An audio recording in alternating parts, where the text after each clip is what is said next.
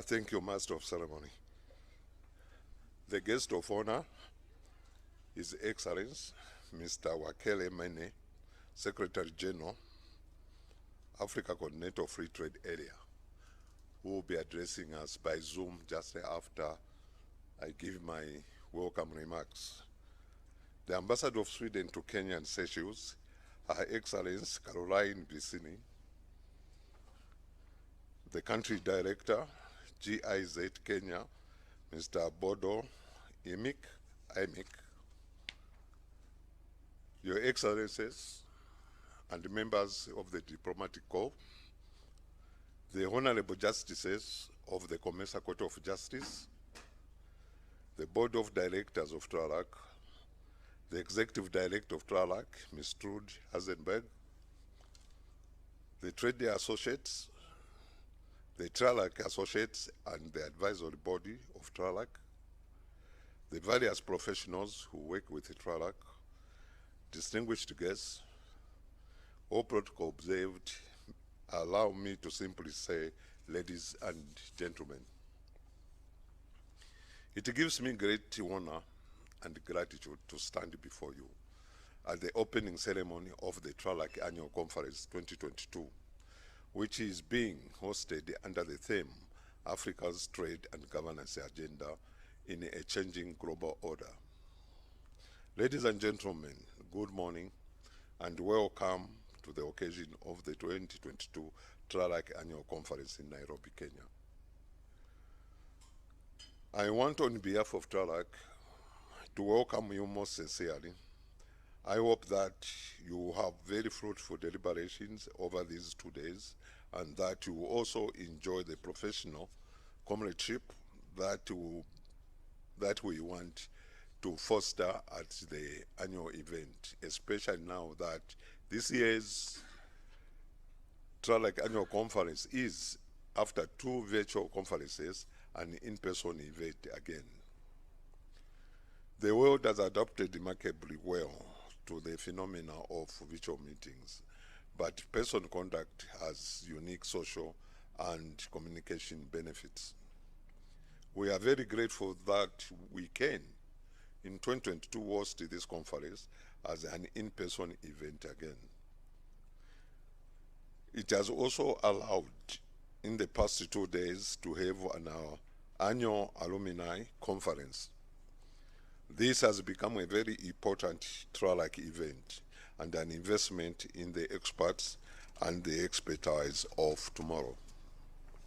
Distinguished delegates, the additional reasons why the TRALAC Annual Conference of 2022 is a special occasion. TRALAC was officially launched in 2002. This preparatory work and the deliberations with donors started earlier, but it was in 2002 that TRALAC again began its first operations. This conference is an occasion to celebrate TRALAC's 20th anniversary. At the gala dinner this evening, we will share with you some highlights of the past 2 decades. We at TRALAC wanted to conduct our deliberations in the manner that bears testimony to the motto of the organization and its tremendous operation as developed over time. It's a very small core organization assisted by associates. Our alumni and other contributors working in their respective areas of specialization. TRALAC is very fortunate to have experts in technical fields not always readily available, such as intellectual property rights, laws of origin, the latest developments in digital trade, and several others. But skills and expertise must, of course, also be developed, and the networks of experts and contributors from all over the world must be maintained. We strongly believe in capacity building by doing through good governance and the proper management of scarce skills. Ladies and gentlemen, TRALAC has continued to be a reliable and most used think tank in Africa, a disseminator of primary information, and provides technical assistance and capacity building for most governments in Africa. It also monitors developments in respect of intra-Africa trade, economic integration, governance, and legal affairs on the continent and elsewhere. TRALAC is very aware of the needs to discuss African trade and integration governance in the global context. Global trade remains vital. Less than 20% of the goods produced in Africa are destined for Africa. That is why we are devoting our first session this morning to international trade and governance in a new global order. Your Excellencies and ladies and gentlemen, TRALAC can only operate in this manner if it maintains its independence. This defines the quality of our work product.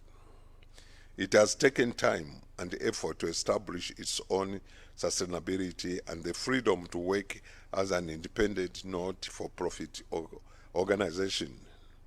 TRALAC believes it has gained acceptance of its credo and its modus operandi. It certainly strives to protect both. This is only possible if it is financially autonomous and supported by donors prepared to do so for the long haul and in the spirit of mutual trust. Our donors include, in chronological order, the Swiss Secretariat for Economic Affairs, the Foreign Ministry of the Netherlands, Australian Aid, US Aid, Swedish International Development Cooperation Agency, GIZ, German International Development Cooperation Agency, and the International Development Research Center of Canada. We would like to express our sincere thanks to our donors for their support, and in particular CIDA and GIZ, which are supporting this conference. Ladies and gentlemen, at the 2021 TRALAC conference, the focus was on the lessons to be learned from COVID-19, together with the other topics such as developments around the Africa continental trade area. We then noted that COVID-19 was not only a public health crisis of devastating proportions, but also developmental and governance crisis. Extensive economic and social disruption was caused that required structural transformation and new governance solutions on national, regional, and multilateral levels. Those challenges are still with us and have, in some ways, permanently changed the world. This year, the TRALAC conference theme is Africa's Trade and Governance Agenda in the Changing Global Order. We continue with a discourse started earlier. It underscores the need to build differently and to diversify for resilience against future shocks, including the climate crisis. African nations cannot prosper in isolation. Neither can they survive in isolation. This year we'll also have a dedicated session on food security, climate, and trade. Famine is unfortunately a recurring disaster in Africa. It has now become a crisis of much bigger proportion. The scientific evidence suggests that areas in Africa, such as the Sahel region, will increasingly face this scourge. It comes together with indiscriminate attacks against the civilians and public infrastructure, including schools and health facilities. This threatens the lives of millions of people and their livelihoods, and it makes all the nations in the Sahel region the countries like Burkina Faso, Mali, and Niger, and is stable and governable, and the targets of militant Islamism. The Sahel is one of the fastest growing displacement crisis areas in the world, with millions of people having been forced to flee their homes and in dire need of humanitarian assistance. Armed conflict, economic insecurity, and the adverse effects of climate change are the biggest challenges affecting this region. Distinguished delegates, food security has suddenly gained in urgency and relevance as a result of the war in Ukraine. Russia invaded Ukraine in February this year, but the consequences are so pervasive and the uncertainty around the escalation of this war so far-reaching that it feels as if this crisis has been around much longer.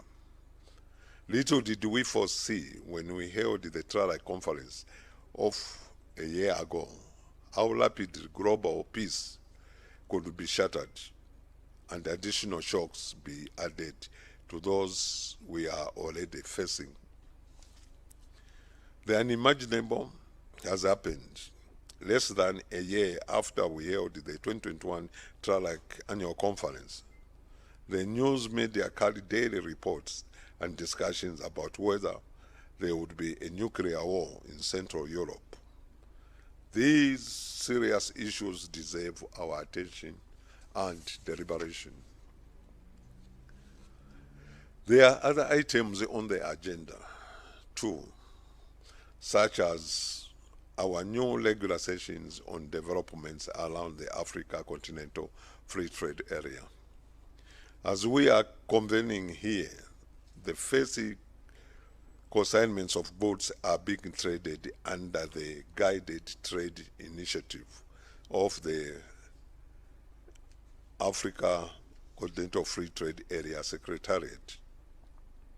We are fortunate that the Secretary General of the African Continental Free Trade Area will be addressing us today. Just after my welcome remarks. We will learn firsthand what this entails. We will also hear about the TRALAC publication on dispute settlement and its relevance for economic integration and trade governance on the continent.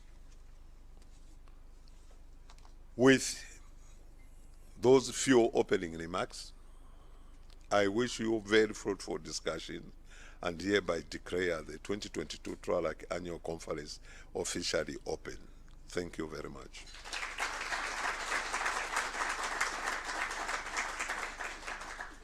Now it's my honor to call upon the Executive Director of TRALAC to introduce our chief sponsor, Her Excellence, the Ambassador of Sweden to Kenya and Seychelles, to the audience. Thank you. Thank you very much, George, for those opening remarks. Ladies and gentlemen, some of the issues to which George has referred feature prominently in our discussions over the next day and a half. Before we listen to the recording from His Excellency Wamkele Mene, the Secretary General of the AFCFTA, I'd like to invite Ambassador Vicini to make her opening remarks, and after that we'll have Mr. Emick to provide his remarks as well. Ambassador Vicini, the floor is yours.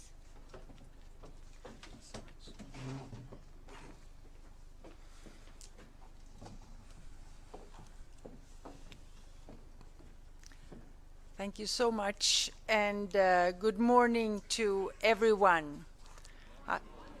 I use my favorite Kenyan expression, all protocols observed, so everyone is remembered, no one is forgotten, everyone feel that they are greeted at their own level, and we can proceed.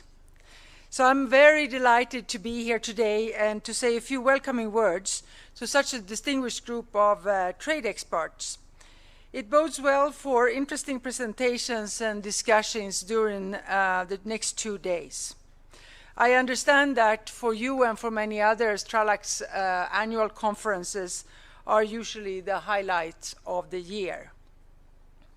I also want to thank you, Mr. Lipilere, for your insightful comments on the consequences of the aggression, Russian aggression on Ukraine, for the world trade and for Africa in particular. I think that is something that will be a sort of sounding board for your discussions here during these 2 days. Sweden is a firm believer in the benefits of free trade, and therefore we have been the main funders of TRALAC's work for many, many years.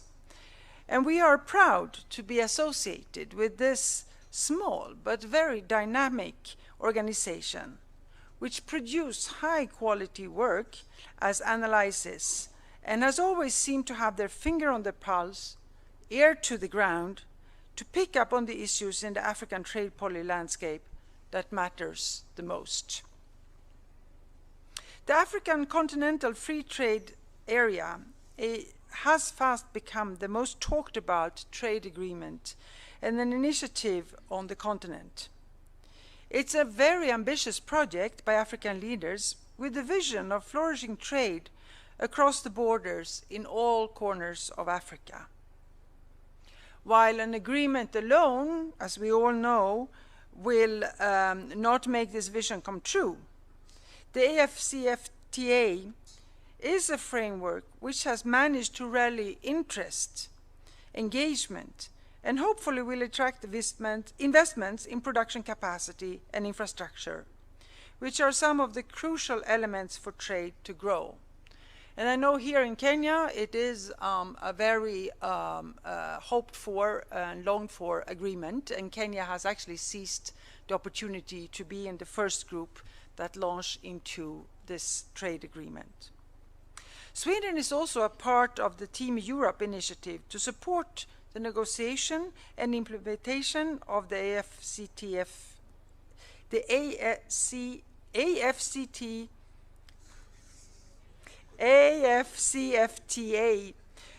through the technical assistance facility.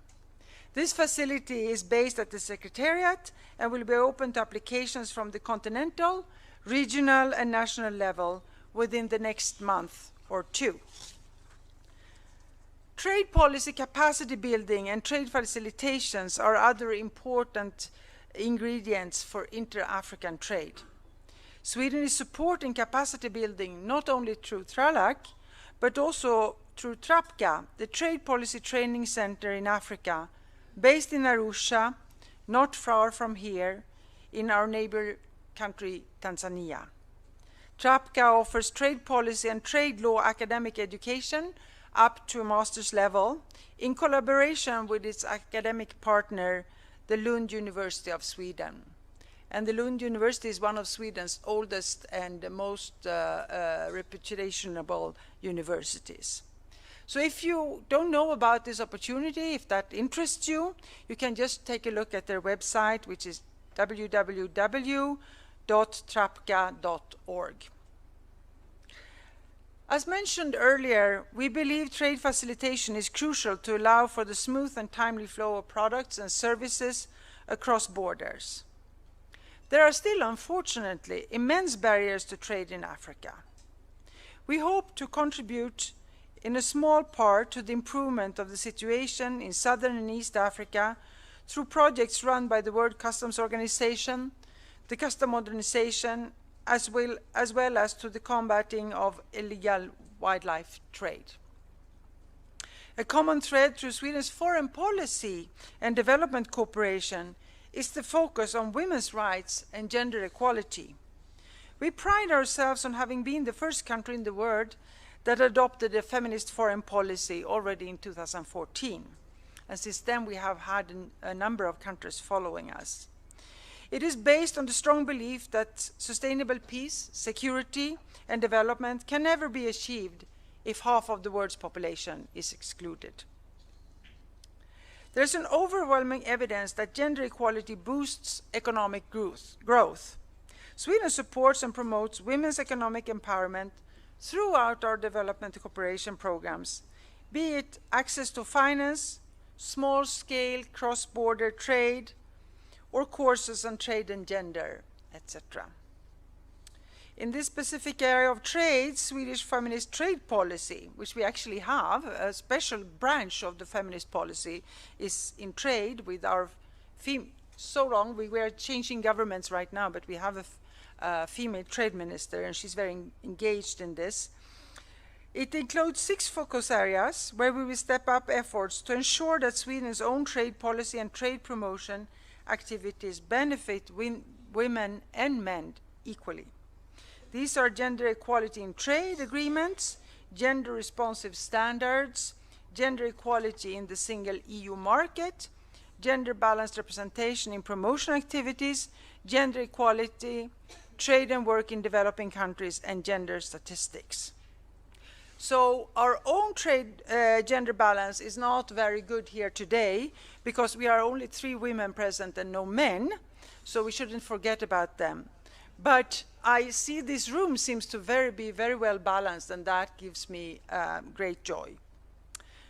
To round off, we would like again to thank Tralak and particularly Trudy for putting together such an interesting program that doesn't come by itself. It's a lot of work behind 2 days like this. And I know that you are now eager to go on with your program, so I will not take more of your time. Engage in this conference, pose questions, debate, enjoy meeting each other. There is nothing like meeting people that are like yourself, so that have the same interests, and have 2 very good days. Thank you for having me here.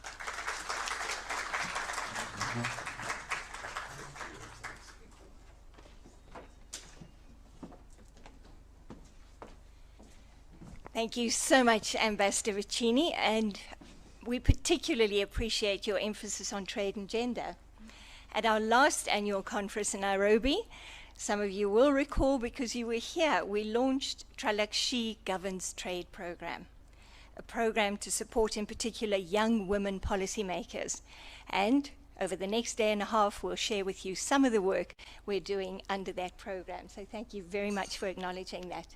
It's now my great pleasure to invite Mr. Imick from GIZ, Program Manager Kenya, to introduce his remarks. Thank you. Thank you. Dr. George Lipimili, the chair of the Tralak board, Your Excellency, Mrs. Caroline Vicini, the ambassador of Sweden to Kenya and the Seychelles, dear guests, ladies and gentlemen, all protocol observed. I'm wishing you a wonderful good morning to all of you, and a very warm welcome also to Kenya, which is, I think, a very good country to host such a conference. Details will follow. It's a great honor for me to be here today with you and part of this important event. Big thanks to Tralak for the organization and also the invitation. On behalf of German Development Cooperation, I would like to welcome all of you to this conference. AFCFTA has the potential to be a key driver for economic growth, structural transformation, and poverty reduction on the African continent. As a real game changer for Africa, AFCFTA can also help build the continent's resilience to global supply shocks, such as those experienced during the pandemic and now even the Ukraine war.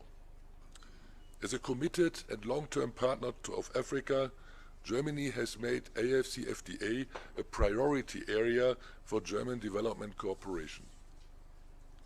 Germany has been supporting the AFCFTA negotiations and the African Union Framework Program boosting intra-Africa trade since 2015 already, mainly through the German Metrology Institute and through GIZ. The German support is designed in a multi-level approach to enhance synergies.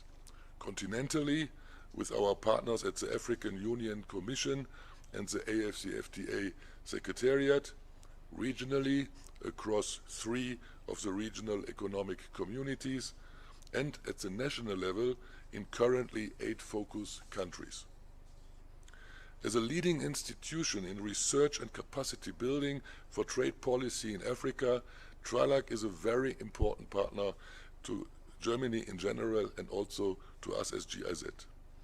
Over the past 3 years, Germany has supported TRALAC's work in relation to the AFCFTA in 3 overarching areas.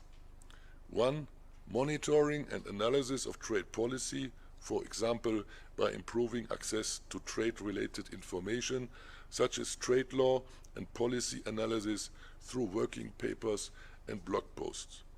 2, capacity building and training on AFCFTA or international trade law to strengthen trade policy capacity. And 3, developing dialogue formats and engaging various stakeholders on the continent on issues around AFCFTA. I'm very pleased to see the strong partnership that has developed during this time, and I would like to take this opportunity on behalf of German Development Cooperation to congratulate TRALAC for the work it has done in supporting AU members in the implementation of the AFCFTA. Let me just point out that here we as GIZ Kenya are also already very active on supporting trade in Kenya, the host country of this conference, in preparations of implementing the AFCFTA through the support of trade facilitation measures and working on e-commerce and digital trade. Kenya is also part of the AFCFTA Guided Trade Initiative, and we are already looking forward to the effect and outcomes of this very important initiative to keep the momentum and motion regarding the AFCFTA. Let me conclude by saying that the presentations and discussions here during this conference will teach us a lot about the AFCFTA. At the same time, they will also help us to better understand how partnerships between the different levels, bilateral, continental, and multilateral, can work towards adequate responses and implement bespoke solutions for Africa's economic development and integration. We look forward to more opportunities to working with TRALAC, both within the framework of the AFCFTA and beyond. Sincere thanks and best wishes to all of you for an enlightening and fruitful annual conference. Asante sana.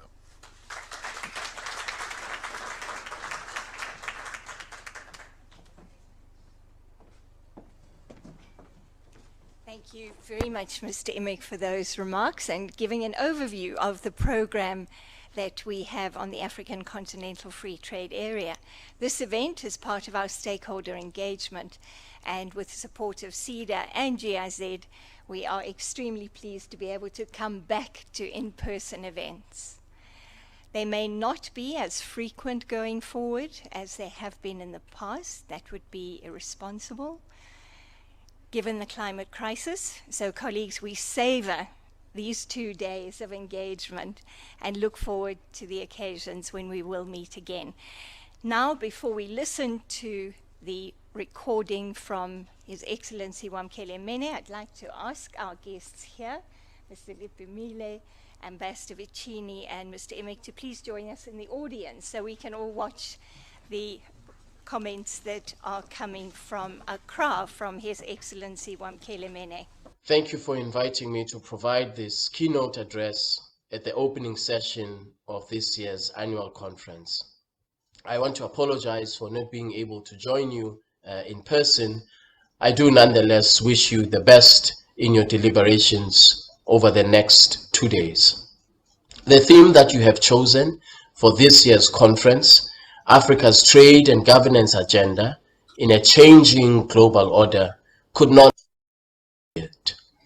2 events have characterized the importance of the theme that you have chosen.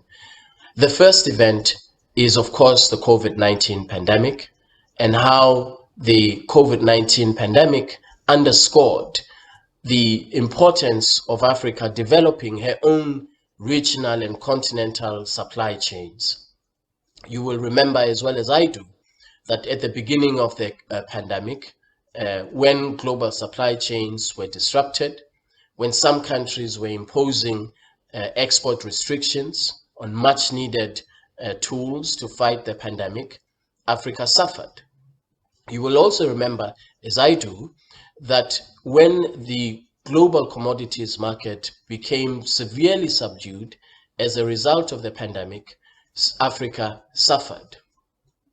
The public health crisis that visited our continent as a result of the pandemic reminded us of the importance of intellectual property rights as a tool to ensure public health and, of course, to ensure industrialization in the context of developing a generic drug industry.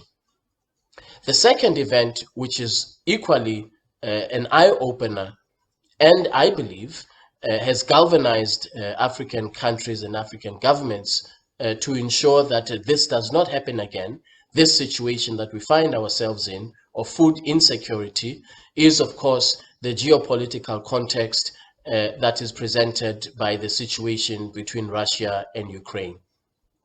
The fact that close to 30% inflation has resulted, causing food insecurity, over 70% reliance on the import of grains from Russia, Ukraine, placing the continent in a very, very difficult situation when it comes to food security.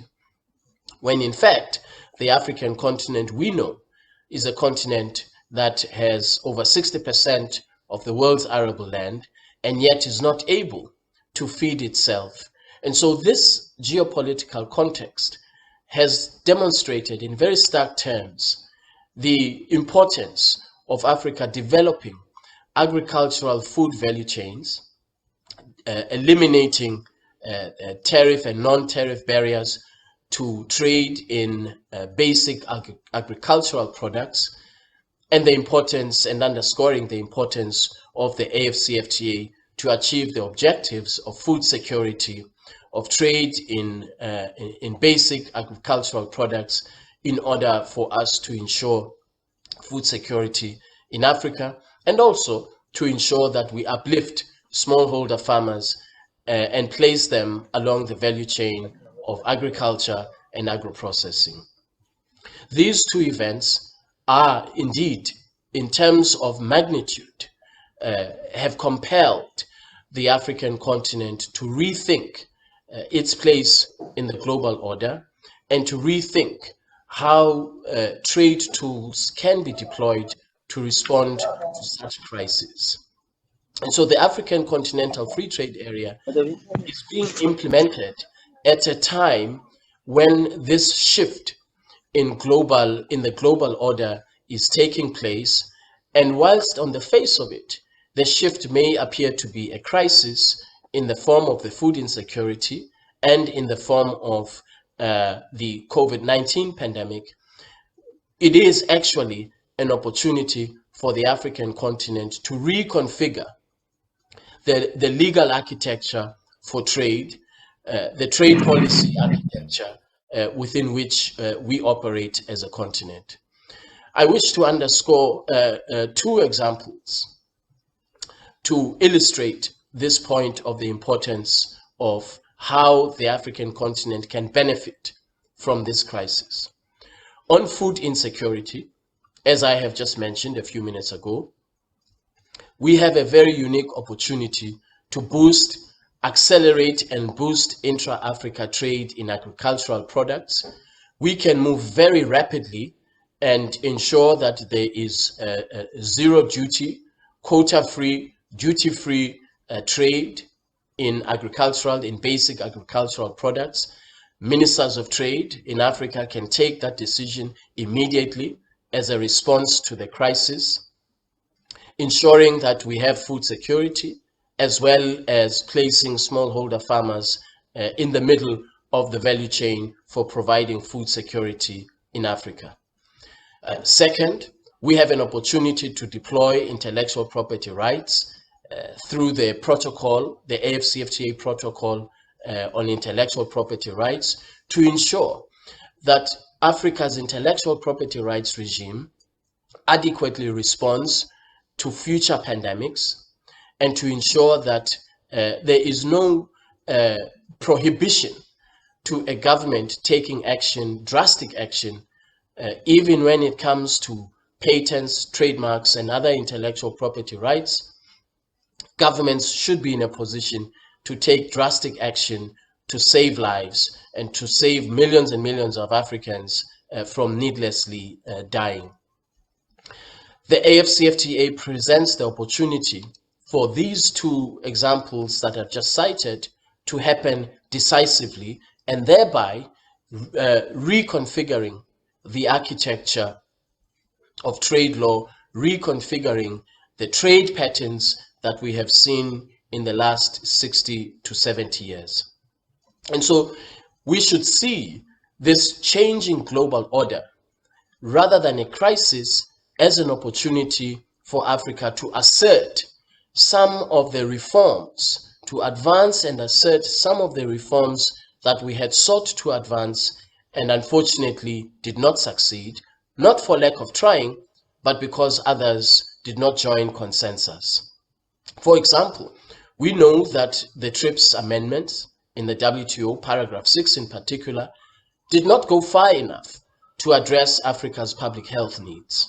Well, through the AFCFTA, we now have an opportunity to capture and to codify all of the public health reforms that we had been trying to advance at the WTO but did not succeed. Now is an opportunity for us to set out on a new path for how trade agreements should be responding to crises around the world. The AFCFTA, I believe, is that opportunity. And indeed, you will see in the next few months a protocol on intellectual property rights that is far-reaching, that addresses some of these very, very specific challenges presented by the pandemic, that offers an opportunity to Africa to have a generic drug industry, that offers an opportunity to Africa to have a vaccine manufacturing capability underpinned by law, in other words, underpinned by the AFCFTA's intellectual property rights regime. These are but two examples of how we are now in a position to completely reconfigure how trade and trade law, trade policy is deployed to be at the service of human development. The other point which I think is critical to bear in mind is the fact that industrialization has to be at the heart of the AFCFTA. Industrialization as a long-term objective is what we must all strive for in the implementation of the AFCFTA. So where are we in the implementation of the AFCFTA? How far have the negotiations gone? Well, let me start by briefing you on the negotiations. You may very well be aware that we have almost concluded phase 1, which is trade in goods, trade in services, and a protocol on dispute settlement. We are almost at the point of conclusion of appointing an appellate body, which will start operating as part of the dispute settlement mechanism. We have reached 88.8% convergence on tariff lines, rules of origin for tariff lines, which is a remarkable achievement.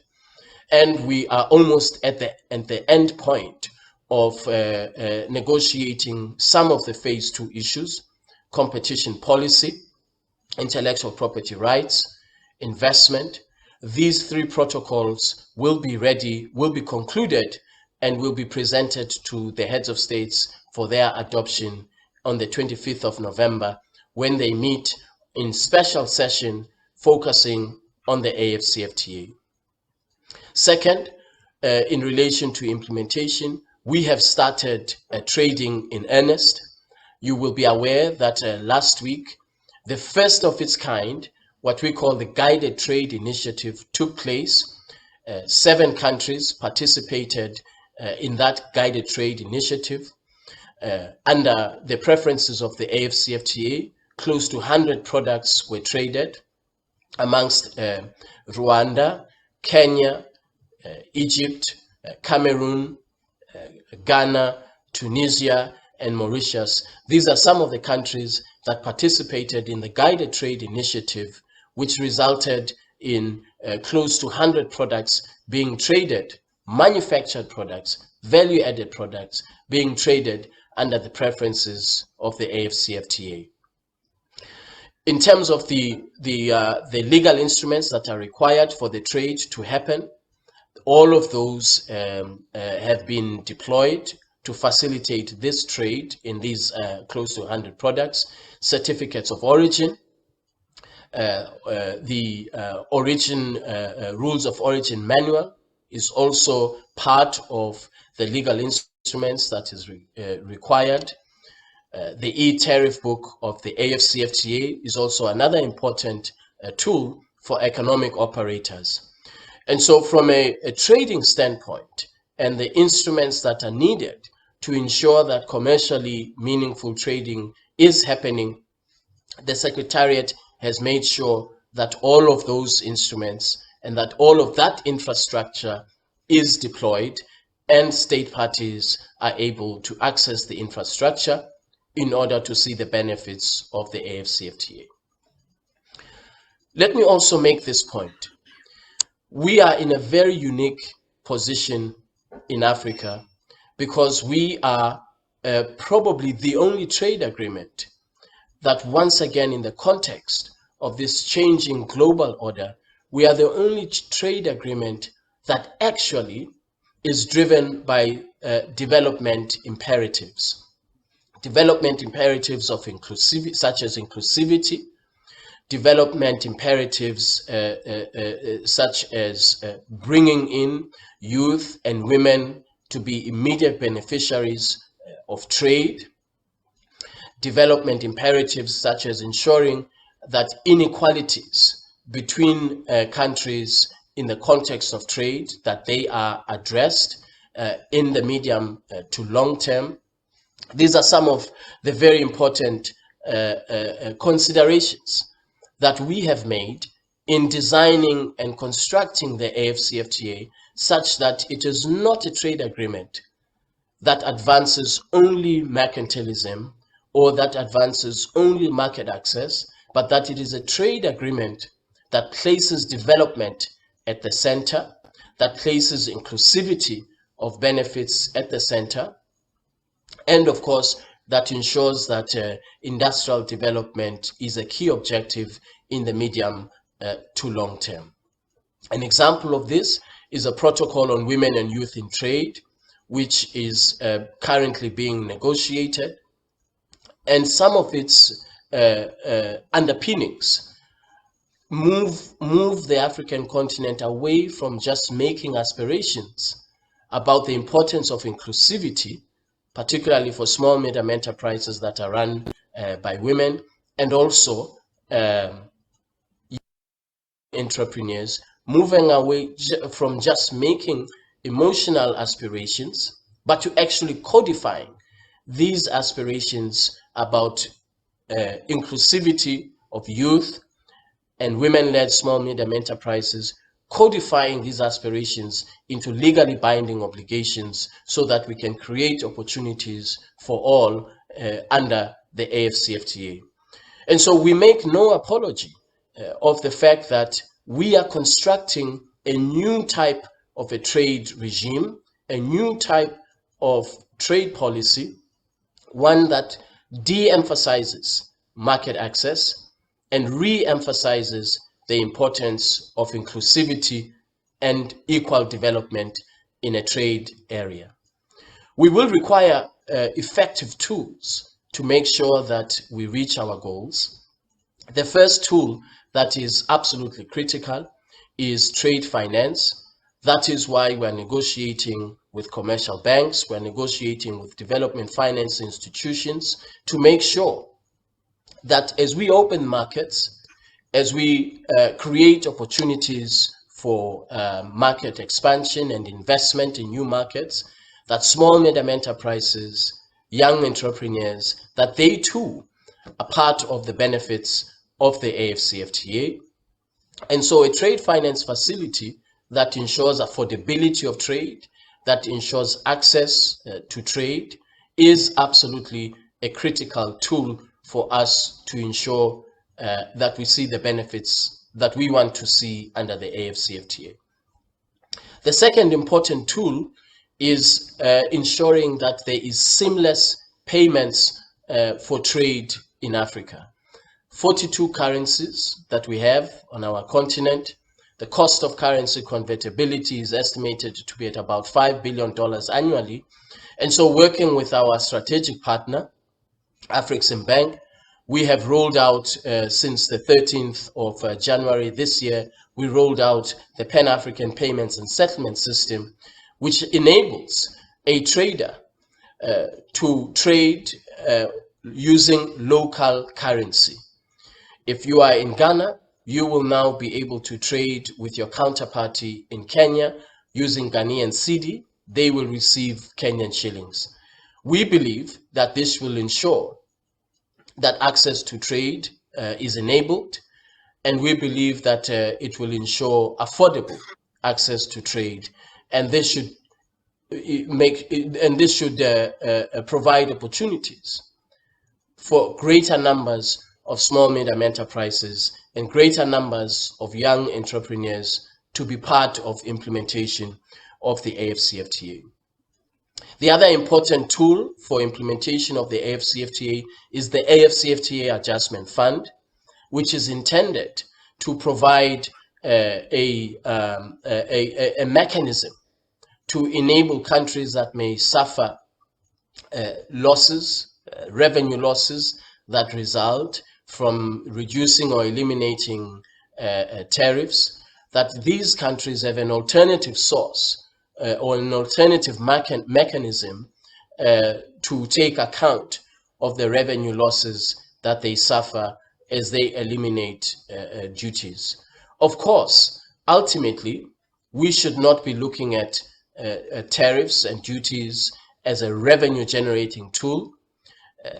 Tariffs or duties should be a tool for industrial development, but we know that many countries are not there yet at a point where they use tariffs as a tool for industrial development. And so we have to meet the immediate challenge, and that is revenue losses resulting from reducing or eliminating tariffs. And so the AfCFTA Adjustment Fund is intended to be that mechanism that ensures that governments are able to implement the AfCFTA. Thus far, with the support of Afreximbank, $1 billion is available for those countries who intend to make use of the adjustment fund so that we all are able to implement the AfCFTA. Let me conclude by noting what the World Bank projected. In 2020, the World Bank produced a study that projected that where we implement the AfCFTA effectively, by the year 2035, we have an opportunity to lift 30 million Africans out of abject poverty, 70 million Africans out of moderate poverty, contribute close to $450 billion to Africa's GDP, and boost intra-Africa trade by 80% and above. These are very positive projections, very encouraging projections. And so we will have to work very, very hard to make sure that over the next 15 years, that we see the results of the AfCFTA. It is not just a trade tool. It is not just a trade agreement. As you may be aware, it is one of Agenda 2063's flagship projects, which means that it is Africa's economic development tool. And so the projections of the World Bank are aligned to the vision of the Agenda 2063, the Africa we want, to ensure that economic development is accelerated in Africa. I want to wish all of you very, very good deliberations over the next 2 days. I wish I was there to join you in person. Regrettably, I am not able to. Nonetheless, I hope that we will meet in the conference next year. Thank you very much. At many TRALAC events, notably in March 2018, the day after the extraordinary summit at which the agreement establishing the African Continental Free Trade Area was presented for signature, we had our annual conference, and at that time, His Excellency now was the chief negotiator for South Africa. We did not sign the agreement that day. That happened a few months later. So very interesting discussions took place then. He has supported TRALAC over the years, and we're very grateful that he has taken time to send this very extensive recording and overview of the AFCFTA. So we convey our sincere thanks to him. My great pleasure now to welcome our speakers for the first substantive discussion session. Dr. Patrick Lowe, Professor Gerrit Erasmus. As they make their way to the podium, you will find, colleagues, a QR sheet. TRALAC is not printing a great deal of documents anymore, and what we have prepared is a collection of background material, all of which is available on the TRALAC website. If anyone has not used a QR code before and would like assistance, please just raise your hand and somebody will assist you to access the material. We've updated, for example, the AFCFTA Ratification Monitor, which is the most frequently visited page on the TRALAC website. On the 27th of September, Guinea-Bissau became the 44th state party to the African Continental Free Trade Area, and we have that updated information for you. We also have an AFCFTA booklet, which we launched, in fact, in March 2018. This booklet has now gone into its 9th edition with the updates of the AFCFTA. So all of these, colleagues, plus many other interesting background papers are available on the QR sheet. I'd like to thank Ambassador Vicini and Mr. Imek very much for being with us this morning. We know that they have a lot on their agenda with visiting delegations and so on. So thank you so much for taking time to be with us. Ambassador Vicini, I see Mr. Imek has just sneaked out. He probably has a lot of commitments as well. Thank you so much again for joining us.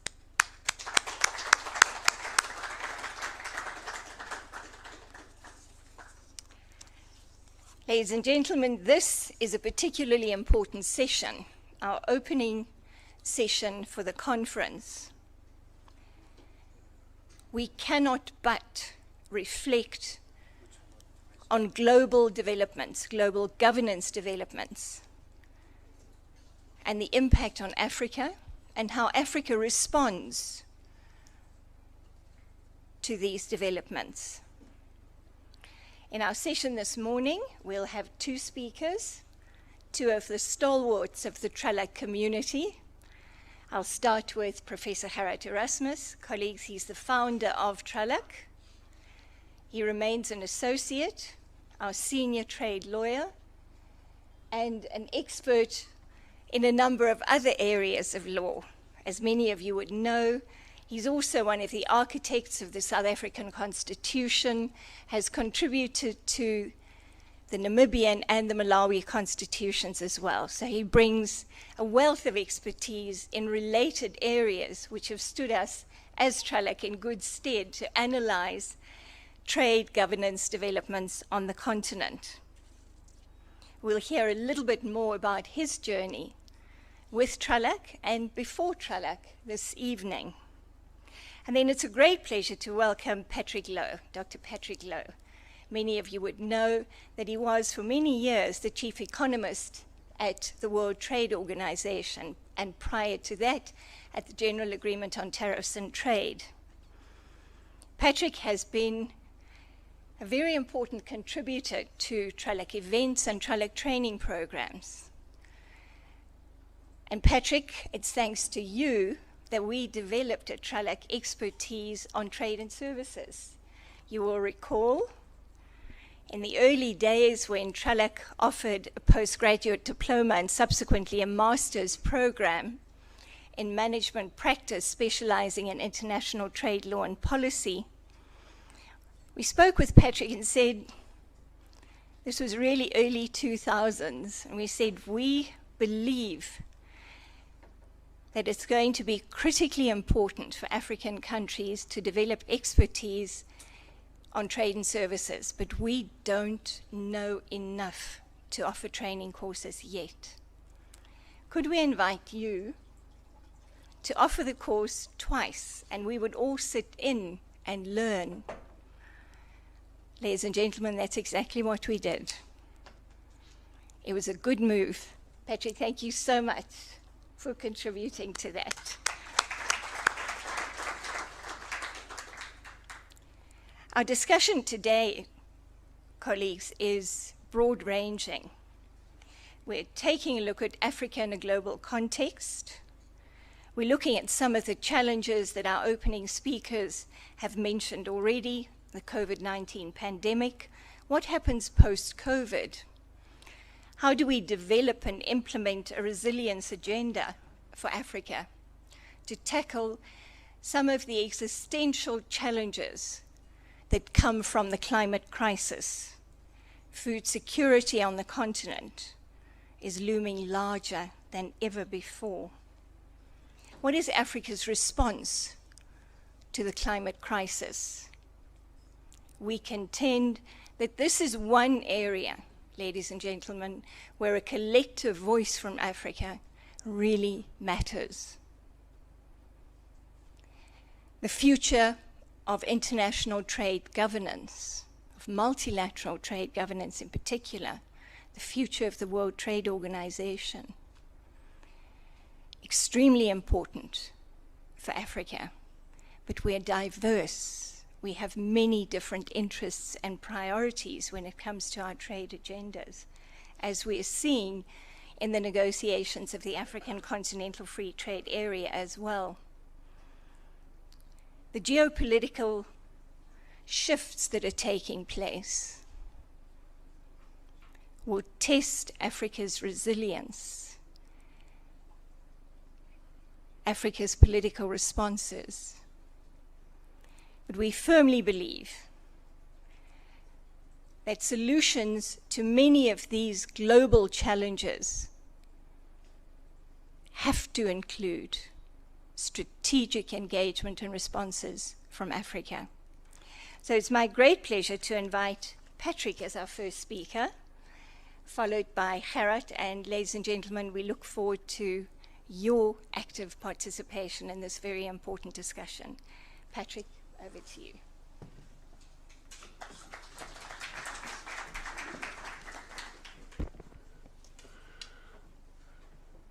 Thank you.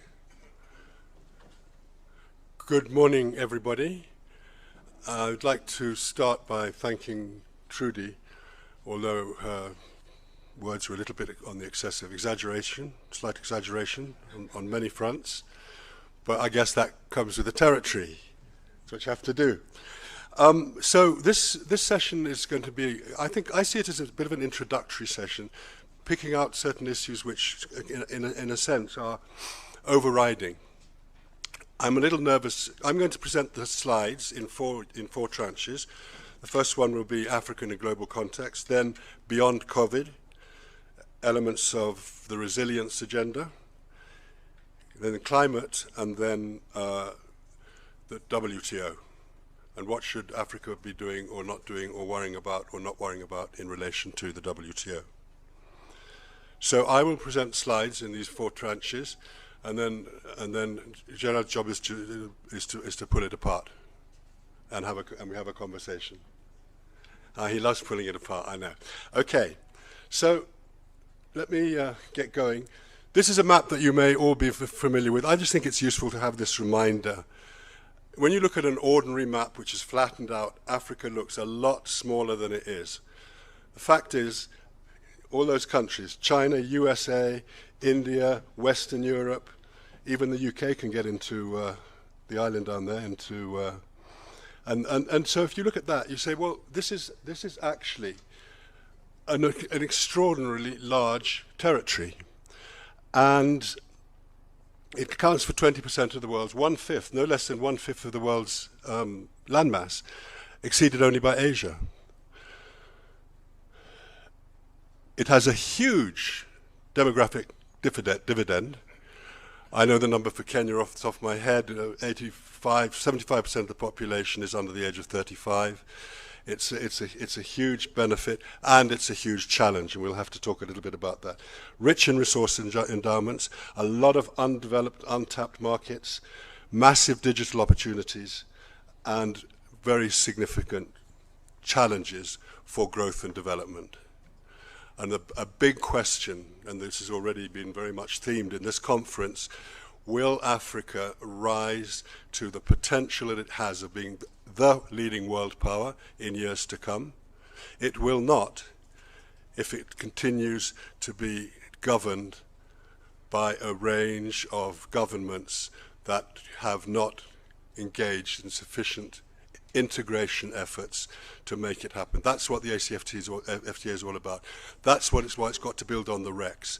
I think the future has to rely in deeper cooperation on a whole range of political, economic, and social issues. And that's the big challenge. So, a few numbers. Africa's got 1/5 of the world's population. The median, the median age, that's the median. So there are more 20-year-olds in Africa than right now than any other age group. This is an interesting statistic, which is quite daunting when you think about it. In the year 2035, which is not very far from now,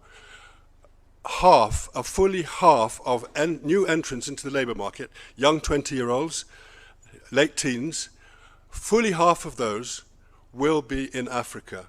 There will be as many job entrant demands in Africa as in the whole of the world put together. That tells you what that's all about, the population dividend. So what does that mean? Well, it's a hell of an advantage, potentially, to have this young population, this young, productive population on a high learning curve and ready for action. But it needs to be educated, it needs to be formed, it needs to be trained. It's going to require a lot of investment. It's going to require technological innovation in many, and they're the best people to do the innovation, by the way. But so I think that that's a really important element of the whole question of what faces Africa as a challenge. But it's got huge promise. If you look at these two numbers, share of global GDP, it's very low. 3%. Share of world trade, also very low, at 3%. And then, by the way, China's become Africa's largest single trading partner. Intra-African trade, a source of great potential, I believe, is only 20%. Africa's share of commercial services in total exports, this is my little obsession with services, 70% of Africa's exports are services. Admittedly, half of them are tourists related, but services are the biggest source of value in the world when it comes to GDP, and increasingly the more developed and the more diversified a country's exports become, the more dependent it becomes on services. And services already in a country like this are significantly more than half of total value in exports. So it's all very well to say we must do manufactures. We must do manufactures. They're really important. But the services component of that is also enormous. Just a quick picture of trading partners. As I said, China, the largest single one. The European Union has lots of countries. Intra-African with these data is only 17%. India's growing. The US is modest. I don't know what this tells you. It just gives it's a map. I mean, you'd have to know a lot more about products and markets to decide where the growth areas are. I would venture to say that with the right kind of policies, the right kind of infrastructural development, the intra-African trade must have considerable potential. That's just a network picture of value-added exports where you see the kind of, you see where the kind of centers of the hubs tend to be. Something that will evolve, something that will change over time. This is the only reason you probably can't read the key. I mean, everyone can have the slides as far as I'm concerned, but the only thing I really wanted to point out here, if I can find the pointer, is that the pointer? Yeah. If you look at exports, this exports, African intra-African exports, African exports to the rest of the world. There is a much greater intensity of manufactures in intra-African trade. Admittedly, it's quite concentrated in southern Africa, but I think it suggests that if we're looking at diversification, intra-African trade is pretty important. So that was really the only main point I wanted to make about this. Obviously, you can see other issues that are interesting, but I haven't got too much time.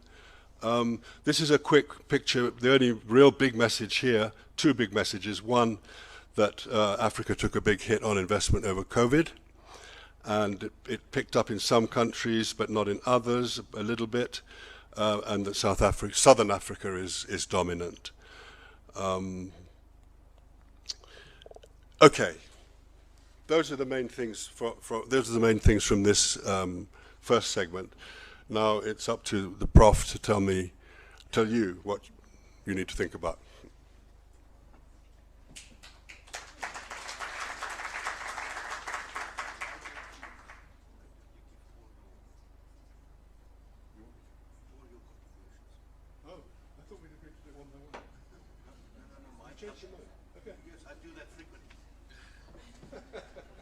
All right, I'm sorry. Well, I thought you were going to get a nice break from me, but now I've got to go going through the whole lot. Okay, this, by the way, is a statement. I think this is a bit motherhood and apple pie. Some sort of rather obvious points about what you need if you're going to have resilience. But before doing that, I just wanted to a quick resume of some of the exogenous things, some of the things that Africa has limited control over, limited influence over, but which buffet Africa, which affect Africa, and which have to be faced as challenges.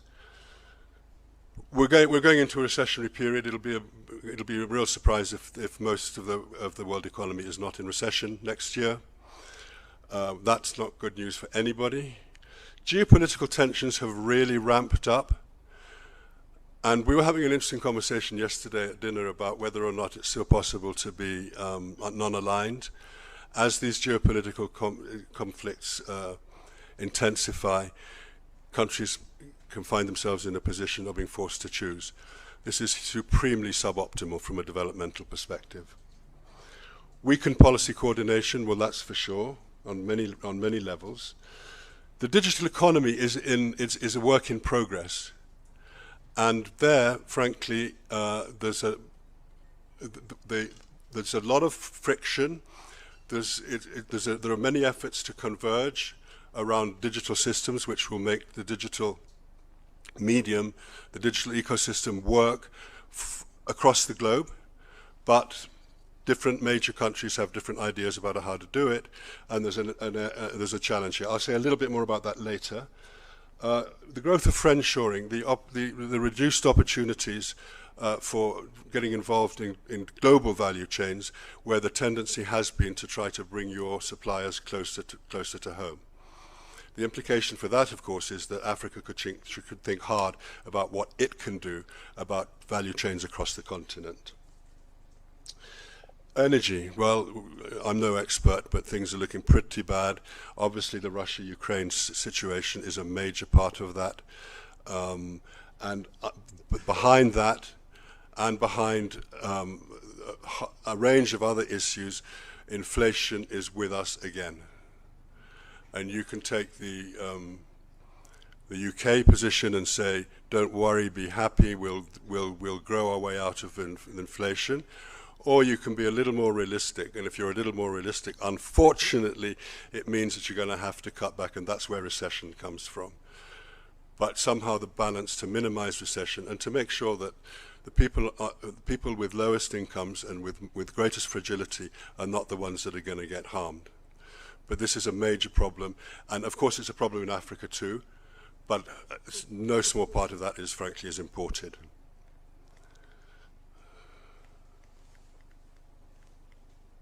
Where's it? Oh, there.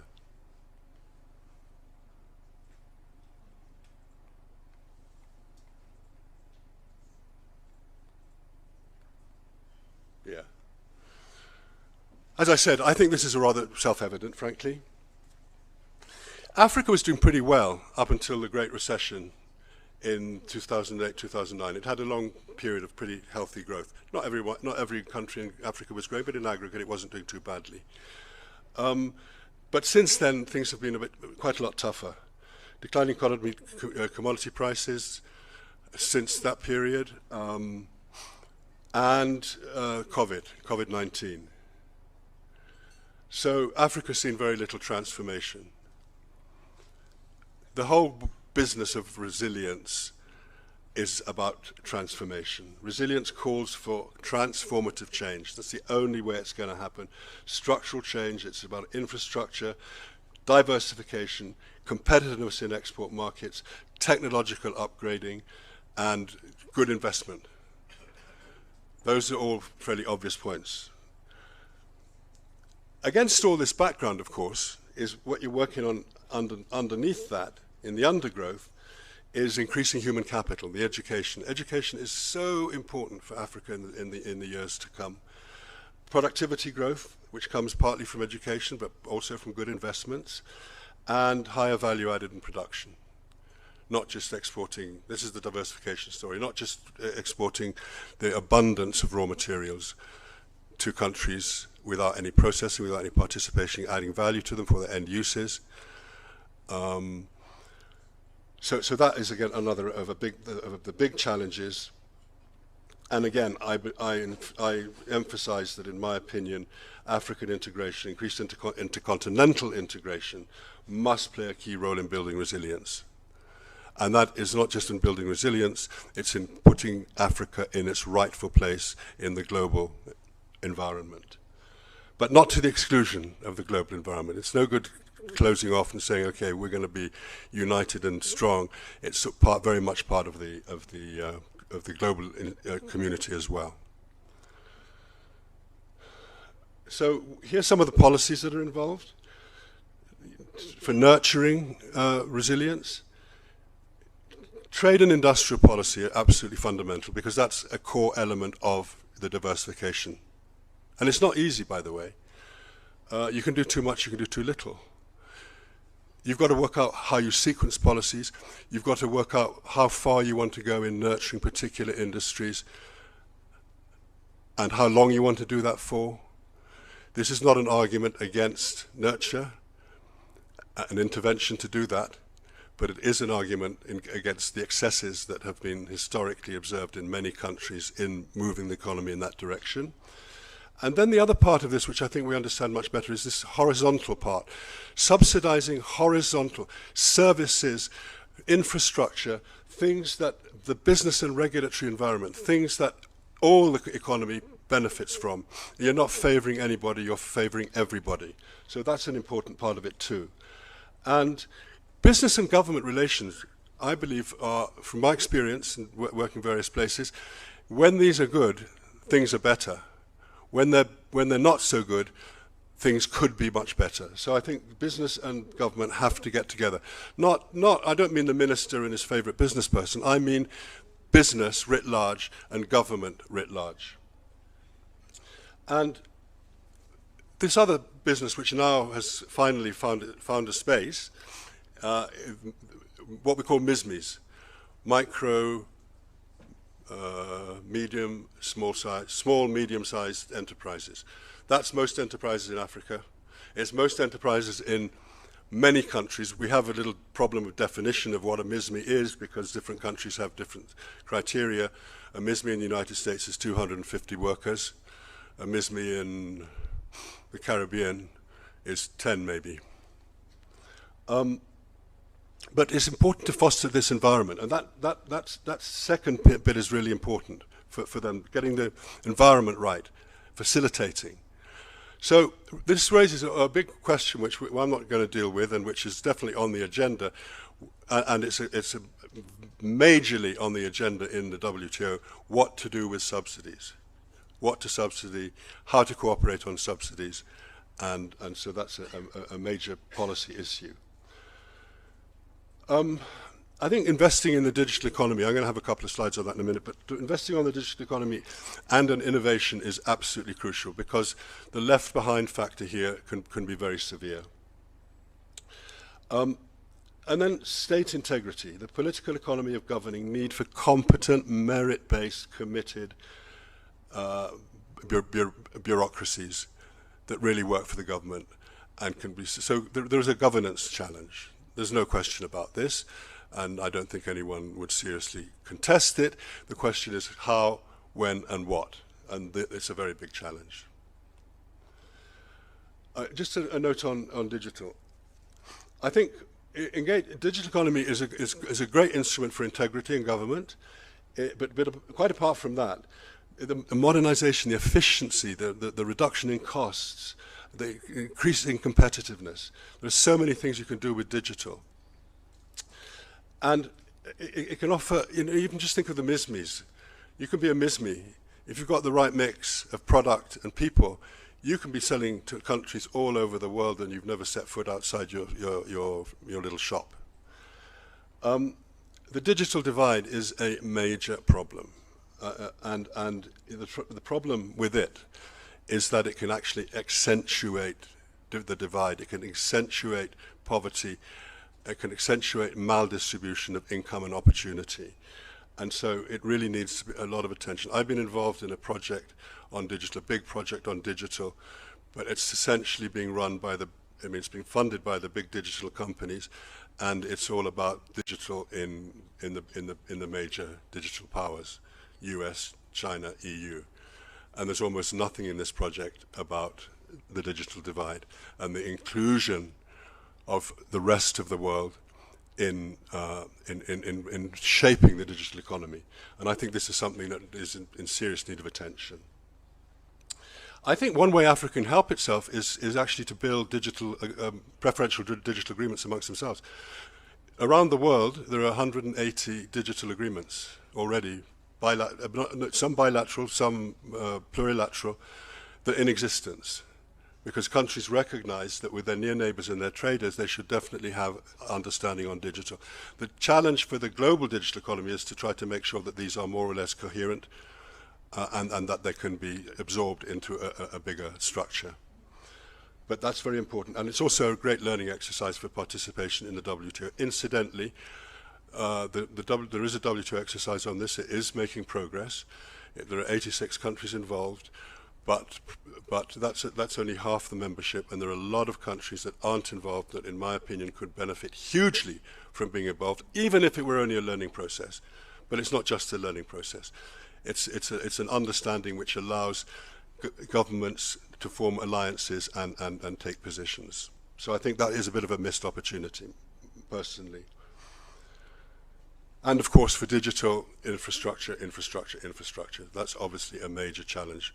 The picture isn't as bleak as some people think, but it needs some work. This is just one data point that I thought was interesting to see. Internet penetration rates. Some countries are obviously a lot better off than others, but obviously it's just a marker, just an indicator of the work that needs to be done. Okay, so now climate. I know that I've just been talking with my friend and ex-colleague Edwini, who's going to be talking about climate and agriculture. We were comparing notes on transparencies. I think he's copied mine, but so anyway, I'll go fairly quickly here because I know it's going to be taken up again. So, just some things about climate change. We sometimes forget that this is a hugely non-linear process.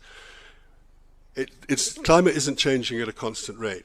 It accelerates because, for example, when the methane gas escapes from warmed up oceans or from the permafrost in the north, it escapes at an incredibly fast rate. Methane gas is 23 times more powerful as a greenhouse gas than carbon dioxide. Action is urgent. We cannot think that we can do this in a proportional way. Melting glaciers and flood risks, rising sea levels, drought, water shortages, declining crop yields, especially in the tropics, ocean acidification. These are all things that are happening and happening too fast and raise the question of whether we're a failed species. Are we going to stop this in time? Potential climate change impacts, well, we do it to forests, malnutrition and heat stress, spread of diseases out of their normal area of prosperity, physical displacement of populations, mass migrations. Frankly, you're already seeing it happen. Damage to ecosystems and species extinction, and sudden shifts in weather patterns. These are all well-known things. This is quite an interesting chart. There are, I think there are something like 30 countries on here. Half of them are in Africa. These are countries, these are the sorts of things from which they are most at risk. And you'll see that if you look at this list, find me one country in this list that had much, if anything at all, to do with the problem we now face with global warming. And that's an eloquent statement of what's wrong with this and why there are such big problems. And here's a graph to show a little bit of that. You see the big guys who are doing it. If you took 20 countries, you would have dealt with 90%. You could have a deal among 20 countries to do the right thing, and you would have solved the problem. Is that going to happen? When you go to, there's a big issue here as well, which is called climate justice. I'll come to that in a minute. But if you look at this, so per capita shares, China's way up when it comes to the absolute amount of carbon that it's releasing, carbon dioxide equivalent. United States, on a per capita basis, is way up there. Canada. See, all these, when Saudi, there's a slightly different case. Australia with all their mining. UAE, same thing. But the per capita measure is to do with the argument that, okay, you've benefited pretty much. You can afford to be a little harder on yourselves in terms of reducing climate change. This is a picture of the. This is basically who's put the stuff up there between 1751 and the present. North America, EU, China, a latecomer, but now a big accounting for a lot for it. North America and EU between them account for 51%. So that's just a picture that gives you a sense of how disparate realities are among nations in this matter. Sources, just an interesting, it's the reason these 20 countries could fix it is largely because you really, in the first instance, I'm not talking about biodiversity and such, but in the first instance, you fix fossil fuels, you fix the problem. Much, much easier said than done, but a lot of work is moving in that direction. Okay, so what should be done? We have to distinguish between abatement, which is some people refer to these days as mitigation, and adaptation. Abatement means you reduce emissions. Adaptation means you try to prepare your environment to sustain at a given level of global warming. Well, obviously, the countries represented in this room don't, by and large, have little scope for making a significant contribution by reducing emissions. Their challenge is adaptation. And that's essentially where the action has to be, and we need more explicit recognition of this. The historical overhang, I think I mentioned CO2 stays in the atmosphere 100 years. Most of the stuff up there was put up there by, or a good chunk of it now, was put up there by early industrializers. Disparate income and development levels. Yeah, even when countries can play their appropriate part, there's not a hell of a lot they can do So we're looking at a situation where countries essentially, not to put, it sounds a bit crude, but have to work at victimhood minimization through their best own efforts and through the efforts of others they can persuade to do the right thing. But that's their game. Finance. Lots of promises, still a bit of a deficiency in delivery. What's happened in international cooperation? I think this is also quite interesting. From Rio 1992, when this hit the world scene, to Kyoto, when they did the Kyoto Convention, the Kyoto Agreement, to Paris, where they revamped, they basically dropped the Kyoto Agreement. What the Kyoto Agreement did was to get rich countries, the big emitters, to agree to targets. Over the years, none of those targets were met. And there was a lot of resentment because the people who, the rich countries who had the targets were complaining that the emerging, rapidly growing Chinas and Indias of this world were making significant contributions to global warming, but they weren't facing targets. And so that was how the debate went until Paris. And in Paris, there was a trade-off. Everyone agreed to take national targets, and they were called nationally determined targets, NDTs. Every country, as far as I know, all countries have done it now. And in the package was a promise of financial support. That financial support package was promised for some time. It's for $100 billion a year. They've got nowhere near that, and I think that's a problem.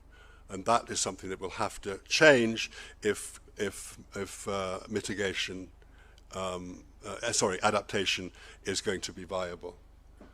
But adaptation is so much in everyone's interests. Climate scientists reckon we can only afford an increase of temperatures of 1.5 to 2 centigrade from where we are today, and they say that we're not going there. We're not there. We're not doing enough to get there.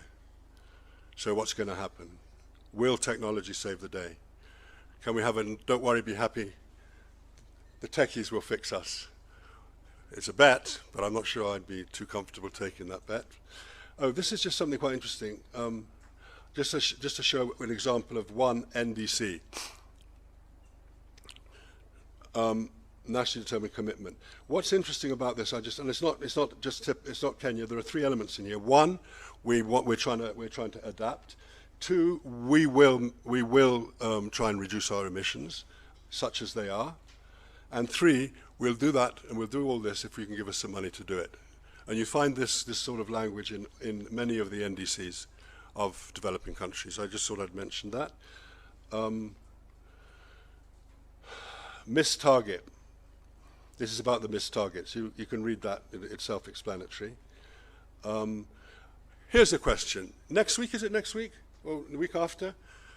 COP27 in Sharm el-Sheikh in Egypt. Prospects for a clear, united African position. That's the thing. Is Africa going to stand and speak with one voice? Because one voice is so much more powerful than 54. Africa's challenge is not abatement, but mapping a sustainable growth trajectory. Green growth will improve green growth. Oh, that's another thing. There's another reason for doing green growth. There's another reason for doing environmental friendly output, is it helps you get into other markets with your exports. You know, some of us economists think they're doing this all wrong. If only they developed, there was an international agreement amongst the big guys to have a tax on carbon. If there was a tax on carbon, everything would be a lot simpler. Instead, you get all this stuff about, oh, what are the emissions of this factory, what are the emissions of that factory. It's a mess. But for political reasons, they don't seem to want to do that. I don't really understand why. But I think that is an argument that should be resuscitated if we're going to do this in time. Keep up the pressure on financing. And also, there is another thing which I could have mentioned earlier. Africa is an important carbon sink. A carbon sink, that's an environment which helps to reduce the carbon dioxide that will return to the lower atmosphere. I put that picture in because I thought it was full of pathos and captured a number of elements associated with with climate change. This is desertification, weather, and poverty all put together. Now, future of the World Trade Organization. I don't. How are we doing for time? Okay. It's become very commonplace. I should start with a confession. I'm worried about the future of the WTO, but to be really honest, the part that worries me most is whether my pension will stay intact for the rest of my life. You can understand we all have our motives for our whatever. Anyway, but WTO is in trouble and it's a shame. So, the MC12, the ministerial meeting I had earlier this year, actually for the first time, I think they've been little bit of exaggerating, Frank, about the results. Unprecedented, historically unprecedented. That upset some of us who've seen some. Anyway, never mind. So this mandate is one of the best things that came out of the MC12 if they're going to take it seriously. We acknowledge the need to take advantage of available opportunities to address the challenges that the WTO is facing and ensure the WTO's proper functioning. We commit to work towards necessary reform of the WTO. I'm happy to say work has started. They're starting to do it, which is a plus, because sometimes you get these things and nothing happens. So the challenges where the WTO, this is a kind of simple summary, is perceived to be falling short. It's lost its negotiating capacity. It's having tremendous difficulty getting to yes. Enforcement of disciplines. There's widespread disregard for disciplines.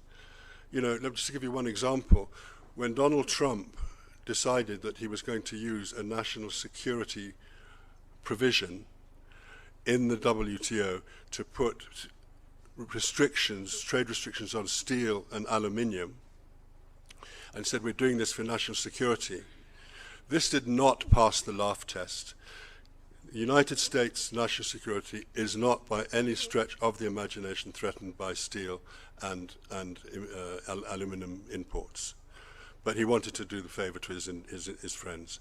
So then that was, the problem with this was it wasn't illegal straight off, because there's one provision in the WTO, in the GATT before it, where you really left it to the integrity but sole judgment of the party concerned. If you invoke national security, it's a kind of hands-off response from the rest of the membership. That's been always a tradition. It hasn't happened often. It's been used quite cynically.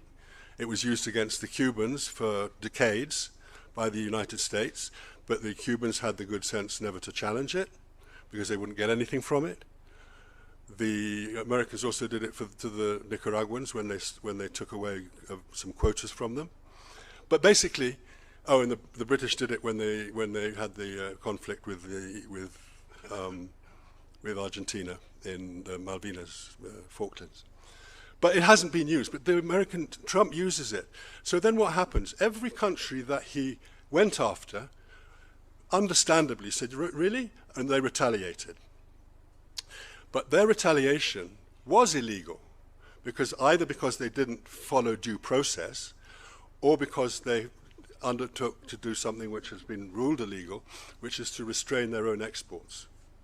You make an export restraint agreement with the country. So the Americans were quite happy to tell Australia and Korea, for example, okay, you're willing not to sell more than X tons to us, we won't restrict you. But that's a quantitative trade restriction which is illegal under the. So then what? But it all went. That's it. Nobody's saying anything. There are a couple of cases going on, but the fact is the rule of law has broken down in this sort of way, and that's just one example. Monitoring has become weak and pro forma. Transparency relies crucially on notifications. There is massive disregard for notification obligations. So if countries don't notify, you don't know what they're doing, unless you invest enormously in trying to find out. And the whole question of special and differential treatment, it's always in the background, it's always a bugbear in negotiations. And I think, personally, it's a horribly overhyped discussion which is based on false premises. It hasn't made the proper distinction between market access and regulation. regulation, the special and differential treatment provisions in regulation are almost all time-bound, either time-bound in actual time or time-bound in some variable which is going to grow and you will lose it. Most developing countries are not using special and differential treatment in the regulatory sphere. It's always talked about as if it's regulation. What the real agenda there is to try and force developing countries to open their markets further. It's a market access issue. But everyone's a sinner in market access. Everyone has their little sacred corner that they want to protect. The Europeans and the Americans have very high rates, double-digit rates, on some labor-intensive manufacturers, on some agricultural products, and then they try to fix it through preferences. I think developing countries have been a little too happy to accept preferences and not deal with this on a contractual basis, but that's another story. Anyway, I have just my little pet bugbear. We're not going to talk about each issue in this way. This is a map, which is something I wrote. I thought it was worth trying to distinguish amongst all these things. That's what I think is a more or less exhaustive list of what is underlying the WTO crisis. And then I distinguish between extensive and intensive margin. The intensive margin is, these are things that have been bugging us forever. The extensive margin are, these are kind of new issues that we need to take on because they are today's economic, political, social realities. And the ones in the intensive margin, the ones that have been with us forever, tend to be systemic. Dispute settlement, development, decision-making, transparency, role of markets in international trade. I'll say something brief about all of these. And then you have the extensive you have agriculture, which is actually part of the intensive margin. And digital commerce has become part of it as well, but it's still a work in progress. Agriculture has been a work in progress since time began. I don't know what these guys in agriculture do, but they don't seem to be able to come to closure. And then we have investment facilitation, gender, labour standards, and MISMEs. These are new topics, and I'll say a little bit about each of these, but really only a little because I'm taking too much time. We know about, I think you'll all know what's happened with the dispute settlement body. The Court of Second Instance, the appellate body, no longer functions because the United States had problems with the way that the appellate body was operating, and so it stopped agreeing to consensus-based agreement on appointing new appellate body members. I hate calling them judges because I don't think it's a court. Appellate body members. And so eventually it ground down to a point where we don't have an appellate body. So if you have a dispute and you lose, you can say, I want to appeal it, and you're just appealing it into the void. So effectively, you've killed dispute settlement. There is a group of countries that has put into place something different. It's called the MIPA or MPIA, which is among a subset of them. They've just had one case. But that's voluntary. And they obviously have an agreement they're not going to appeal them into the void. That's a huge problem. That really weakens the system. Unless you think that you can run a good system without recourse to due process, then we have a big problem. Now they're starting to talk about it. I happen to believe that the Americans had some legitimate complaints. It's just the way they dealt with them wasn't optimal. The appellate body got beyond itself. It started to do things it wasn't entitled to do. For example, revisiting facts of a case that was not in its terms of reference, ruling on points of law which were not before it and creating precedent, taking far too long over the cases. There were problems. But those are fixable. Development, well, I've said what I wanted to say about development. Decision-making is a big one and still a very contentious one. Decision-making, the GATT and the WTO traditionally have made all decisions by consensus. And this has been because no country wants to make a decision, wanted in the old days to make a decision that they didn't agree with, because these were decisions that really affected the national economy. They affected all sorts of key variables in the national economy. I have to agree. I don't have to, that's forced on me. So consensus became the rule. But over the years, consensus became increasingly a veto. If everyone has to agree, then you have a problem, because if I can just say, no, I don't like it, I didn't have to say why. It can't go through. So the pace of WTO work was slowing down. In 2017, there was a bit of a pushback against this, and it was decided that it would be better to have a different system. There were precedents for it, but essentially they developed this thing called the Joint Initiative. The Joint Initiative is a subset of members get together and they decide that they're going to start something, like a working party, in order to explore the possibility of having a negotiation. They haven't had to go to consensus decisions for this. They have their negotiation. If they agree, and if enough agree so that those who are in there are willing to do it, because this does not break with most favored nation. That means that the countries who refuse to be part of it essentially can free ride on it. Because they'll get the benefits and they won't have to assume any of the obligations. Now, it depends very much on the topic as to whether the benefits are worth anything. In digital, it's an interesting question because it's not always obvious that you can get benefits if you're not part of it. But that's been the decision-making crisis. One of the best things that in my view, and I know that this is going to be highly contested, probably by some people in this room, was indeed the breaking of consensus. But there are two problems with breaking consensus in this way. One is small countries will find it extremely difficult to start their own initiative, and so that it accentuates unfairness. The second is that if you go this road, the next dangerous step is you say, right, those guys aren't in it. Why the hell should we give them the benefits? Let's design this in a way that they can't benefit. Let's play with the most favored nation treatment. Let's play with non-discrimination. If that happens, and there are signs of the risk of this happening in the digital negotiations, that will fundamentally change the nature of the institution as a global, multilateral, non-discriminatory system. So there's a risk there. It's something that we will have to confront eventually. Transparency, well, again, it's the notifications, and that surely should be fixable easily enough. This is code for the tension between the United States primarily, with a bit of help from Europe and Japan, and China on the other side. The China state-led economy, China's special state-owned industries, the role of government in making decisions, the exclusion of market forces as determinants of outcomes. Of course, it's very easy to oversimplify. A friend of mine who works on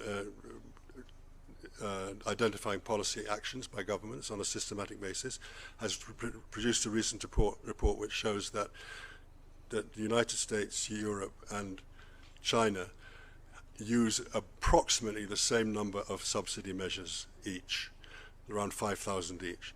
This is part evidence because it doesn't say what they're using them for.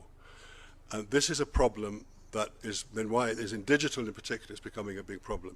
What are you going to let the Chinese have by way of access, digital access to your markets and data flows if they don't give them to you? Because reciprocity has also been a big part of being able to get to some notion of non-discrimination. So I think that this is going to be a problem. So how China and the United States are going to fix this, I don't know. The United States is moving increasingly to structures which seem to want to avoid hard law. So they're coalitions of the like-minded. Where's this going to take us? Is it going to work? These are really interesting questions out there. Subsidies, I've just said enough about that, a major problem. Fishing subsidies, fishing subsidies are interesting because fish are a fugitive resource. Property rights are not defined beyond national limits on the sea. And so it's like saying, well, if I don't catch this fish, you're going to catch this fish. So you need a different kind of cooperation because it's not my fish and it's not your fish. So that's why you have to have cooperation over control of measures that encourage fishing. And these are all subsidies. And they've managed to fix some of those subsidies at the MC12. I hope that it's the first stage towards a better agreement, but the WTO is on the line here because this is the first serious sustainability issue that the WTO has had to confront, and it's taken 20 years to get to where they are now. So I think they need to up their game a bit on this, to be honest. Environment on climate change. Yeah, I think I've covered this. The WTO's commitments here have been pretty desultory. They tried to do environmental products, go to duty-free on environmental products, which would certainly help with the environment, but finding it difficult to do so because they are dual-use, multi-use project. And what's coming down the road is going to be the next big fight. The European Union and the United States and others are developing their own border tax adjustment mechanisms, which will be very difficult to defend multilaterally. Hence, I mean, not on non-discriminatory terms.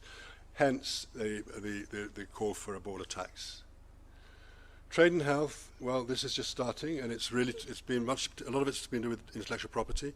The call for a TRIPS waiver so that vaccines, because the vaccine distribution was obviously a problem, and countries want to have manufacturing capacity in their own environments, and so they want the waiver to go.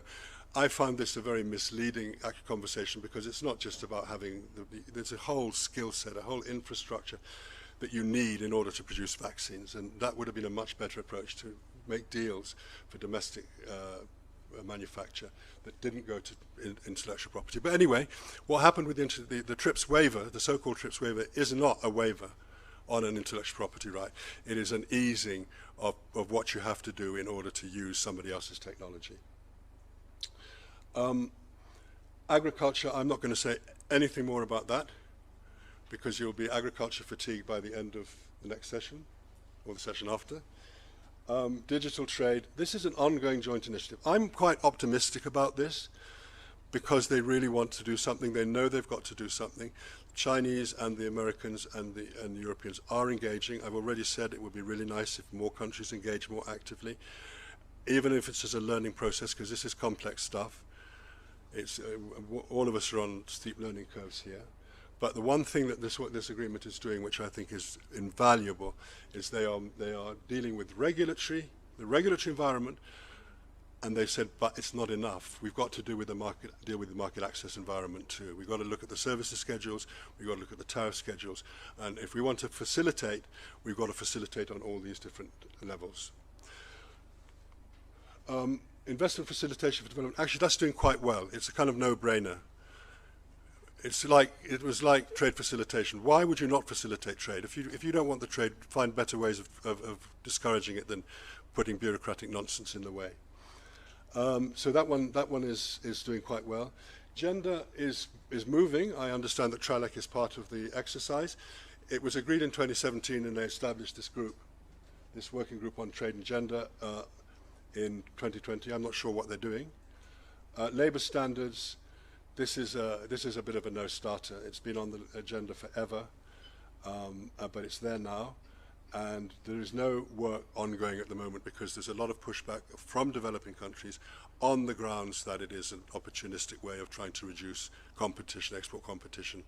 It's a complex issue. MISMES this is important. This is a learning thing. I would encourage everyone to be involved in it because you learn about different governments, you learn best practices, you learn how it'll never negotiate anything. There'll never be any justiciable legal provisions in that agreement. But it's better than, I think it's worthwhile. Thank you. Sorry, I've taken too long.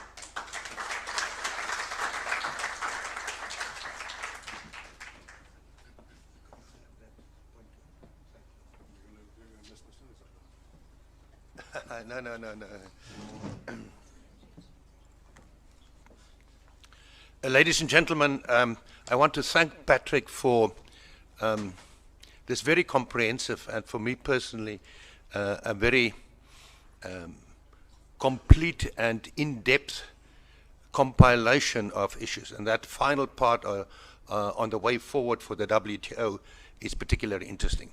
But Trudy has made it very clear to me that I have got much less time to speak to you. And that suits me because I want to to latch on to two essential points, and I've listened carefully, made in the speech by the Secretary General and repeated by Patrick in his discussion of certain of the topics. The Secretary General gave us a very useful and optimistic picture of the potential of the AFCFTA. He underplayed the qualification that he put in his own presentation. And in that bit where he referred to the World Bank study and about the millions of people that will lifted out of poverty on the continent in a decade or two and three, that was qualified by an essential statement: if properly implemented. If properly implemented. Remember, we all say repeatedly that trade agreements, and our ambassador this morning repeated it, trade agreements do not create trade. Trade agreements do not lift people out of poverty. What has to happen? And here we had the rich contribution by Patrick this morning, telling us about essential activities, policies, actions required from government. Education, education, education, repeatedly connected to the demographic profile of Africa and how many young people it has. It shifts very clearly this emphasis to implementation. What do you do once you've concluded this agreement? Now, Trudy and I are going to entertain you with a show that we call the Tom and Jerry show a little bit later, when we look at what is happening in the AFCFTA, what is not happening, and why do things take as long as they do. But I want to, if Nina is going to put my presentation on there, just use my limited background in the sense that I'm only a lawyer. And that forces me to look at the instruments that states and the governments adopt in order to make all these other things possible. So I want to take you on a very brief journey of how we as sovereign states in Africa employ the tool of interstate lawmaking, treaties, international agreements, to address these very urgent problems that were so eloquently listed and discussed and analyzed by Patrick. And in particular, here and there where he pointed out, what is the potential? What can we do if we in Africa, and that's about the only example that I can think of, have a collected position, a collected voice on a global issue, which is climate change.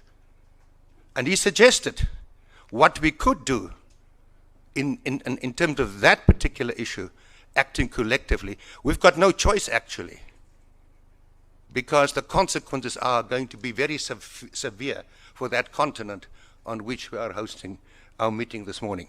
So let me run with you very, very quickly through some of the features, the consequences, the technical aspects that come from employing the only tool that sovereign states have.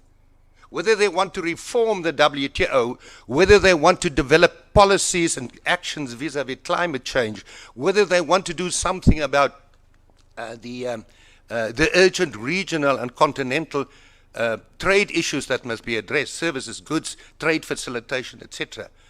And the Secretary General told us all these exciting new instruments in the pipeline. You know how difficult it's going to be to negotiate and conclude a comprehensive intellectual property and digital trade property and competition and investment binding legal instrument that can fix the problems on a continental scale? I really look forward to see those solutions that come out. And these agreements will stand next to all the others to which we are already party in the RECs and under the multilateral system. I'm making certain assumptions that the crises that we have listened to this morning, they merit and require responses. And we must do so collectively. By the way, are other continents called upon to act collectively? to some extent, you don't have to tell the EU, you have to act collectively. The EU is geared for acting collectively. We are not. We haven't got the legal and institutional deep integration machinery to act as if we've got a Ursula von der Leyen in the room. Do we have the institutions to do this?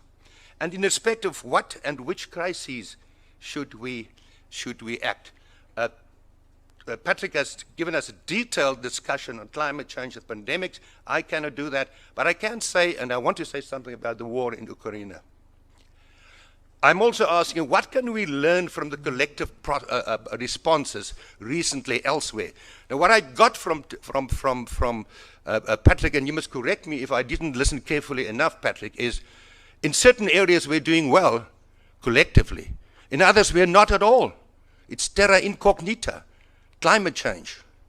He suggested that carbon taxes would be a better solution, but the mechanism of states acting collectively didn't go that way. So this acting collectively is such an appealing argument, such an obvious argument, but it is so extremely difficult to engineer and to process through the machinery of the sovereign state. And I would like to argue it's even more difficult in our part of the world. Under what states will sovereign states act collectively? Under what states will African states act collectively in terms of the crises that confront us and the resilient challenges? Under what conditions will we do that? Now, I listened to the Secretary General, and he gave us an answer. He said, we in Africa are going to surprise you. Just watch us. We will conclude this agreement, this AFCFTA, which is a difficult one on the tongue sometimes. We will conclude this agreement that will, by magic, grasp the nettle, face the challenges, and step into the void of lack of action and joint action. We are not there yet. We are not there yet. And he emphasized the importance of the GTI, the Guided Trade Initiative. Trudy will tell us later more about that. But, ladies and gentlemen, I am one who would argue, I hope the GTI doesn't last too long. Why not? Why is that my wish? Because the real achievement must be concluding the AFCFTA, not getting 7 countries trading in a limited number of products. That is the emphasis, and that is the outcome that is still escaping us. Sovereignty and a collective voice. Our nations treasure their sovereignty for very good reasons.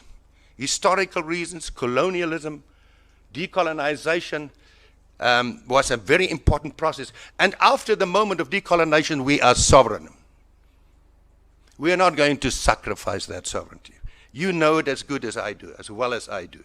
So sovereignty is a perennial and a permanent feature of our interaction with each other and for unlocking our potential. But what does sovereignty mean? Sovereignty means many things. And in the beginning, in the early years, early 2000, there was that, and Patrick can remind us, the Sutherland report issued by the WTO, where there's a very nice chapter arguing that it is part of sovereignty to commit yourselves to collective action and becoming a party to an international agreement and then implement the agreement. By the way, when listening to you, Patrick, I got the impression that the claims that were made for decades about the WTO being a rules-based system now start to ring somewhat hollow. He's not quite prepared to go that far. Ladies and gentlemen, sovereignty in our part of the world is essential, it is central, and it is a bulwark, it is a protective shield of small and poor countries as a consequence of the challenges that they face. Now, sovereignty, Patrick reminded me last night when we had a glass of Shiraz together, is also a mechanism to keep certain types of politicians in the chair and in the till. Now, with sovereignty comes certain traditional arguments, and China is a country that puts that forward repeatedly. Don't interfere in domestic affairs. What we face now is such a challenge in terms of being prepared to act collectively and to sacrifice claims on sovereignty that we have to state that very clearly.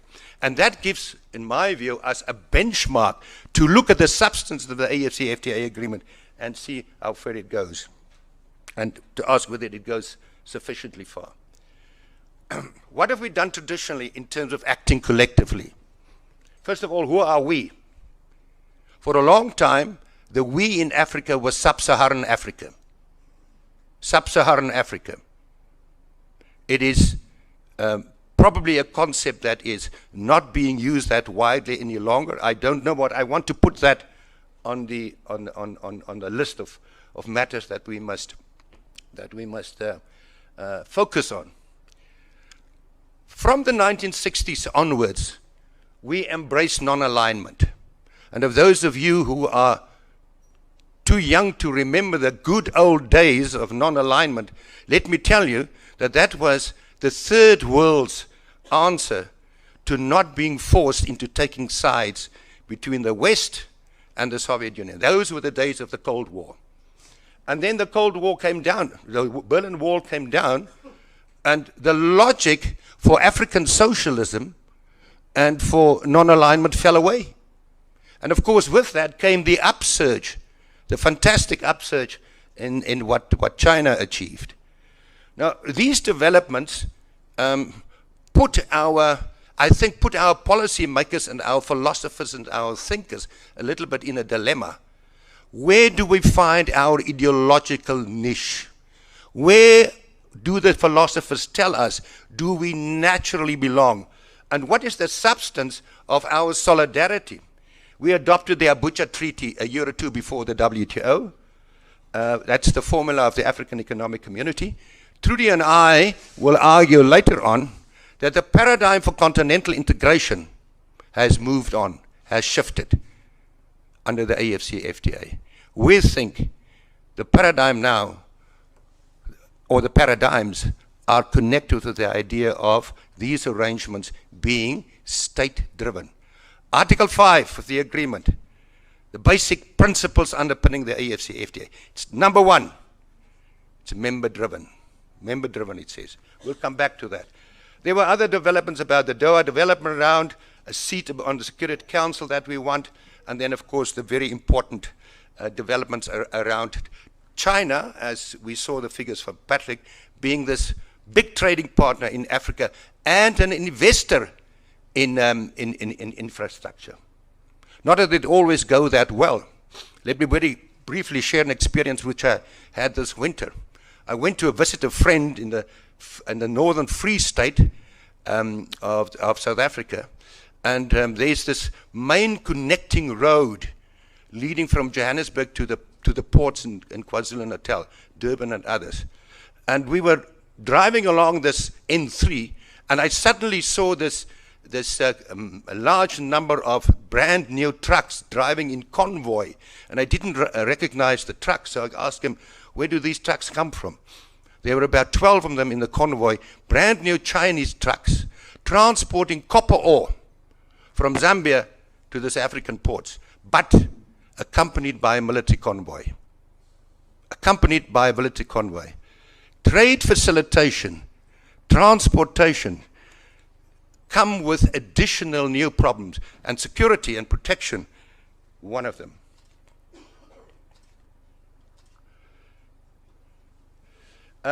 Here is just a summary on the climate change little slide that I prepared there. I don't want to say anything more there, but I want to conclude with the war in Ukraine. The war in Ukraine is the biggest threat to global peace, to international peace, since the end of the Cold War, since the Second World War. It is staggering to repeat what George, our chair, said this morning, that nowadays the media are almost on a daily basis speculating about whether there will be the employment of a nuclear weapon in that war. That it is, we have become so confused and inundated with the suffering and the destruction that it seems as if we are starting to look at this possibility as a next incremental step in a war that can't be resolved. Ladies and gentlemen, that will be a red line of unpredictable consequences. Our response in Africa to the war in Ukraine has been a mixed one. I saw reports saying that it's about a 50-50 split in the United Nations voting, General Assembly voting, between those that support the Western recommendations and resolutions against Russia and those that do the opposite. I remember the very first announcements in February. I watched a TV program in South Africa when in February the invasion took place. And there was this collection of South African public figures and trade unionists and so on. And they were adamant from their personal point of view. It wasn't a government point of view. They were adamant that our loyalty and responsibility must lie with Russia. Russia is our traditional friend and supporter. I've got very, very serious difficulties with the correctness of the claim, factually, first of all, but secondly, that the nature of the response in terms of ignoring the road forward. Now, I want to say that we are faced by a dilemma here which we will resolve by ignoring it. We haven't got in the African Union a mechanism to speak collectively unless there is consensus to speak collectively. So we have decisions coming out of the African Union and out of the assembly meetings saying that we must have an AFCFTA, saying that we need a seat on the Security Council, saying that we are not the main polluters. We have got a collective voice in identifying those low-hanging fruits in the debate and in the engagement of the global shifting context. I want to conclude by saying, if it is claimed as if it's a shared view that Africa is an entity, where does Africa stand on this? Where does Africa stand on that? I personally think there is no one single Africa when it comes to the deep and serious challenges of resilience, dealing with the global challenges, and adopting those policies and improving, as Patrick has used the term, merit-based bureaucracies in our countries, solid, forward-looking educational policies. This is not small fry. This is the essence of governance, whether you have international agreements or not. If we now conclude collectively this recipe for the way forward and for lifting the millions out of poverty, which we at TRALAC fully support, we would put the emphasis differently. But the exercise, beyond reproach, we fully support that. But it is not a self-executing recipe. It's a member-driven free trade area, and it's only a free trade area. And what is a free trade area? It's an arrangement for liberalizing trade in goods and services because it's comprehensive, while retaining policy space for the individual state parties. So we are still grappling with identifying that element which will give us the collective voice. And there is a slide here somewhere where it's in another one that Trudy and I will share with you, and that is from a legal and institutional perspective. If you put X number of presidents and heads of state in a room, and each and one of them represent a sovereign state, and they take decisions on the basis of consensus, and they eventually conclude all their outstanding instruments, and that's a big challenge, so that we can have the AFCFTA. We don't yet have the AFCFTA as a comprehensive agreement. Once we have got that arrangement in the box, on the table, it's done and dusted, then it must be implemented. And then I would conclude by making two observations. The implementation of the AFCFTA is also going to be state-driven. Why? Because there are no executive arms in this agreement. There are three institutions. While the Assembly of the African Union is the top one, but it is not an executive organ of the AFCFTA. We will share with you what the agreement says the Assembly can do. But for the rest, it is the Council of Ministers, which is now quite active, very active. And so we've got participants here in the room. Talkmore is one of them. He told us in quite a lot of detail how active the Council of Ministers and how powerful the Council of Ministers is at the moment. And why is it so powerful? Because it's designed to be the power center. It is supported by the Committee of Senior Trade Officials and by the Secretariat. There are no supranational institutions here. So the institutions that we as sovereign states are prepared to establish in order to assist us with these challenging tasks contain a very important part of the answer about what to expect and where to beef up and to strengthen the system. And then, of course, there are these other problems, and that is that if you put together 54 countries at very different levels of economic development, and this is a point I'm borrowing from Trudy, then you're facing an extremely complicated and challenging task. Their needs and their interests are different. There is a very important government in this continent saying and stating through its minister that its basic perception and understanding of the AFCFTA, it's a framework, an institutional framework for continental value chains. That is stated not because the agreement says so, but because it is the interpretation, the implication of where this agreement is going to lead us. So let me conclude by thanking Patrick, thanking Trudy. Trudy will take over the rest of the invitations now, but I want to argue that a sober reality focus must engage the instruments that the entities that are responsible for the collective action have created for themselves. So what we will see is not only collective action.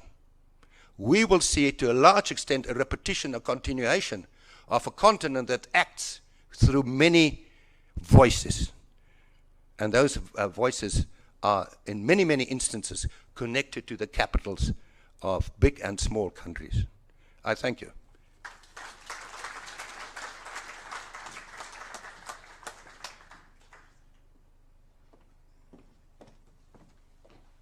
Patrick and Gerard, thank you so much.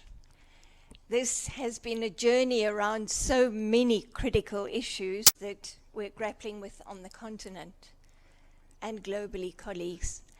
An immediate dilemma, and that is that our tea time expires in 9 minutes. And so we have a decision, to make. I would suggest that it would be futile to try to take questions now, because then tea definitely will disappear. So I would like to suggest that we take the conversation outside. And of course, the issues that have been raised are going to be picked up in subsequent sessions. Our immediate session after tea time deals with food insecurity in Africa, climate and trade. So some of the issues that Patrick has raised are definitely going to be on that agenda. So colleagues, please join me to thank Patrick and Gerard for an excellent opening. Let's be back in 20 minutes' time, so at 11:45. Thanks so much, everyone. And our panel, please do be ready on the podium side. at that time. Thank you so much. Have a good cup of tea and a good conversation. Thanks, everyone. Gentlemen, I want to welcome you back from coffee break, and straight away we go into the next session of the conference, where my panelists will be sharing their thoughts on trade, climate change, and food security. And we're going to have 3 presentations. Ediweni will come in first to make presentation for 25 minutes. Then we have Maria and Jita for 15 minutes, and Tabitha will come in for 15 minutes. We'll be strict with time. And then we have 35 minutes for discussion. By the way of introduction, my name is Olumuyiwa Alaba. I'm a member of Tralac Board of Directors. Let me introduce my panelists. On my right here, the first right is Dr. Ediweni Kisi from the WTO, is the Director of Commodity and Agriculture section. He's been with the WTO from the first day, from January 1995. So he has been part of incubating all the trade issues in the WTO. Although he left briefly between 2012 and 2015 to support the Pacific Island countries as trade advisor. He has worked in several divisions of the WTO, and he has written, done research on the issue of trade and trade development.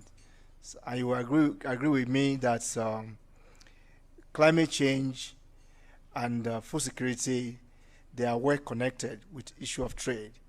And in fact, trade might be an instrument to solving the problem of climate change and food security. To the next right is Maria Emmanuel, a Tralac alumni, and did a master's in trade law, international trade law. After that, she was on the advisory board of the presidency of government of Namibia. It's an advisor to the president of Namibia, and currently working on the issue of global coordination for food. Yeah, in Namibia. And next is Jita, and she's a lawyer, a trade lawyer. An economist, working with Tralac. It's one of the people that's making things happening behind the scene with Tralac. And my good friend, Tabitha, we've known each other for more than 20 years, really, since the 1990s. She's a professor of economics at the University of Nairobi and chair of WTO issues and programs at the University of Nairobi. And she's so passionate with issue of poverty, gender, and development in general, and she has published widely in that area. So these are the subject matter experts that will be sharing their thoughts with us at this session. And without wasting much time, I want to call on Ediweni to come around and make his presentation for 25 minutes. Thank you so much. Thank you, Mr. Chairman. I'll try to be very brief. Unlike Patrick, I'll stick to my time. Well, to start with, I think the WTO of late, we have been focusing a lot on the issue of the nexus between climate change and trade and food security. And this is taking place in various fora in the House, in the special session of the Agriculture Committee, in the Trade and Environment Committee, and in other bodies, the Trade and Development Committee as well. So it is an issue which is gaining a lot of traction among WTO members, and it is being discussed across the House. Now, in relation to agriculture, I think we are all conscious of the changing temperature and precipitation patterns which have effect on production. We have seen, I think, was it last week, I saw on TV flooding in Sudan, and this is happening in Pakistan, more frequent, intense, and long-lasting extreme weather events across the world.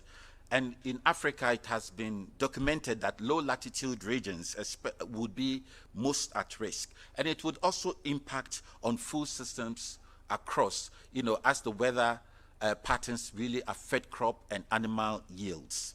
We should also remember that agriculture as a sector in itself also contributes to greenhouse emissions. For livestock, it's about 14% of greenhouse emissions. So in as much as climate change is affecting the agricultural sector, we also have to acknowledge the role that agriculture also poses to climate change. In fact, I don't know, I think was it yesterday or somewhere, I read that New Zealand has imposed a tax, a BERB tax, because of livestock. So what that means is that because obviously it's the BERB and others which really contribute to climate change. So with New Zealand, I think the policy may be emulated by others as well. Now, in terms of food security, we have seen that the FAO has actually, the latest statistics, the SOCO report of 2022 actually says between 702 and 828 million people face hunger in 2021. And this represents 150 million people more than 2019. And out of that figure, about a third are in Africa, corresponding to 256 million. The figure in 2006 was 193 million. The figure in 2006 was 193 million. So we can see the challenges. And according to the FAO, it is more likely that the zero hunger target of 2030 would be missed. They have predicted that over 680 million people will still face hunger by 2030, and most of them would be from the African continent.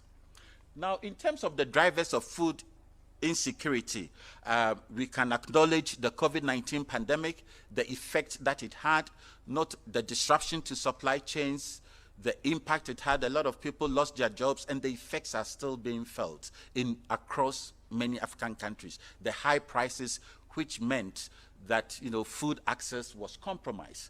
Conflicts, it's not only the Ukraine conflict. In Africa, we also have our own issues. In terms of the Horn of Africa, we see the conflict in Ethiopia, in other parts of the continent, whether from West Africa to, we have seen the Mali, Burkina Faso, and others. So generally, conflicts have also had a very negative impact, or has actually exacerbated the food insecurity in the African continent.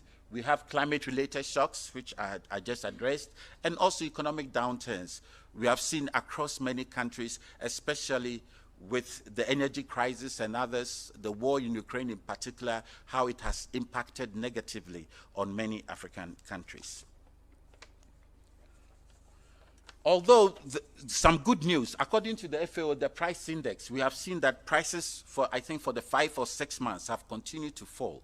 But notwithstanding that, the prices are generally higher than they were before the war. So although we see a downward trend, but at the same time, the levels are much higher than they were before.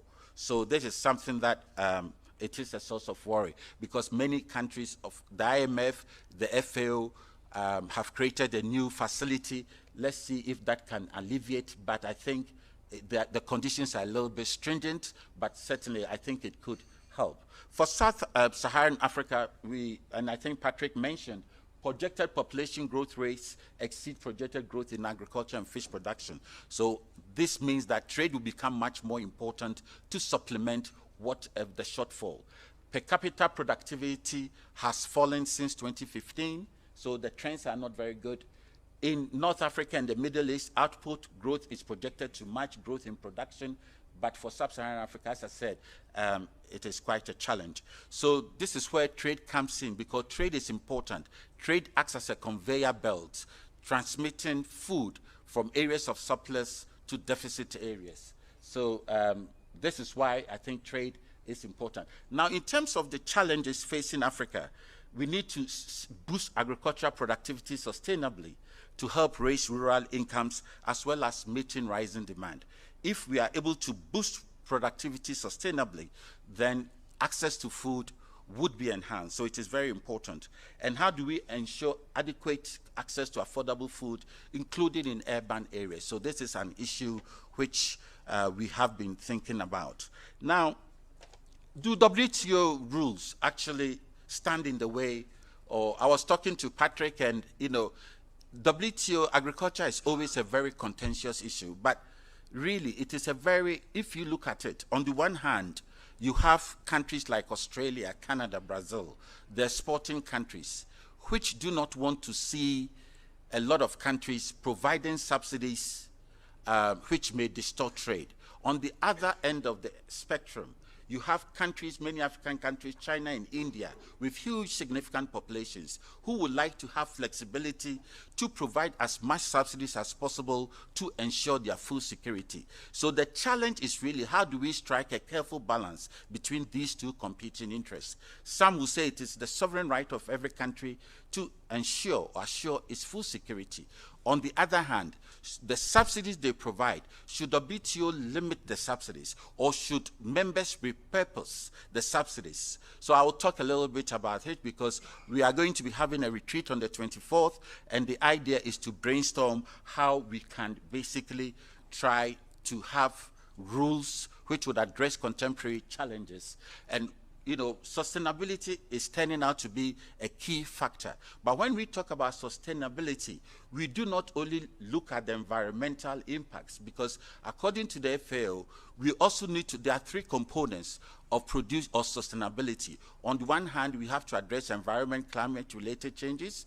The second pillar is food security. And the third pillar is socioeconomic development. So when we talk of sustainability of the agricultural sector, all these three would have to be addressed equally. However, you find that most developed countries tend to place emphasis on the first one, and developing countries on the second and third. So how do we merge these three interests, I think, going forward? And I think this is something that we'll be looking at in the negotiations going forward. Now, the WTO rules are quite flexible. It allows developing countries to support agricultural productivity growth.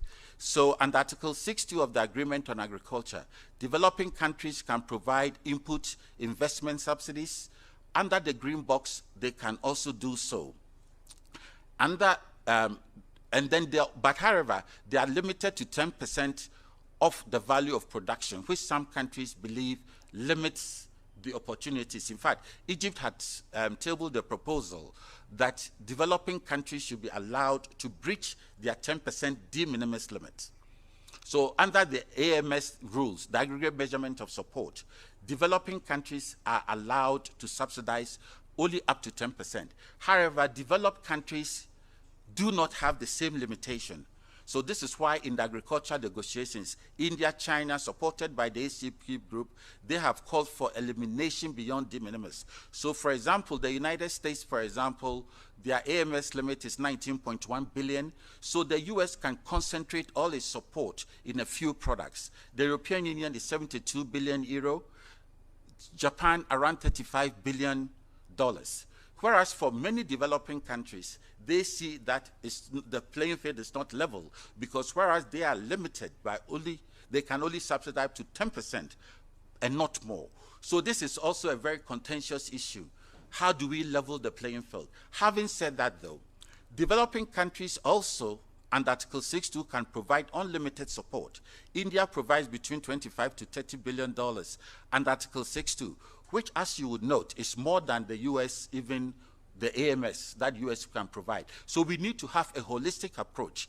We cannot basically look at, let's say, the AMS, but we need to also look at what is happening, the changing nature of the landscape.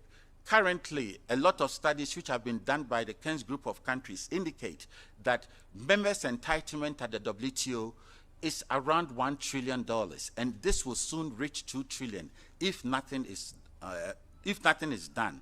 So, if we have that, then obviously trade will be distorted. It will not depend on farmers or a country being competitive, but how deep the size of the pocket of your government is. So it is in every country's interest, especially in Africa, as Wamkele had mentioned. Africa has 60% of the world's arable land, a lot of water resources, and so Africa has a lot of potential. And as Professor Erasmus also said, you know, having a trade agreement is a different thing, but how it is implemented. Africa has potential in the agricultural sector, and it could become the breadbasket of the world, provided we pursue the right policies. So in as much as WTO rules are quite flexible, a number of developing countries, African countries, would like to see much more flexibility.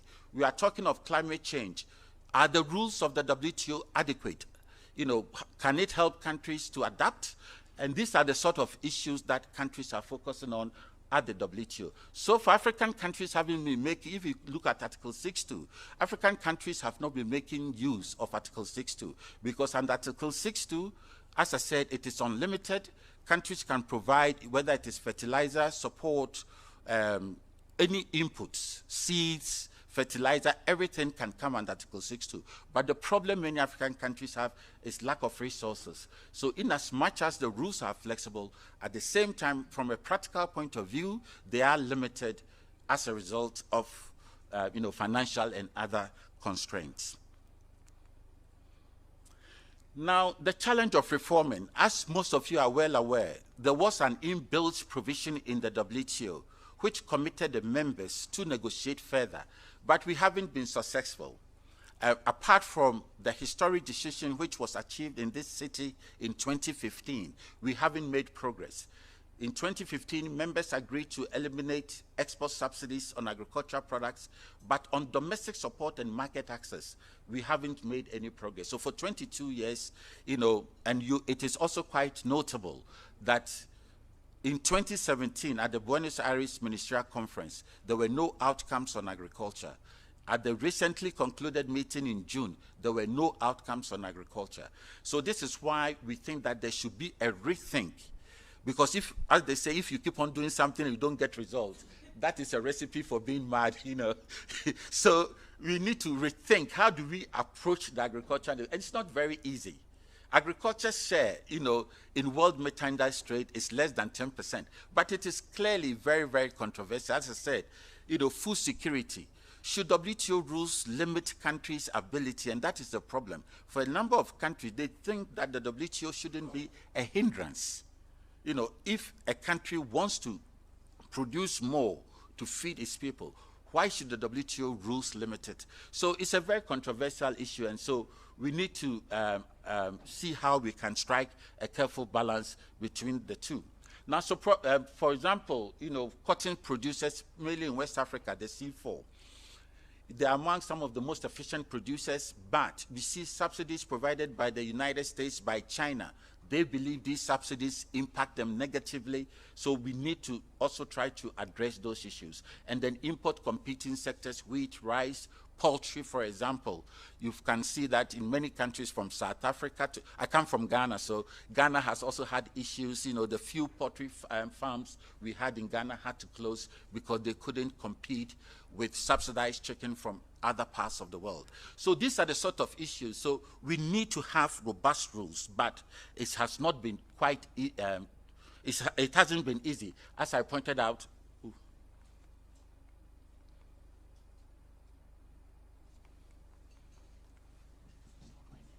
anyway, it's not working, but I think you would have the slides. So I don't, oh. Is it? Okay. I think there was the reference was also made to export restrictions. I think both Patrick and Gerhard and also Wamkele also made mention of export restrictions. In the WTO, we are monitoring closely export restrictions. Initially, remember after even COVID, it was not only in the area of food, but remember for medical products, gloves, PPEs originally. And so this has always been an issue. But at the end of the day, the WTO rules allow countries to impose export restrictions. And so it's very difficult. You cannot basically outlaw export restrictions. If a country believes that its food security is at risk, if its own people can't have access to food, should that country be allowed, or should producers be allowed to export food when the citizens in that particular country may face risk of hunger? So it has been a very difficult issue. We have seen the numbers decline. The numbers have actually declined. I think we were counting 61 measures, but I think the latest count, we have 46 export restrictions in place on food and farm products. And then we have about 4 or 5 export restrictions on fertilizers. So the WTO basically is trying to monitor, but at the end of the day, as I said, we cannot outlaw that. We'll see the 2 decisions which were adopted, and the 2 decisions basically, Jita?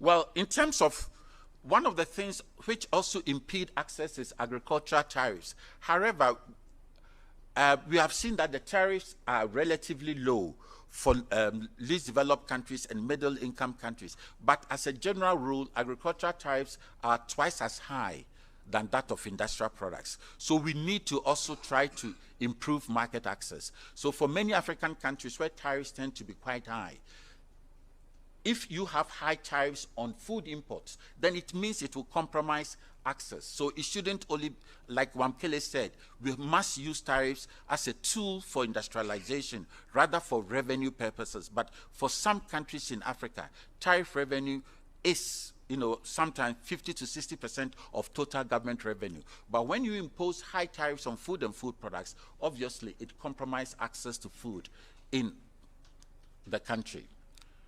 SDLC exports remain low. Many African countries, for now, we see that notwithstanding the huge potential, but exports remain low in many LDCs.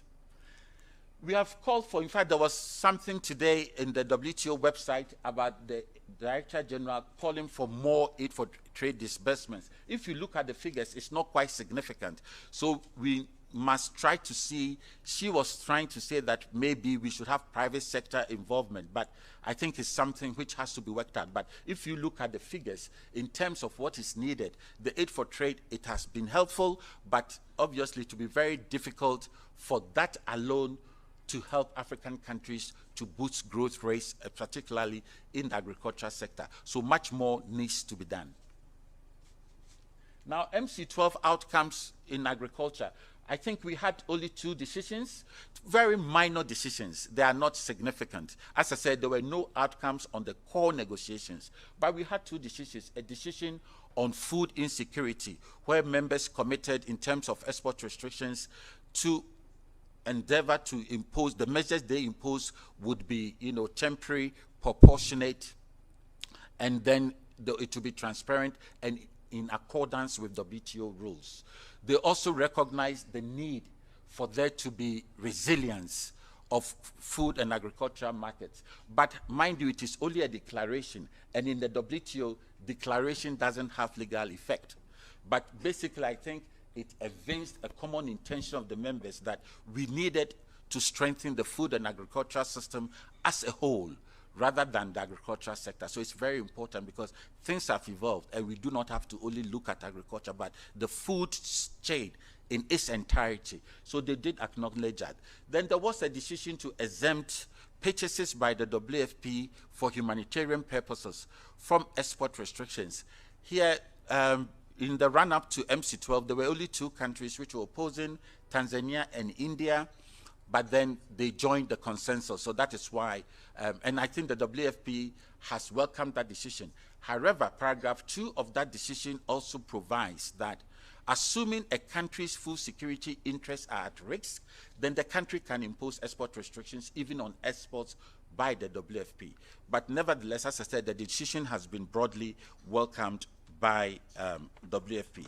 Now, where are we in terms of, the WTO has also been joining, other institutions like the World Bank, IMF, WFP. We have been issuing general statements. You can click on those items. And the monitoring, I was talking about the monitoring. If you can go back, the monitoring. So you can see some improvement, 61 restrictive measures and 15, but 15 of these measures have been phased out. So we have 46. But at the same time, too, a number of countries have also adopted import facilitation measures. So it's still quite significant if you have 46 restrictions on food and farm products imposed by countries. Now, in terms of the agricultural negotiations, where are we? As I said, we haven't had success for 22 years. We haven't had a breakthrough, and I think that underscores the difficulty. Now, we are going to have a retreat on the 24th of October, and the idea is to see how, because all countries agree that the agricultural sector is important, but nobody wants to move. Each and every country wants the other to move first. So it's very difficult. So the idea is that, can we use sustainability? If we look at climate change, should we be able to, would that be the unifying factor among the WTO members to move? But as I said right off the bat, it's not going to be easy, because many developing countries are quite suspicious that under sustainability, the developed countries may want to use that to limit the subsidies that they can provide.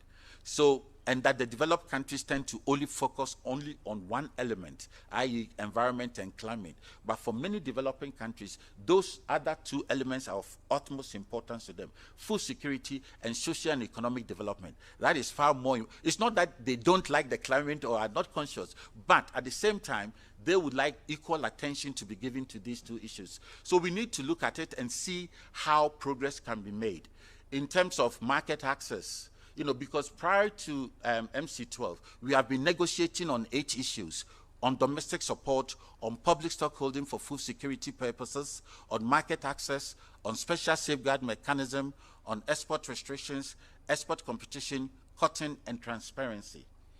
Now, it will be very difficult because we have existing mandates.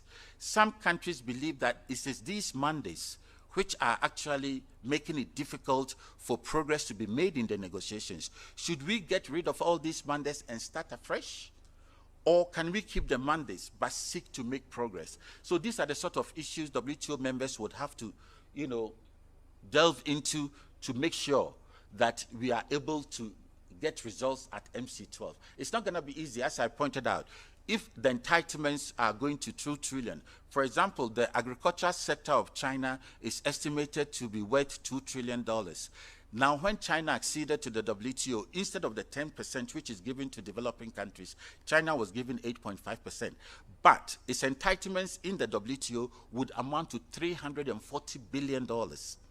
Now, if China were to provide that, we can see how the agricultural sector would be distorted.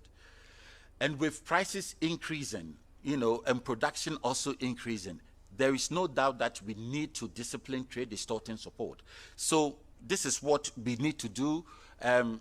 We hope that we'll be able to make progress or have some broad ideas at the retreat. One other complicating factor is that we do not have a chair of the agriculture negotiations, so we hope that they would appoint an ambassador to lead the negotiations. Now, in terms of the common vision, as I pointed out, the Food Security Declaration, WTO members committed themselves to take concrete steps to facilitate trade and improve the function and long-term resilience of global markets. How do we translate that? And as Patrick pointed out, sometimes we have beautiful declarations, but to translate them becomes quite difficult. So I think a key test would be at the retreat when members broadly outline their priorities and how we could So, I think there's no doubt, as I pointed out, climate change, food security are among the key challenges facing trade policymakers and negotiators. As to the balance, for example, in the area of the agriculture negotiations, a number of African countries would like to see a permanent solution to public stockholding. The decision was supposed to have been agreed in 2017, but on the other side, you have exporting countries which are demanding tighter safeguards and enhanced transparency. They believe that public stockholding programs alone cannot be a panacea for the food insecurity. So it is also one of the most controversial issues in the WTO. A number of developing countries believe, especially in crisis times like this, if countries have stored food, then they can release it onto markets at reasonable prices for the urban poor, for rural folk, but it has been one of the contentious issues. Many developed countries accept that public stockholding can be one of the tools which can be deployed to ensure food security, but it is by no means the only measure. So this is one of the issues that we are looking at the WTO to guarantee food security of countries. Now, Africa has been playing a critical role in the debate, because for many African countries, as the figures show, Africa is most at risk. Food insecurity, we see starvation, particularly in the Horn of Africa and others. So how could trade really offer a solution to African countries to enhance their food security? We need to build a shared evidence base for action. What is, as I said, we cannot basically negotiate without taking into account contemporary trends. It is no longer the support provided only by developed countries. As I mentioned, if you look at the two biggest subsidizers, they are India and China. So should we look at it holistically? And that is what we need to do. So if you look at the AMS of developed countries as a share of subsidy provided, it is quite very little.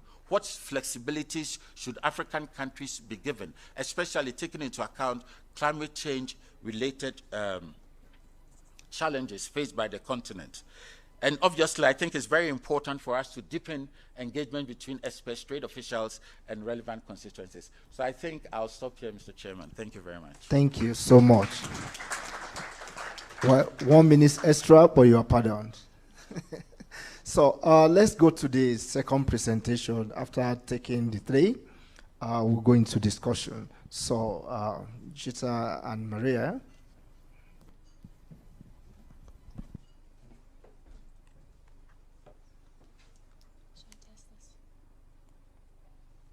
Minutes. Hi, good afternoon, everyone. Thank you very much, Edwini, for your presentation on this topic and for informing us on how it's being addressed in the WTO.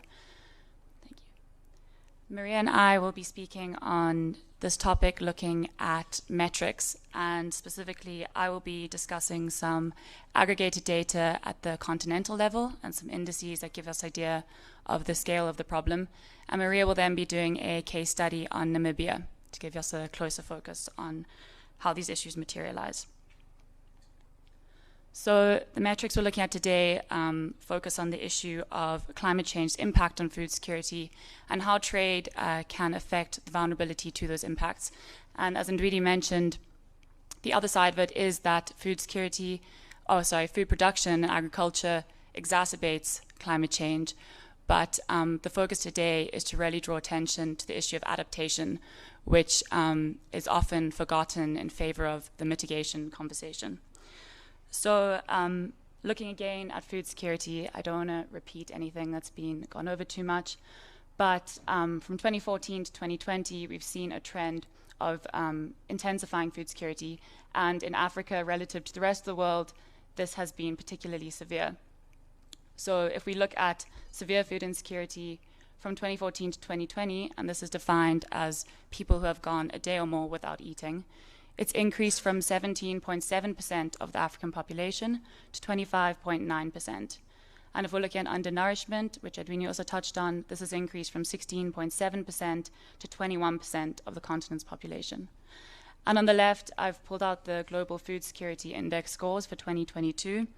And this is a comprehensive measure of a country's food security environment. It's based on affordability, availability, quality, and safety, and then also sustainability and adaptation.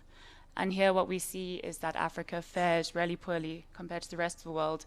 So while sub-Saharan Africa's GFSI score has an average of 47, the global average is at 62.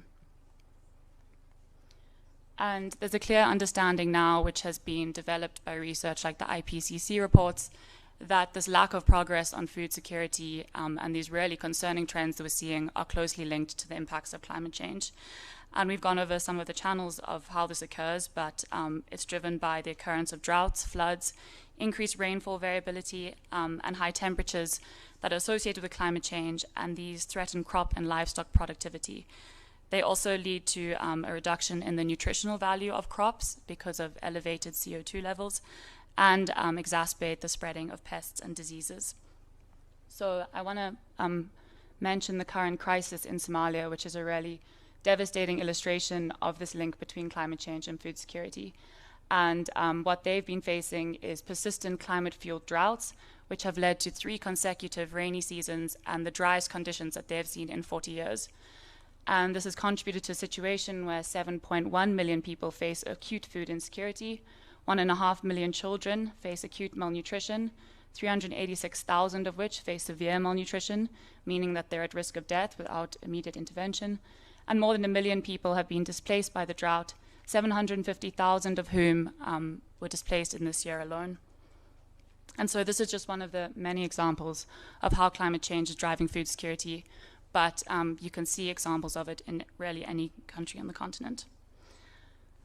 So that is a bit of the current crisis we're facing, but it's very important to look at the future and how the impacts of climate change might impact food systems as it continues to progress.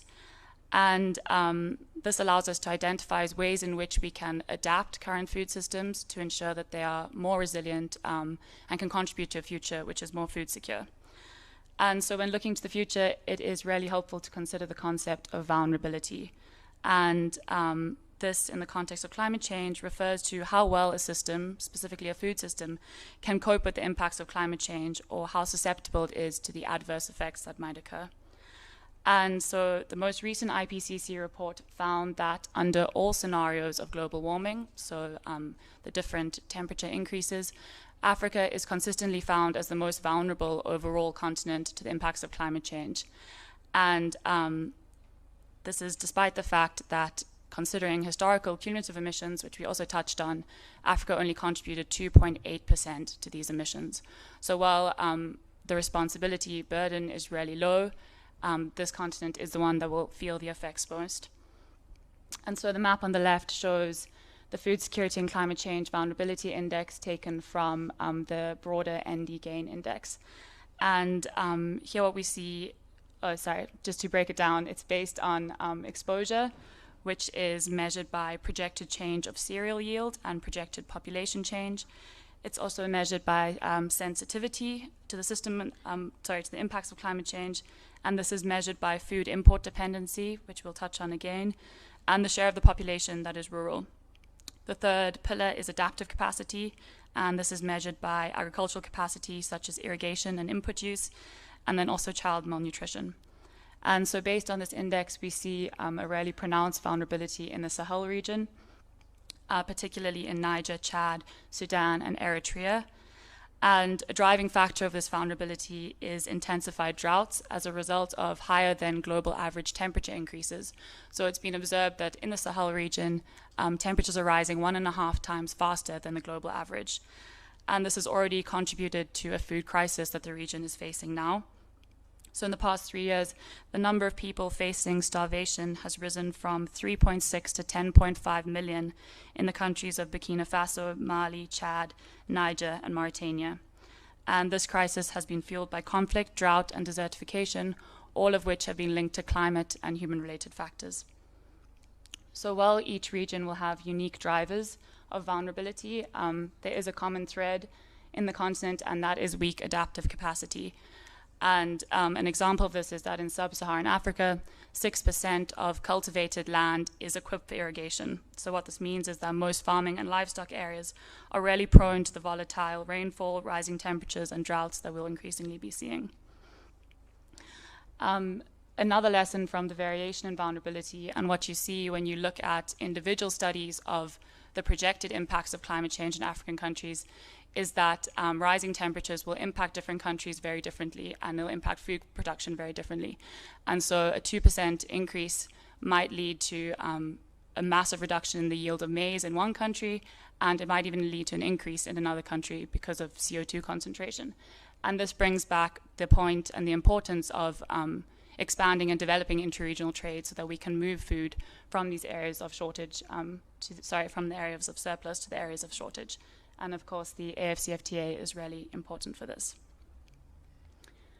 I'll go through this quickly because it's also been mentioned, but just some numbers relating to the impact of food export restrictions.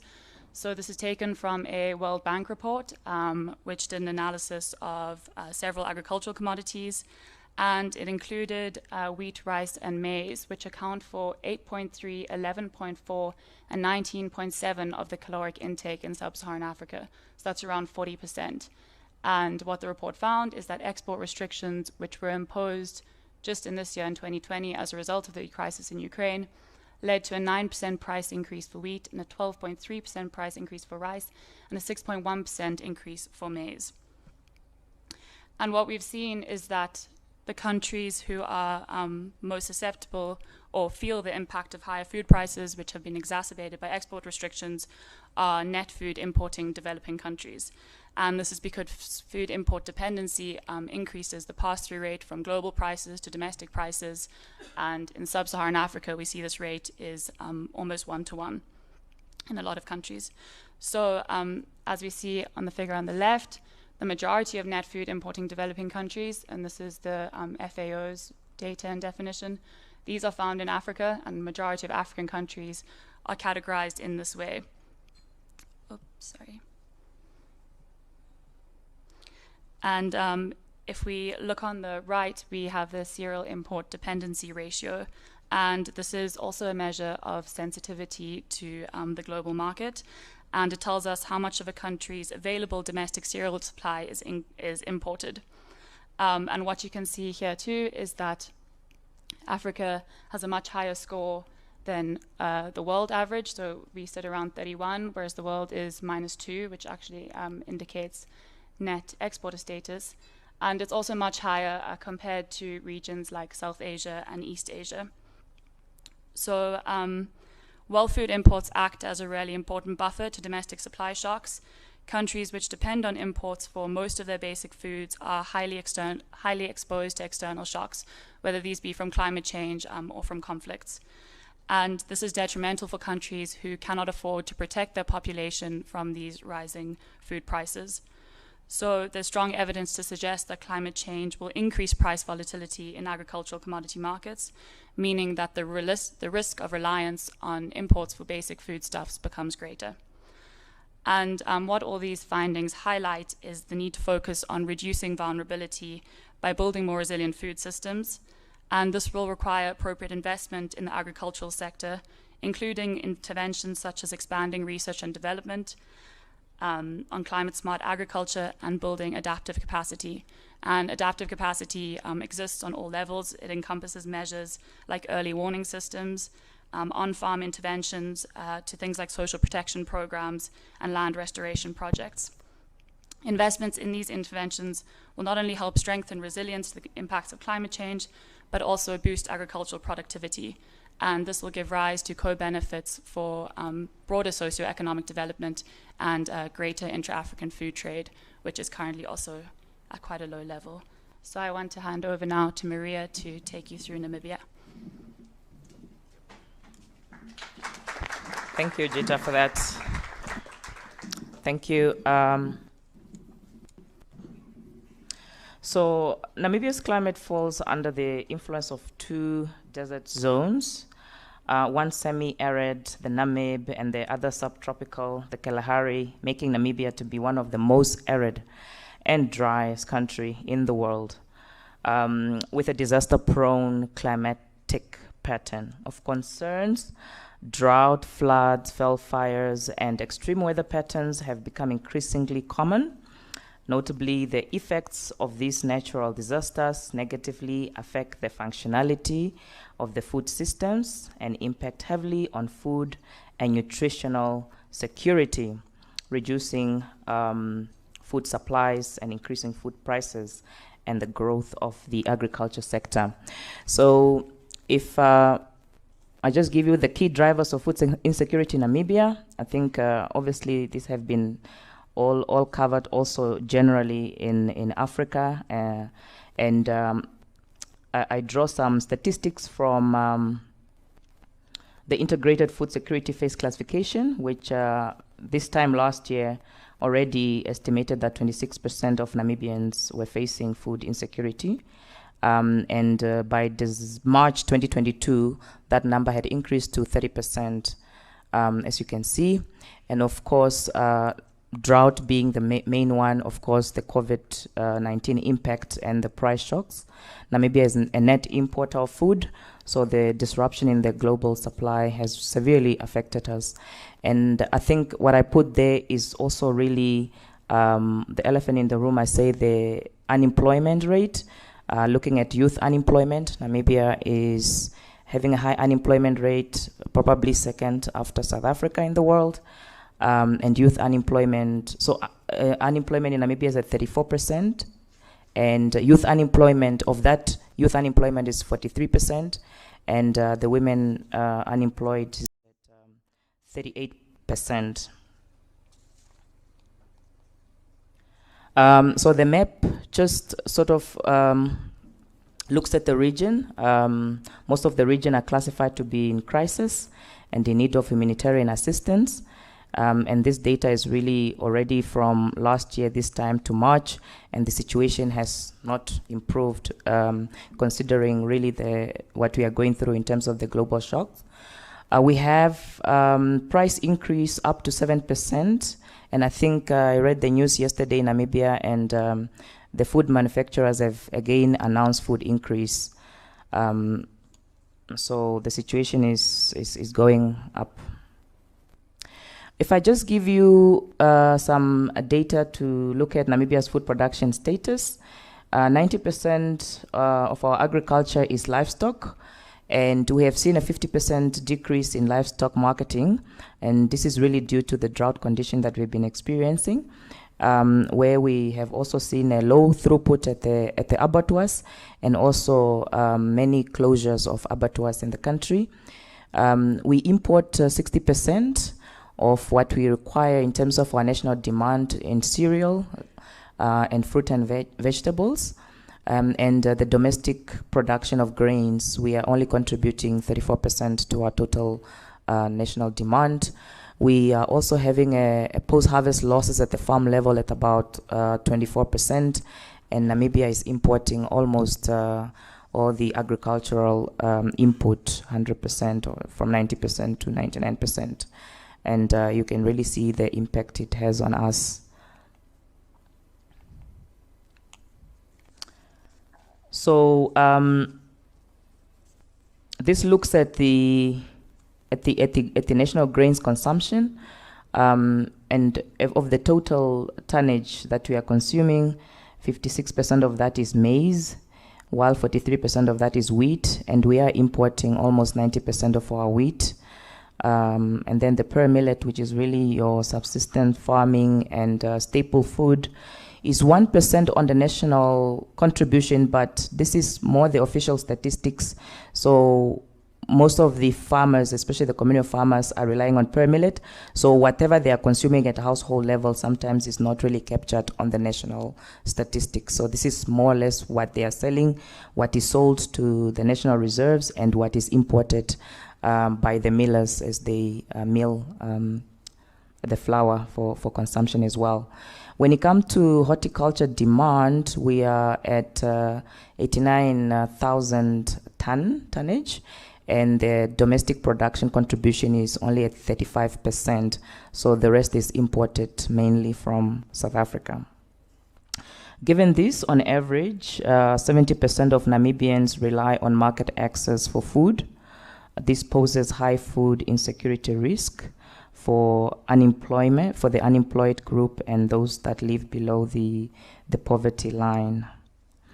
When it comes to the horticulture, we are having the closed border period strategy, where we close our borders when we have a bumper harvest of some fruit and vegetables. And that also has caused a bit of contention within the customs union currently, and Botswana also having to have banned imports of fruit and vegetable from South Africa. So that's quite interesting when it comes to issues of food security, where you are trying to implement strategies to increase local production vis-a-vis allowing trade to flow within the customs union as per that. And one of the issue really is we are saying that food security, moving away from food security as a definition to food self-reliant, because you can be food secure and you'll be importing 100% of your food. But when you talk of food self-reliant, we are talking about producing at least your own food that you would consume. And that's really the narrative change in the country, where we are promoting more food self-reliant and not necessarily looking at it from a food security point of view in terms of definition. So the question we should be answering today, and thank you, Dr. Edwin, also for giving those recommendations, is what are we doing as trade experts to mainstream climate change concerns into the continental trade agenda? Thank you. Thank you. Thank you, Maria and Jita. Tabitha, 15 minutes.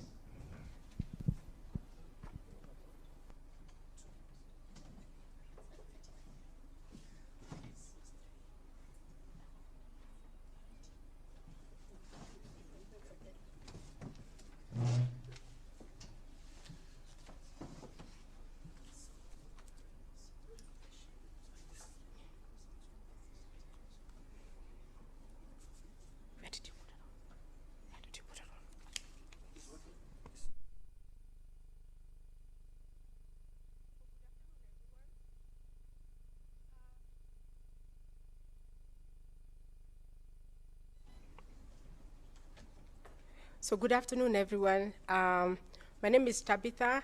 I'm from the University of Nairobi, and I have a passion on food security, issues to do with gender, and of course, issues to do with trade.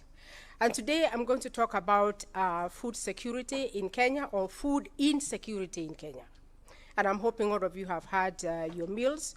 You've not skipped your meals, because if you skipped, maybe we could put you in that bracket of people who suffer from food insecurity.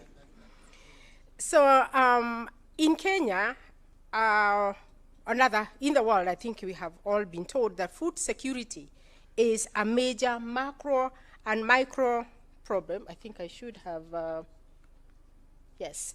Yeah, it's a major macro and micro problem. And therefore, that is one of the that it was put as one of the SDGs, 3 SDGs, to ensure that there is no human that is suffering from poverty, any form of poverty, hunger, and attaining good health and well-being for all, irrespective of whether they are children, whether they are women, or they are men. And I'm sure all of us know, or I'm sure all of us are very, very familiar with the definition of food security. That food security exists when all people at all times have physical, social, and economic access to sufficient, safe, and nutritious food which meets their dietary needs and food preferences for an active and healthy life. So therefore means that when you're given maize and your food preference is rice, that does not meet the definition of food security, right? And when you're given food that does not meet your dietary needs, that you're actually just being given maize, that will just increase your calories, your carbohydrates, but what about the proteins? So that is according to the FAO definition of 2010. And of course, the FAO also identified 4 dimensions of food security. That is availability of food, meaning that food should be available in adequate quantities. Access, meaning that everybody, in order to ensure that they meet their food security needs, the food should be affordable, issue of affordability. Then, still on issue of access, there's an issue of food being available in one particular part of the country, but it is not accessible to others, especially to do with infrastructure. There are no markets. So access actually hedges on those 2 things. Then stability, that you do not have times when there is food and other times when there is no food. And utilization, issue of health. And therefore, looking at all those things, the issue of malnutrition and undernourishment are of great concern globally and Kenya in particular. And when I talk about Kenya in particular, Kenya has recognized the right to food, and this is enshrined in the Constitution of Kenya 2010 on social and economic rights, and it states that every person has a right to be free from hunger and to have adequate food of acceptable quality. Very, very important to note that. Right? To be free from hunger and to have adequate food of acceptable quality. And therefore, this means that the right to food is a human rights issue, right? So, food is an economic and social right under the Kenya Constitution, and therefore, ensuring food security is an objective of devolution, that the kind of government that we have. That is, we have counties, and agriculture is a devolved function, and this helps people access and realize their rights. We are going to see whether that is the reality. And based on that, Kenya has several food policies and strategies and regulatory frameworks to guide its human and economic development agenda. And actually, the University of Nairobi, I was part of that group that agitated for the food, I think I have it, yes. Let me just go back. Yes, the National Food and Nutrition Policy, which was implemented in 2017, 2022, and part of it was actually based on a study that we did in 2013. And what we found at that time is that 17% of Kenyans went to bed hungry. They went to bed hungry. So if you calculate 17% at that time, I think we were around 47 million or 45 million.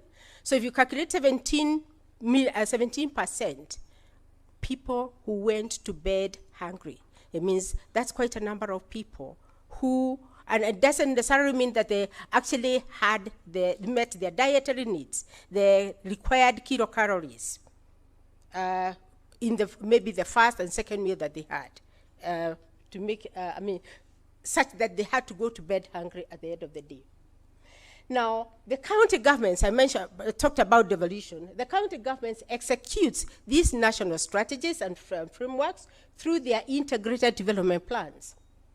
And they are expected to be more attuned to the needs of local communities and households. And the food security policy has covers the 4 dimensions of food security, and I've already mentioned them: availability, access, stability, and utilization.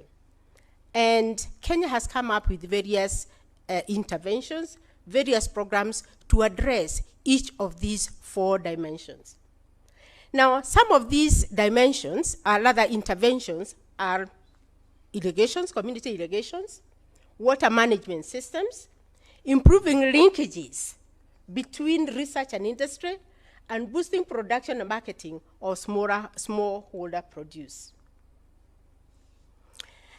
Now, I'm sure most of Africa, as we have already been shown, that maize is more or less grown in almost all of Africa. And in Kenya, maize is the staple food, that without maize, we are hungry. Now, others that comprise the food security basket or staple food, beans, wheat, cassava, rice, sorghum, Irish, and sweet potatoes. Now, apart from that, livestock and fish production are other components of food production, and together they constitute the food security in Kenya. Now, as I've mentioned, malnutrition and undernutrition are severe in Kenya, and what I'm going to show you now is a table that shows the number of undernourished people in 3 East African countries: Ethiopia, Kenya, and Tanzania, and Uganda. And of course, the table goes up to down, but what you can see is in Kenya in 2001, between 1999 and 2001, 9.8 million people were undernourished. And this increased to 10.3 million, and I think I've gone up to 2018, and you'll see that the number of undernourished people has actually been increasing. Why? We are going to see that. But compared with these other countries, Kenya is, quote unquote, better off. As if better off is, means that people should actually be undernourished. Now, so what is the current food security situation in Kenya? Now, decline in rainfall has led to deteriorating food security in Kenya, and I'm sure maybe for the last couple of days that you've been here, you've watched TV, Kenyan TV, in all the stations. And in fact, I didn't want to put any pictures here because they are harrowing. That, you know, there are carcasses of animals everywhere, especially in the arid north. And not just animals. You'll actually see children with, you know, their tummies protruding, mothers breastfeeding their babies, and there is no milk that is coming out. Those pictures are not really very, very good, but they just show that we are in a dire situation in terms of food security. Now, in February this year, there were approximately 3.1 million people, food insecure people in the pastoral and marginal agricultural areas. And this was an increase of 48% from August in 2021. Now, from July to September this year, just last month, about 3.5 million people, that is 24% of ASAL population, were facing high levels of acute food insecurity. And when I talk about the ASAL, there are other areas that initially were considered food secure, like a county like in the central region, Nyeri, part of Kiambu. They are now part of food insecure areas, especially because of decline in rainfall. Now, in October to December 2022, we are now in October to December 2022, the food security situation is likely to worsen, especially since the rains have not yet been adequate, and more people may require urgent action to reduce food gaps and protect their livelihoods. And about 4.4 million people are projected to face high levels of acute food security.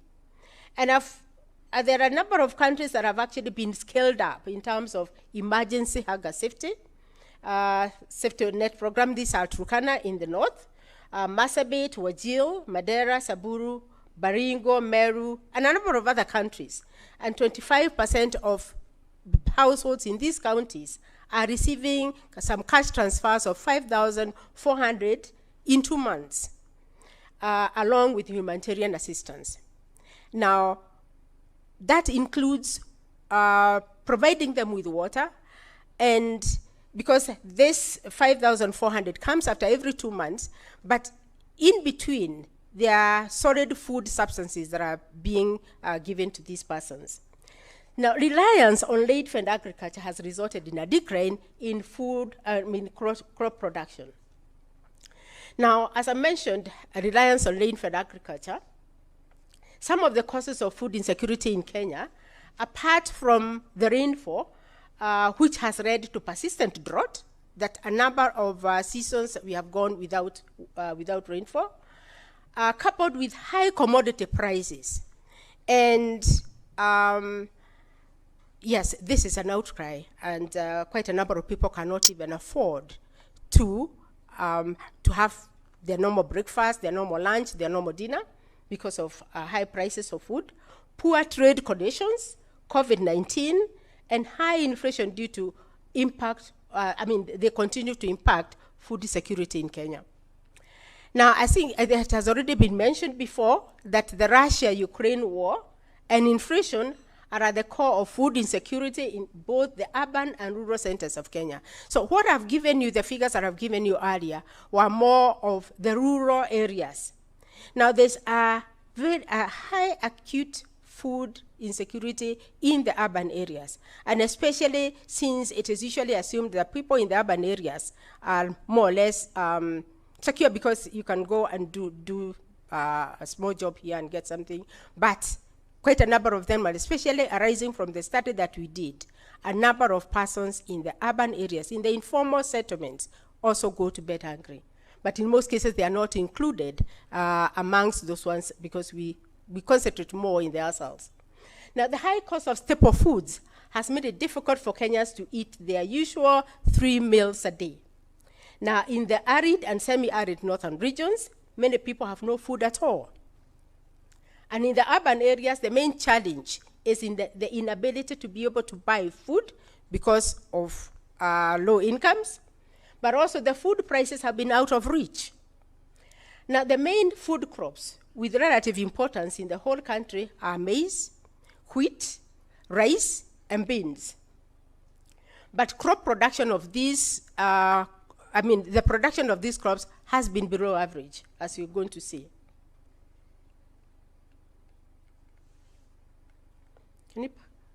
Can you press it for me, please?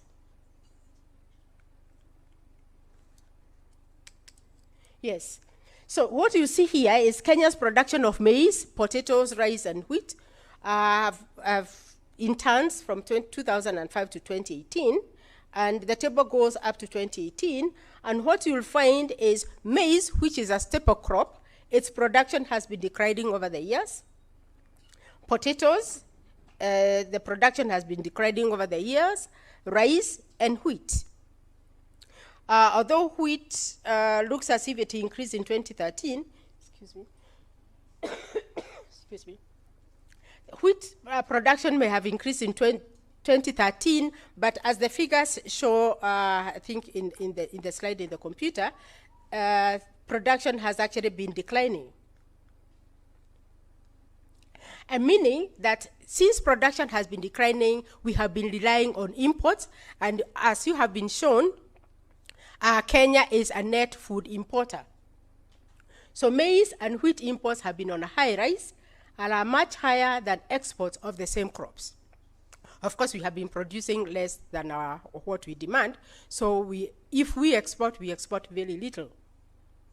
So the increased importation can be a major indicator of the deficit of domestic production to meet local consumption.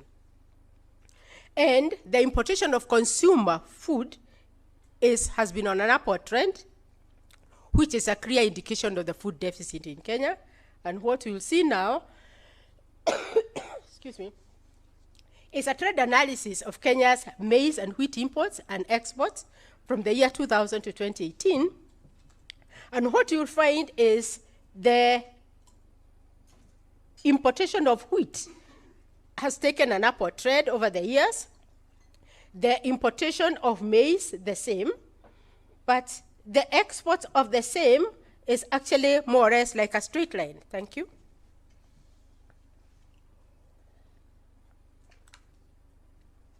Like a straight line. And apart from the cereals, we also import other consumer foods, including fish products.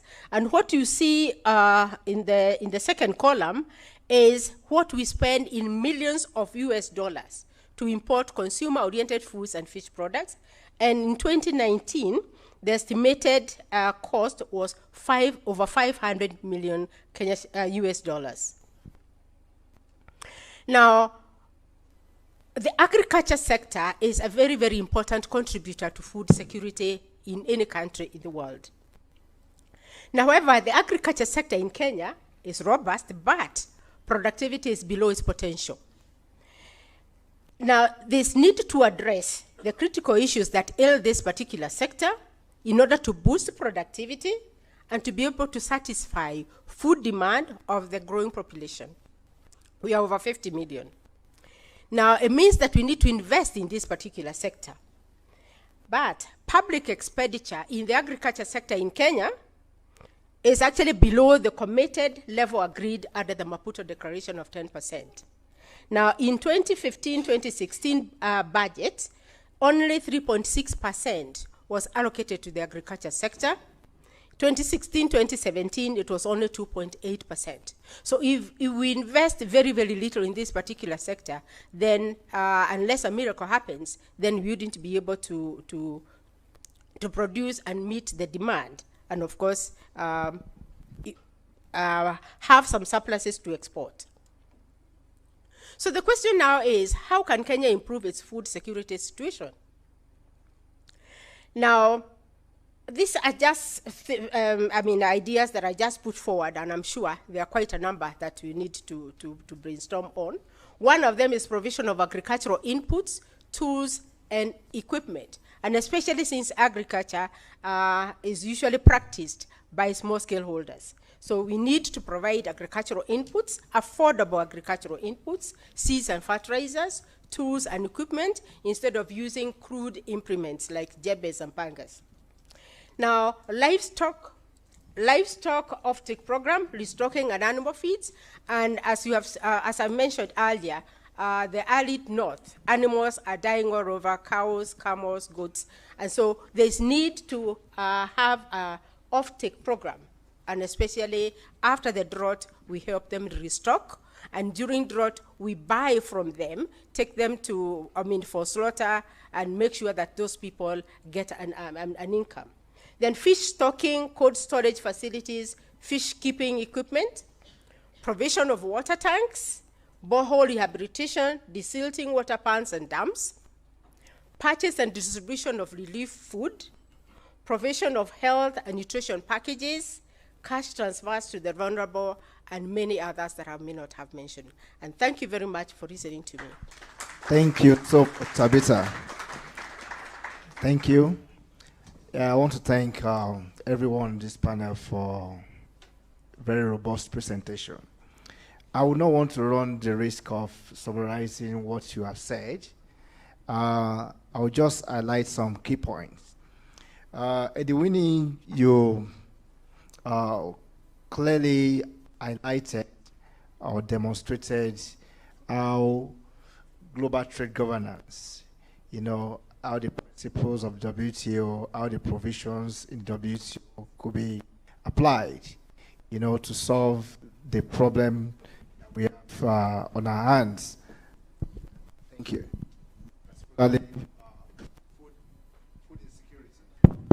Particularly food insecurity.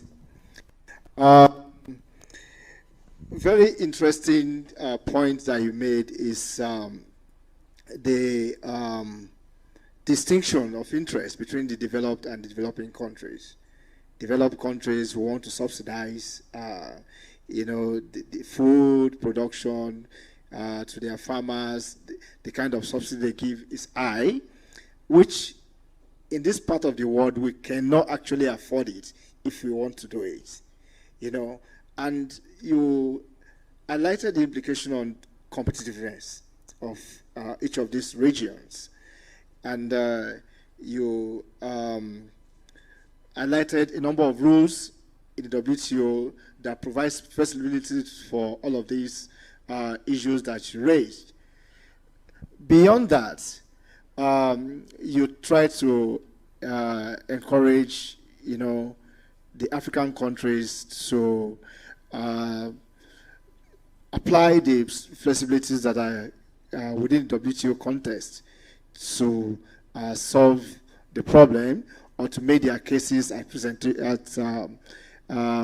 negotiations to be able to mitigate this crisis.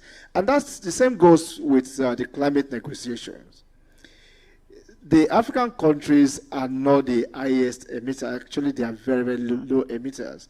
But they bear the brunt, most of the brunt of the climate change. Tabitha is highlighting what's happening in Kenya. The opposite is happening in West Africa and the Central African region. In Cameroon, in Niger, there's so much flood that they had to open their dam. And water now flow into Nigeria. And in the last 2 weeks, the road between the north and the southern and the northern Nigeria has been closed down. You don't have no way you can transport food, you can transport fuel. So there's a problem.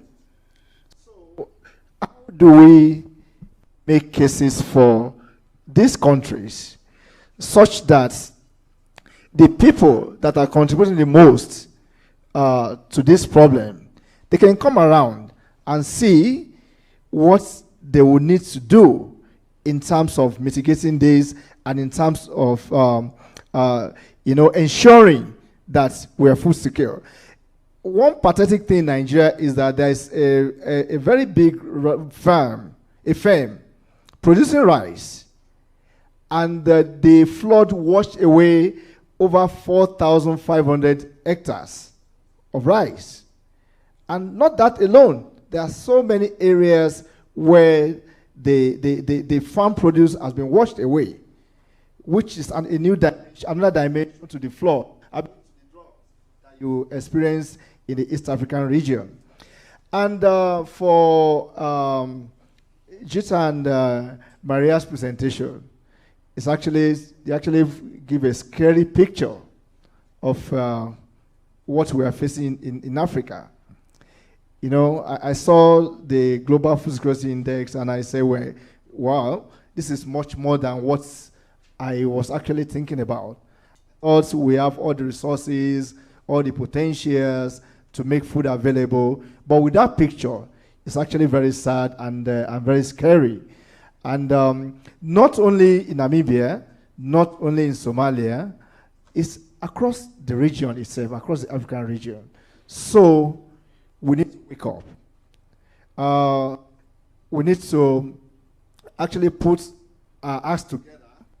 We actually need to speak with one voice to make case for our situation so that at the end of the day, we will not all go hungry in this region. Said that, let me now open the floor for comments, questions, and contributions. We have about 20 minutes left, and I want to, anyone that wants to contribute in terms of comments, questions, and can raise up their hands. I'm going to take number 1, number 2, number 3, 4, okay, and 5. Let's take briefly, please, in 1-2 minutes, please. Yeah.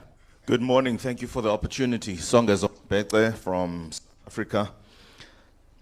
Could we have a conversation, please, about the total amount of food that is actually wasted? So assume everything happens the way it is. We know that there is food that is wasted. The amount of tonnage in the region of 1.3 to 1.6 billion. I don't know who's going to take that. But also, apart from engaging the systemic issues in relation to renegotiating the rules at WTO level, what about the ancillary investments that could address some of the problems? For instance, water security and related infrastructure development, agriculture infrastructure around schools, universities, research and development. All of these things in sum then go a long way to mitigate some of the impact occasioned by some of the issues that all of the speakers have lamented. I'm trying to be brief, so I'll leave it there. Whatever you understand to what I've said, hopefully you can respond. Thank you. Thank you. Thank you. My name is for the tripartite of SADC, COMESA and EAC. I had drafted a question asking the lady who presented the case study on Namibia, the ban on importation of vegetables. It's preempted my question by redefining the problem. What I want to understand is... Please, you can take it again.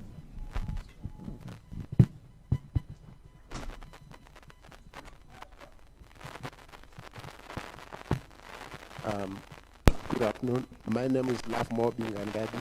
I work for the Department of Science and EAC. My question is directed to the lady who presented the case study on Namibia.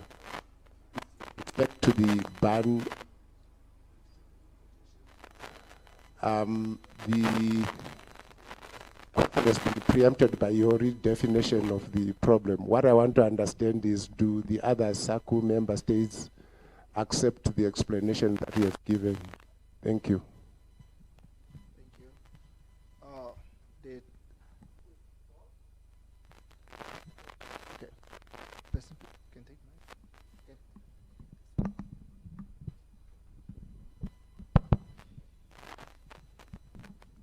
Thank you, and thank you to the presenters for the wonderful presentation.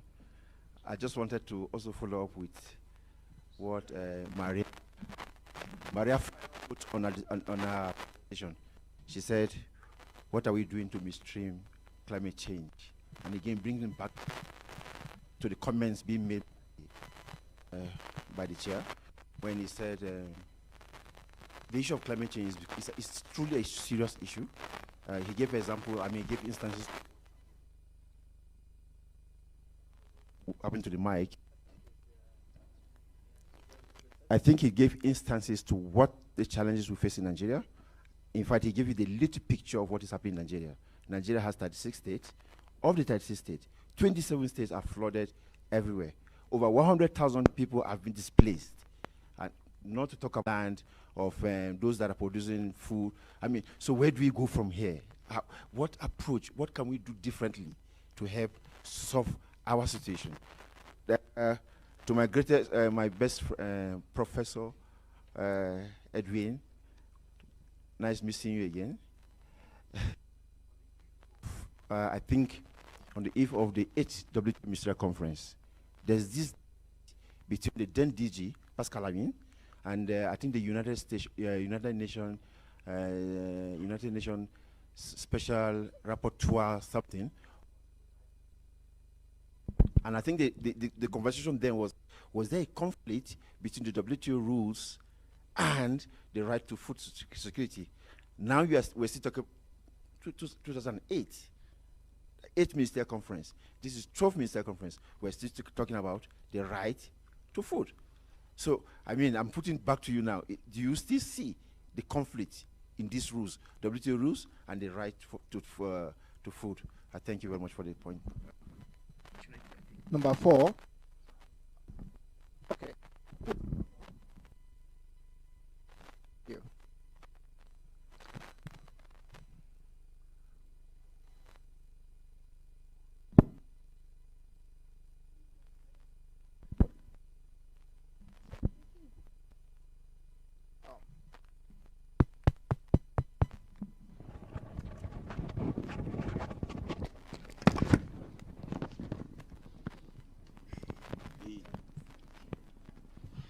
Yeah. Thank you very much.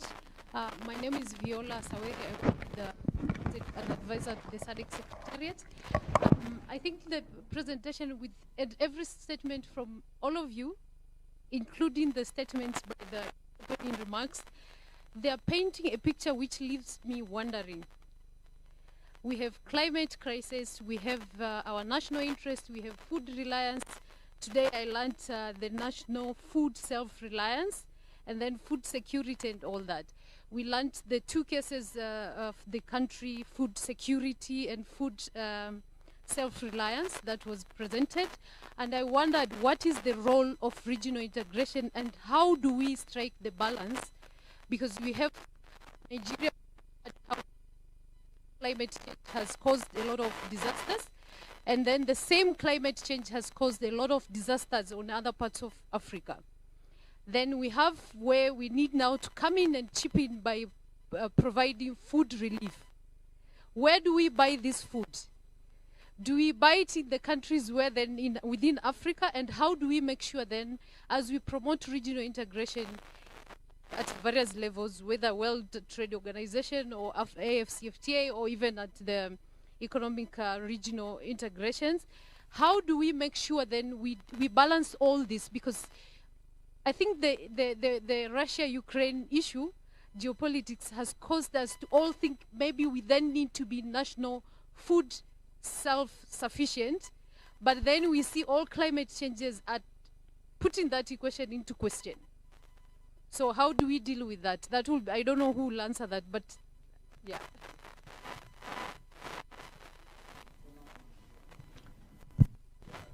They'll go to the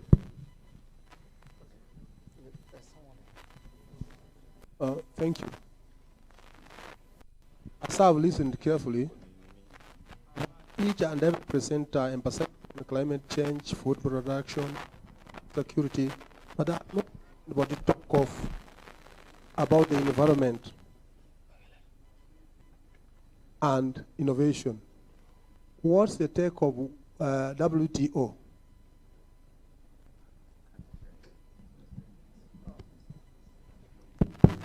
Can I proceed? Please, can you?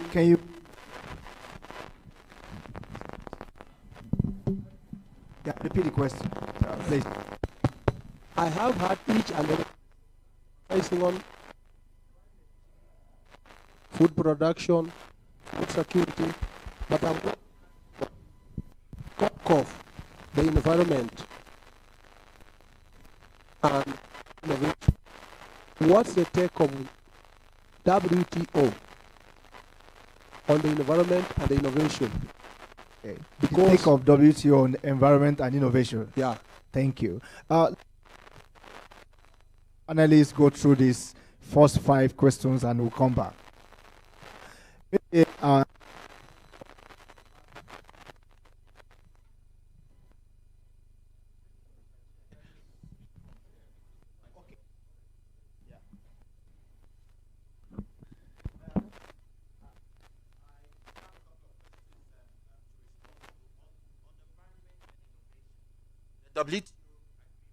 The Marrakesh Agreement, which is the founding agreement, refers to the importance of environment and sustainable development, and these are core issues. So even under the agreement on agriculture, we have what we call the green box, and the green box countries can spend, it's not capped, so it's unlimited. And countries can give a lot of, for research and development, for example, to increase innovation. Countries can justify the support they provide under the green box. So under the current rules, you recall that I said that the rules are quite flexible. And under the green box, innovation, having climate smart policies, all of that can be justified under the green box. So there is no limit to the type of support that countries can provide under WTO rules. On the question of the right to food, clearly, it is a very difficult issue. As I said, it is the sovereign right of every country to ensure food security for its people. Now, the WTO rules have flexibilities, but sometimes you could say that very much depends on individual countries. But the debate in the WTO is, should countries have the ability to provide unlimited support, which may distort production and trade? And that is the issue. But the two are not mutually exclusive. The rules, as I pointed out, under Article 6.2, for example, developing countries can provide fertilizer, water, electricity, all inputs under Article 6.2. But the debate is we need to repurpose subsidies. If, for example, developing countries are providing, let's say, fertilizer support, if the support could be targeted at organic fertilizers, then it would also generate positive outcomes for the environment. But clearly, some countries may see WTO rules as a hindrance, because let's say, for example, the de minimis says you can provide support only up to 10%, and you want to provide 20% to support, your agricultural sector. WTO rules say you cannot do that. And so this is where potentially some may say that the WTO rules actually impede countries' ability to. So it's an ongoing debate, but within the current framework, there are a number of flexibilities which countries can utilize. On post-harvest losses, I think I read somewhere that in the developed countries, the losses actually occur at the consumer retail level, whereas in developing countries, particularly in Africa, it is more the post-harvest losses. And I think that is a legitimate question which has to be addressed because it does impact negatively on food security. I think I'll just stop here.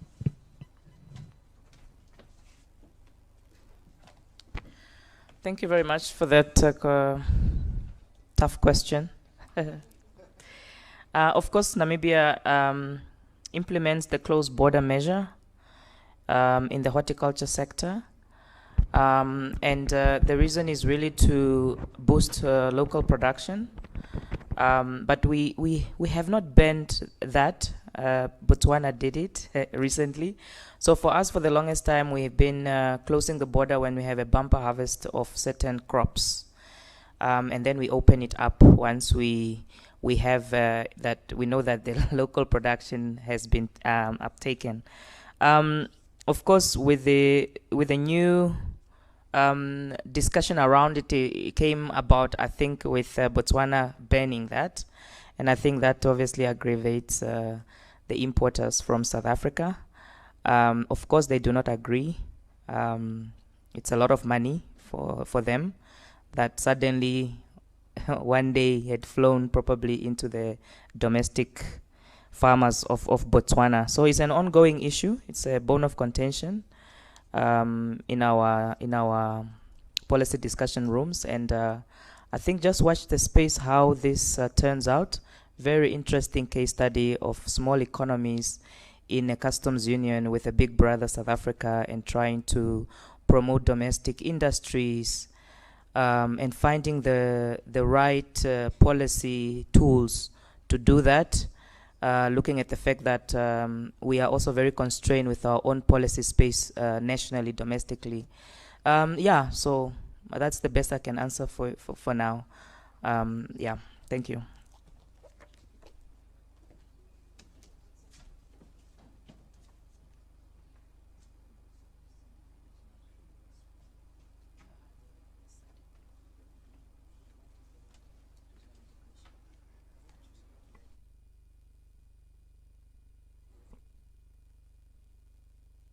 Zero? Yes. Yes, yeah.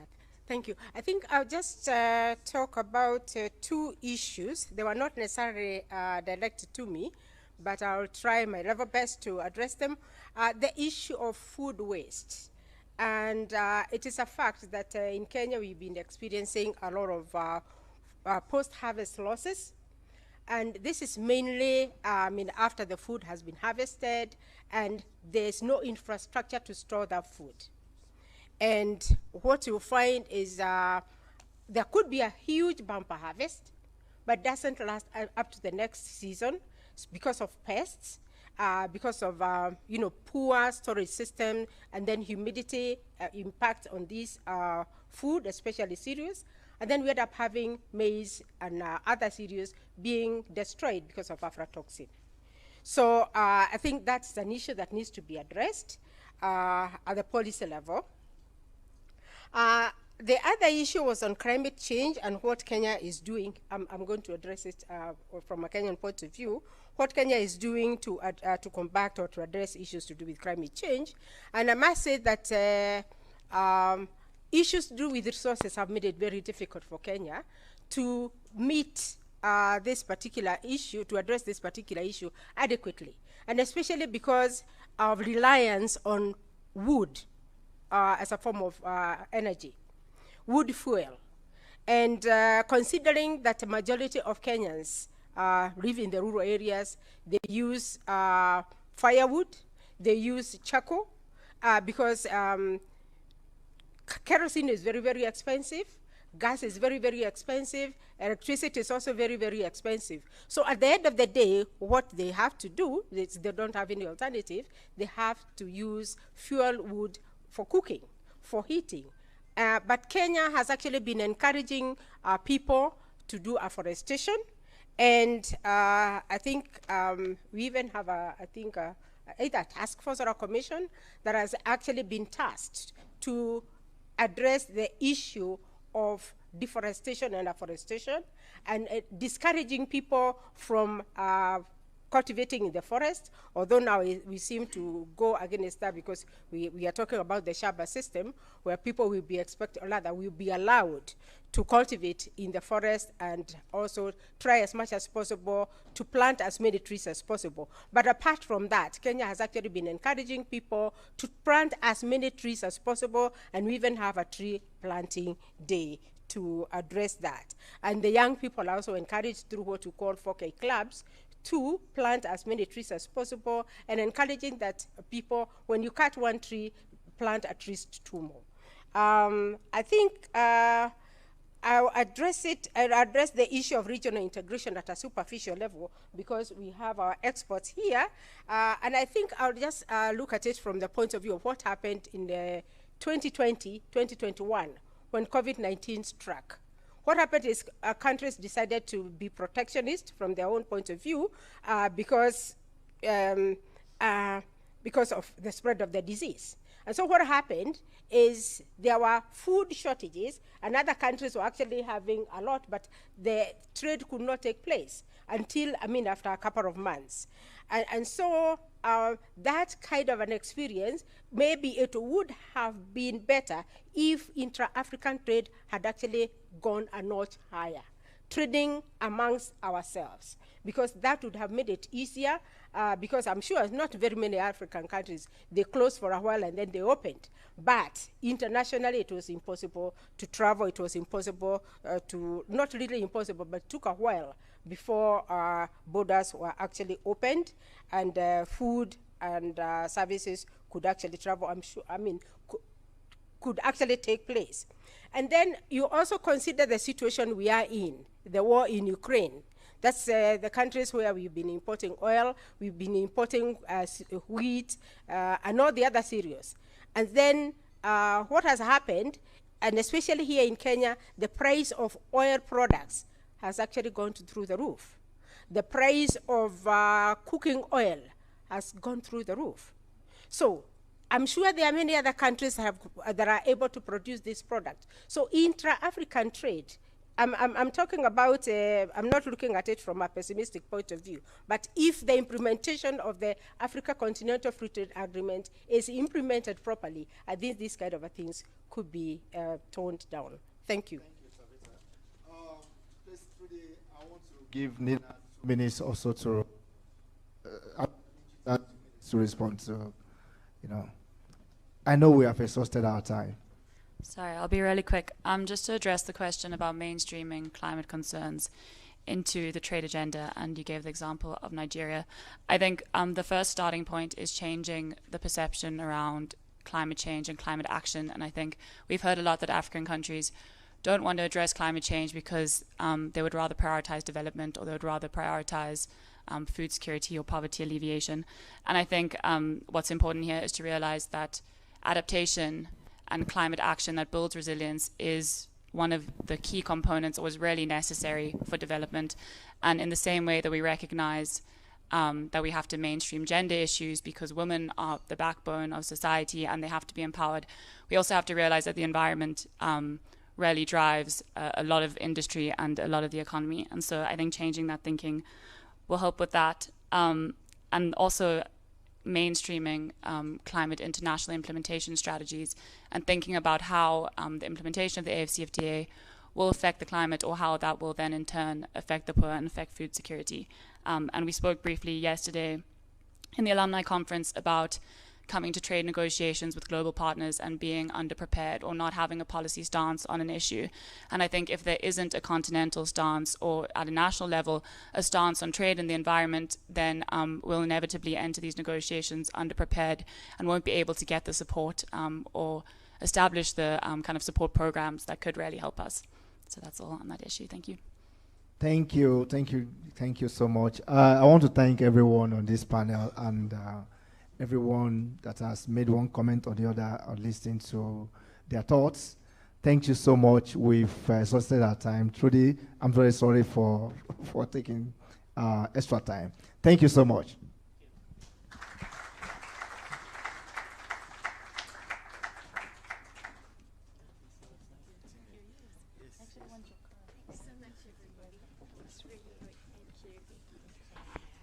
Colleagues, this brings us to lunchtime.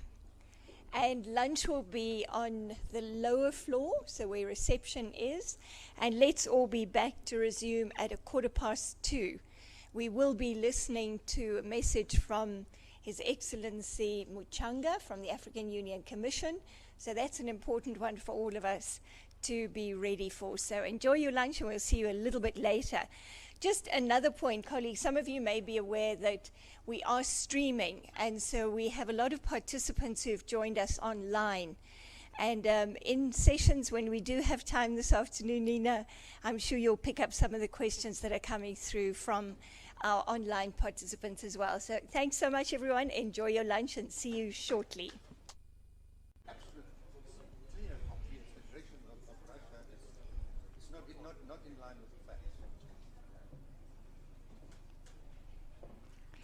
Colleagues, we start this afternoon's session with the opening remarks from His Excellency Commissioner Muchanga from the African Union Commission.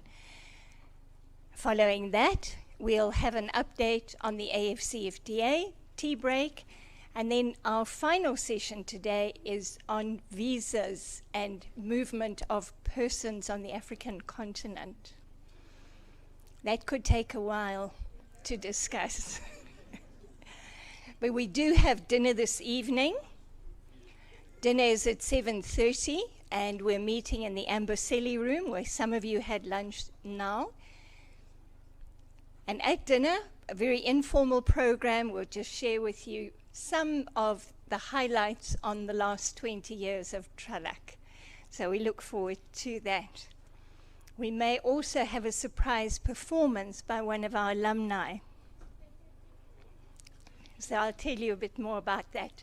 But without further ado, let's listen to the opening remarks by Commissioner Muchanga, a staunch supporter of TRALAC's work over many years.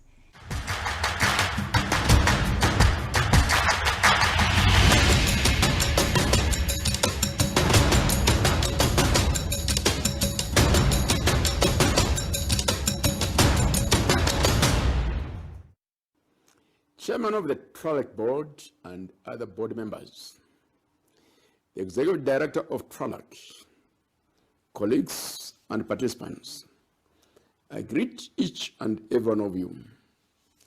TRALAC is a friend of the African Union Commission, and the African Union Commission is a friend of TRALAC. The two organizations, through their people, are very good friends. As a result, it has become a tradition that the African Union Commission is invited to the TRALAC annual conferences. We are, as usual, very happy to be with you in the 2022 TRALAC annual conference. This year's annual conference is being held physically, indicative of the subsiding new cases of the novel coronavirus. I welcome this development.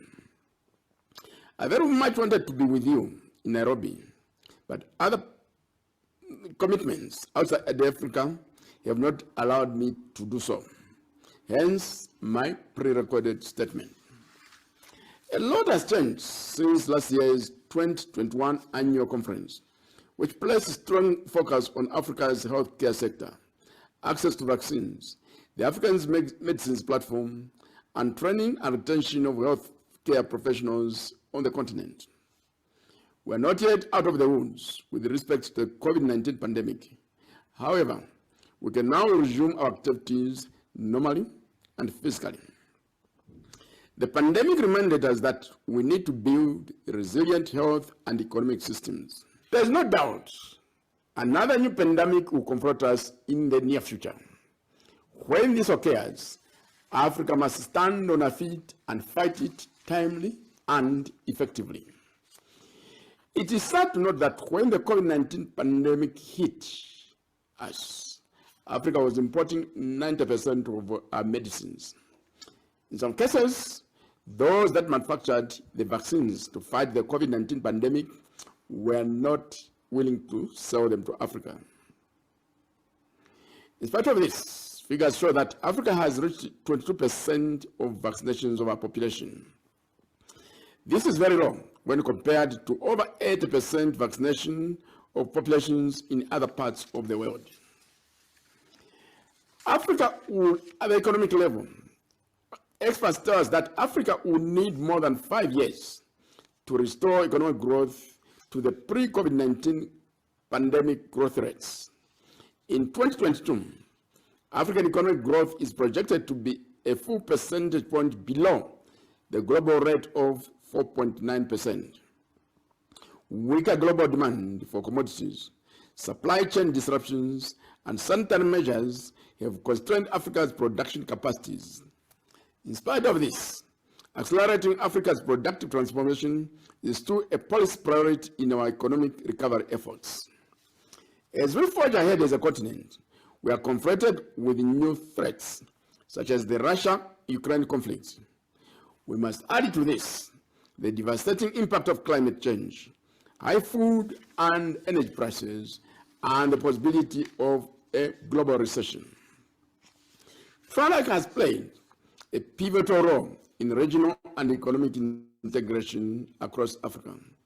We expect you to continue playing that role as we embark on the technical process of implementing the agreement and protocols of the African Continental Free Trade Area. Your services will still be required when we move the African Continental Free Trade Area towards an African Customs Union / common market. Coming back to the strategic issue of productive transformation, let me state that Africa is faced with a challenge of limited industrialization. It is against this background that the African Union Commission, regional economic communities, and partners have agreed to convene an extraordinary session of the Assembly of the African Union Heads of State and Government on industrialization, economic diversification, and the African Continental Free Trade Area, as well as the Africa Industrialization Week 2022 during the month of November 2022. And this will be under the theme, and I quote, Industrializing Africa, renewed commitments towards inclusive and sustainable industrialization and economic diversification. The outcome of the Extraordinary Assembly will give a stronger political voice to our industrialization. We need to fully implement this for several reasons. The first of which is that we have a red market, the African Continental Free Trade Area. In this market, demand for manufactured goods and agro-processed goods is 1.5 times more than global average. The second is that endowments of minerals, water, land, and a young population are all there to support our industrialization drive. The tasks ahead are to develop industrial skills, promote research and development, as well as the Made in Africa standard as our levers and marks of Africa's industrial excellence. Key to all these will be the development of regional and continental value chains. A recent study by the International Trade Center indicates that Africa has 415 regional value chains that are ready to be used in production to supply the market of the African Continental Free Trade Area with industrial and agro-processed goods. As I go towards concluding my statement, let me say that several regions and countries around the world would like to have free trade agreements with Africa. In this connection, we will commission a study to assess Africa's readiness to move to a customs union or common market.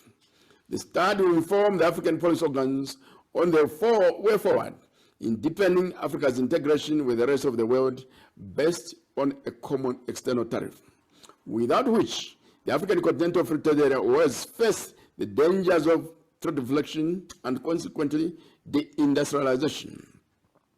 The move towards deeper economic integration is in line with the treaty establishing the African Economic Community, or Abuja Treaty, which was adopted on 3rd June 1991 and entered into force on 12th May 1994. I'll conclude by stating that Africa's trade and governance agenda in a changing global order is forward-looking and committed to international trade.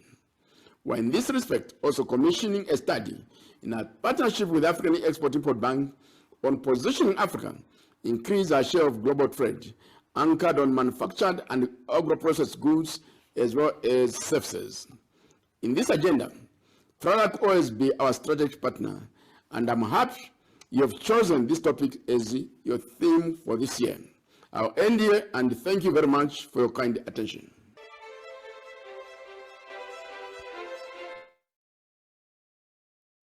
Our sincere thanks to Commissioner Muchanga, and we look forward to further collaboration with the African Union Commission, as he's indicated. Colleagues, we now turn to the update on the African Continental Free Trade Area. Now, a great deal has been said about the AFCFTA already today.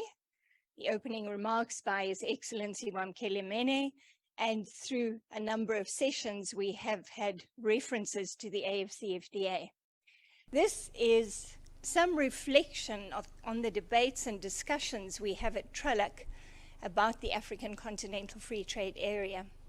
Colleagues, we've been monitoring very closely since the announcement at the end of January 2012 that a continental free trade area would be established. Initially, the deadline was that this should be completed by 2017. It proved to be premature. We'll discuss some of the reasons why we are still at the negotiating table on some of the foundational requirements for a free trade area in trade in goods and trade in services. But also share with you some of the debates and discussions we have about the comprehensive agenda embraced now by the AFCFTA negotiating process. We've now got a phase 2 and also a phase 3 has been added. An extremely important development of this comprehensive legal compact for Africa's not only trade and integration, but also to support Africa's sustainable development. So Gerrit and I often do these presentations together, and we start off with the AFCFTA in terms of its own design. Our formula at TRALAC is clear. We go back to the legal instruments. And in recent years, colleagues, we've run a number of short courses reading and interpreting international trade agreements.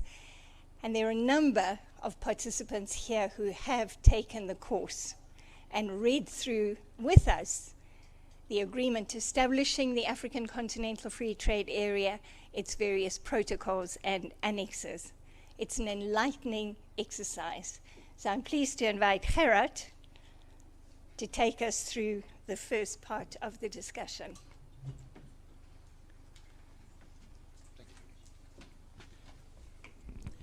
Ladies and gentlemen, if one claims that you consult the original legal instruments, you better make sure that you have them ready.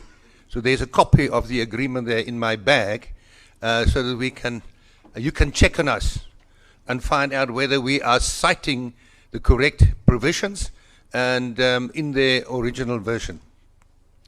Now, ladies and gentlemen, this is deliberately put together in a manner that we will hopefully have some discussion about it.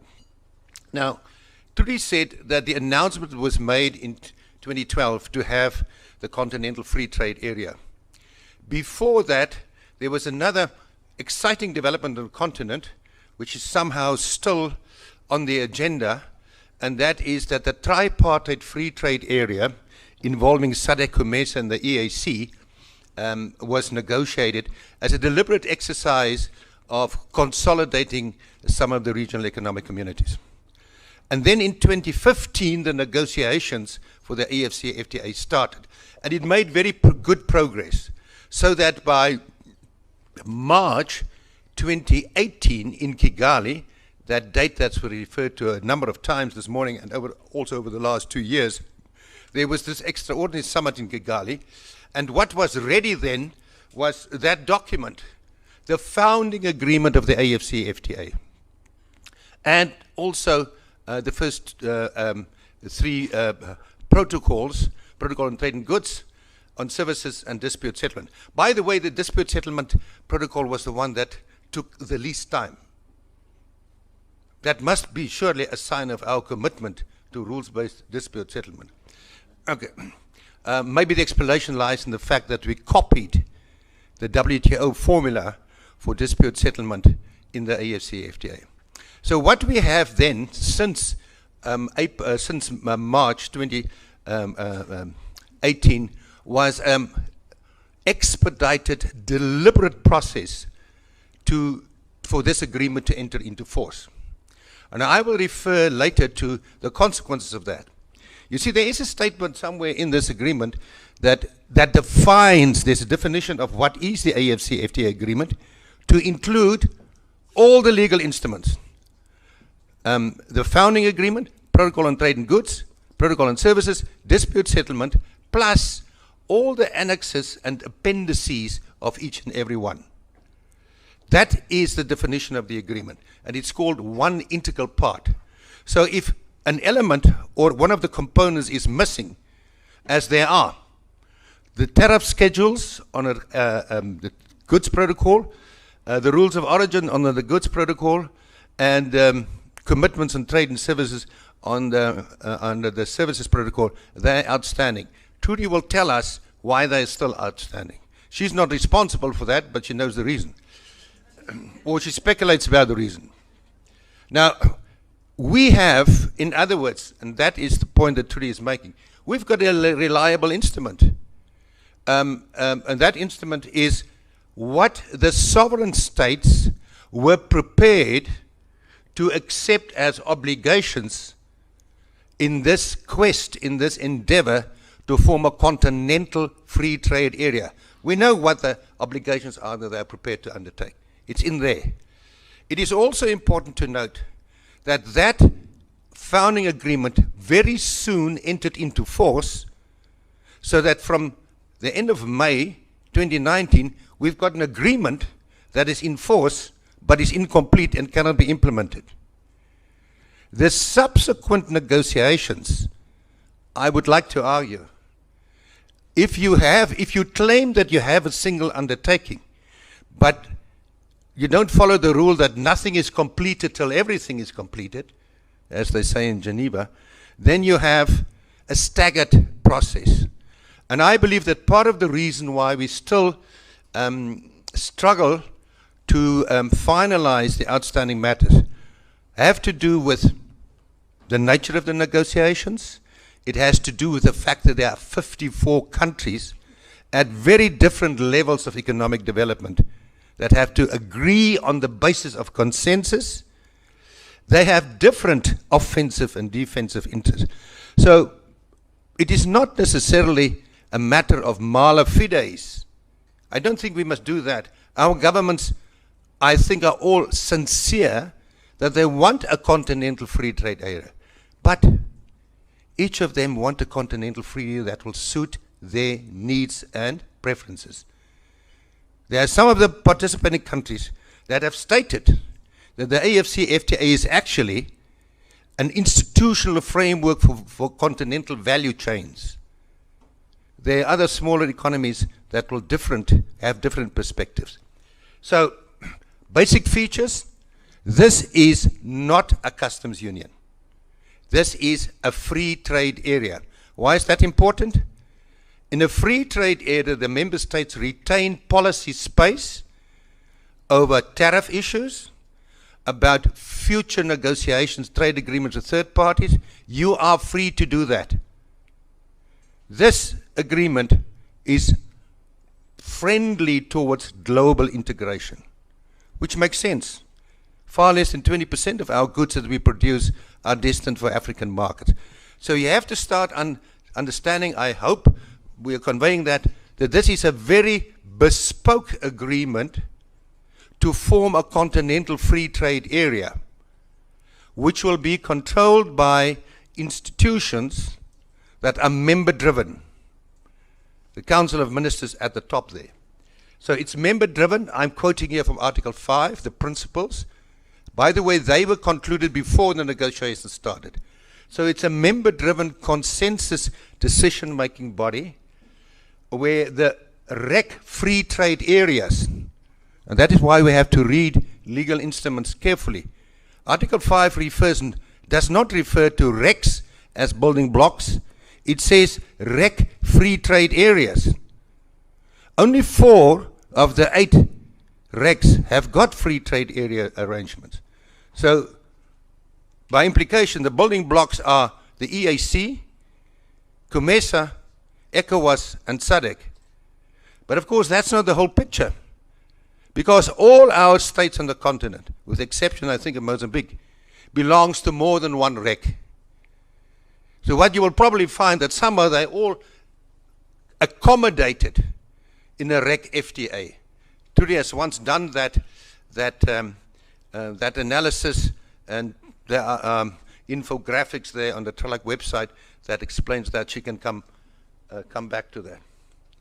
It also states for very clearly that one of the principles is the preservation of the acquis. What is the acquis?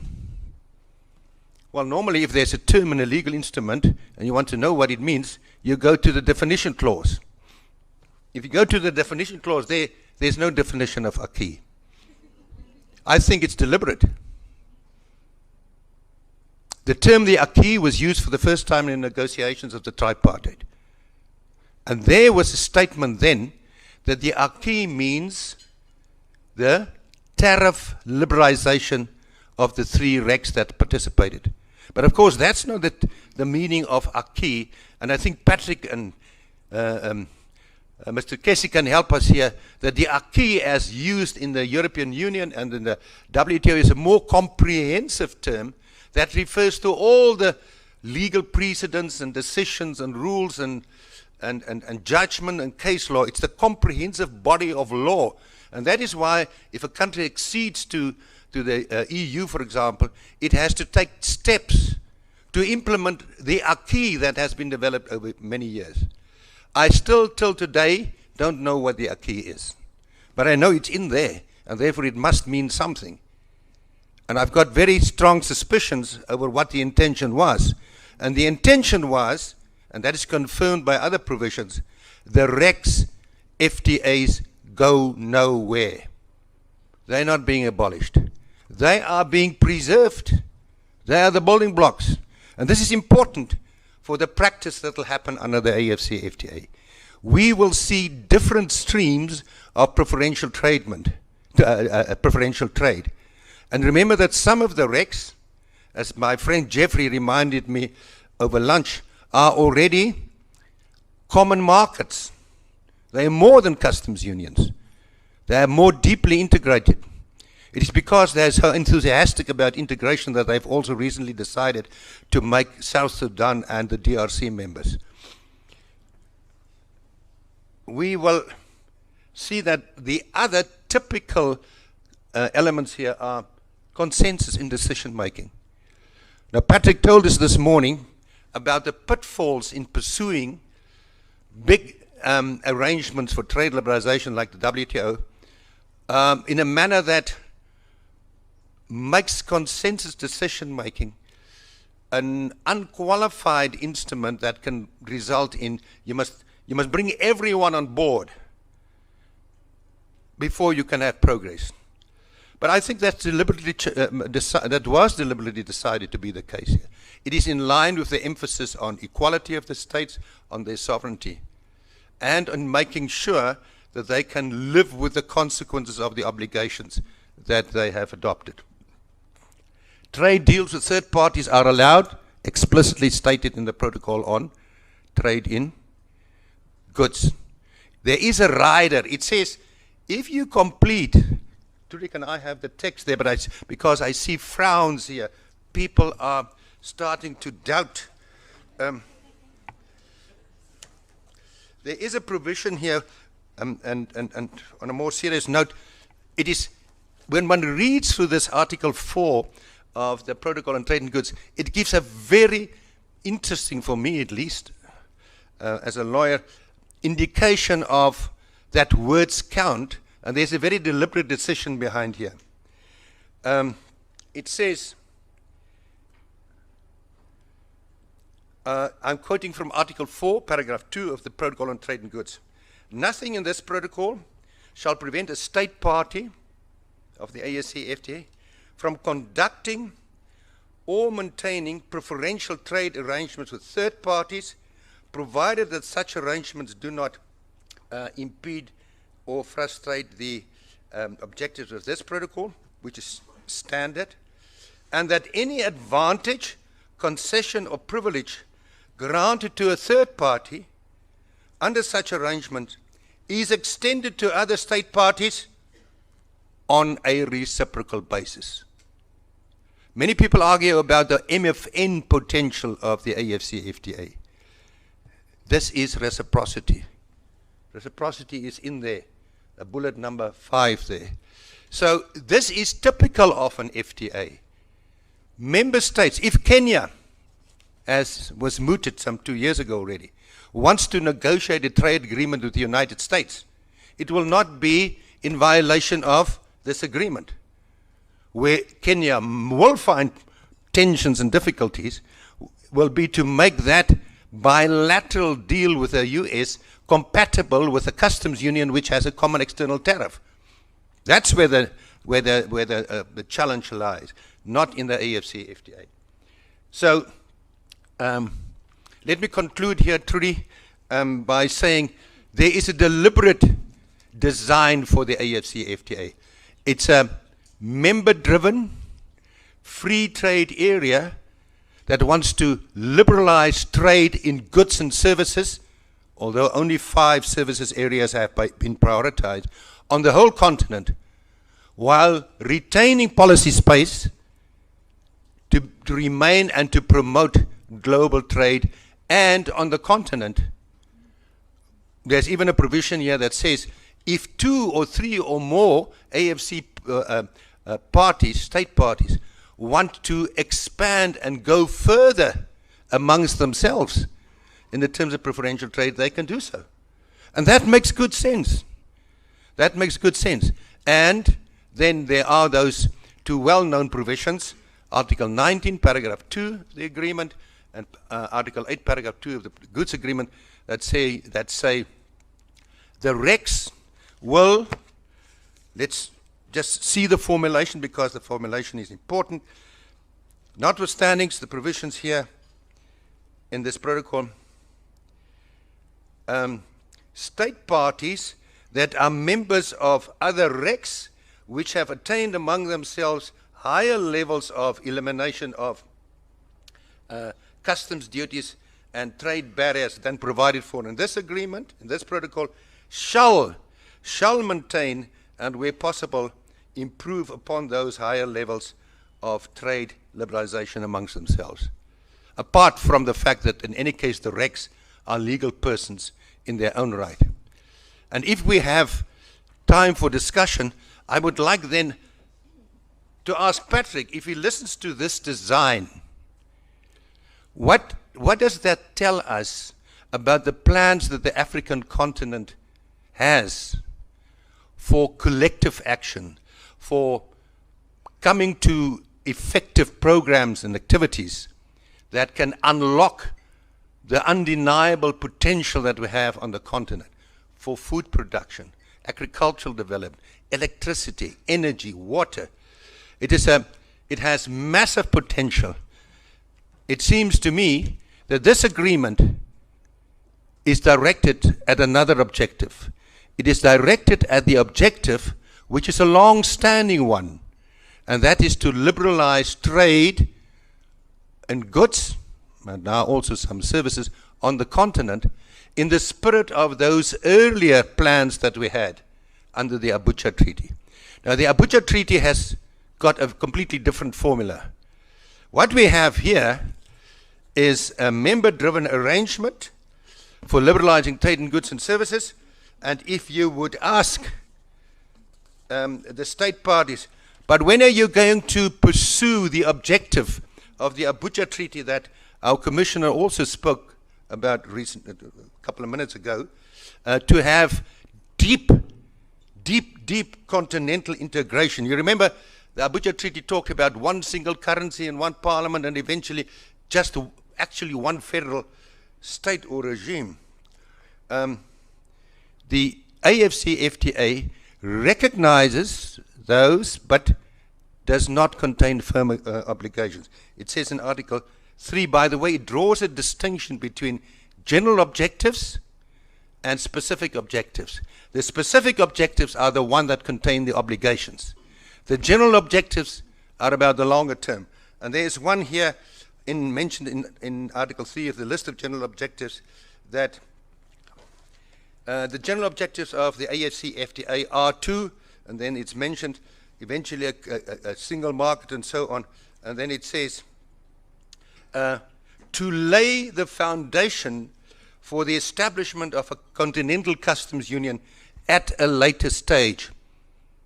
What is the date of later stage? How will this happen? It can only happen through the implications of the nature of this agreement, that the time will be ripe when the member states so decide on the basis of consensus. One have to read these statements for what they say and they don't say. Thank you, Trudy. The rest of the show is yours. Thank you very much, Gerrit. Ladies and gentlemen, we have quite a comprehensive set of slides here which we will share with you. By the way, we'll share all the slides with you. Some of you have been asking about that. There are a couple of points I want to pick up that Gerrit has moved in my direction. And why is it so difficult for us to complete the negotiations on the basic requirements for the free trade area in goods and the free trade area in trade and services? If we focus on trade and goods first, the minimum requirements for a free trade area are, of course, the tariff concessions and preferential rules of origin. We add to that a range of other disciplines and substantive issues dealing with standards, customs, border management, and many, many other very important issues for managing trade within that free trade area. Now, when it comes to the import tariff, colleagues, this remains an incredibly sensitive trade policy instrument. As Edwini reminded us this morning, it remains important in terms of generating tariff revenue, particularly for the least developed countries. When we talk about least developed countries, colleagues, it's important to keep in mind that 33 of the world's 46 LDCs are in Africa. We'll come back to that. But increasingly, the import tariff is being used by the countries who are not so reliant on this source of revenue as an instrument of industrial policy. And this means that for countries like South Africa, Nigeria, and some of the more developed, more industrialized countries on the continent, it remains extremely important in terms of limiting import competition, creating a barrier behind which to develop domestic industries. And that brings us to the issue that Gerrit has mentioned. In the last couple of years, at the Council of Ministers, the issue around Africa's industrialization has enjoyed a lot of focus, so much so that the Council of Ministers have actually articulated now the AFCFTA as a framework for Africa's industrialization. Now, industrialization and industrial policy have become increasingly important in recent years, not only in Africa, colleagues, but particularly for all African countries. Many of them remain dependent on commodities, as we've heard this morning, but also on a small number of sectors of the economy.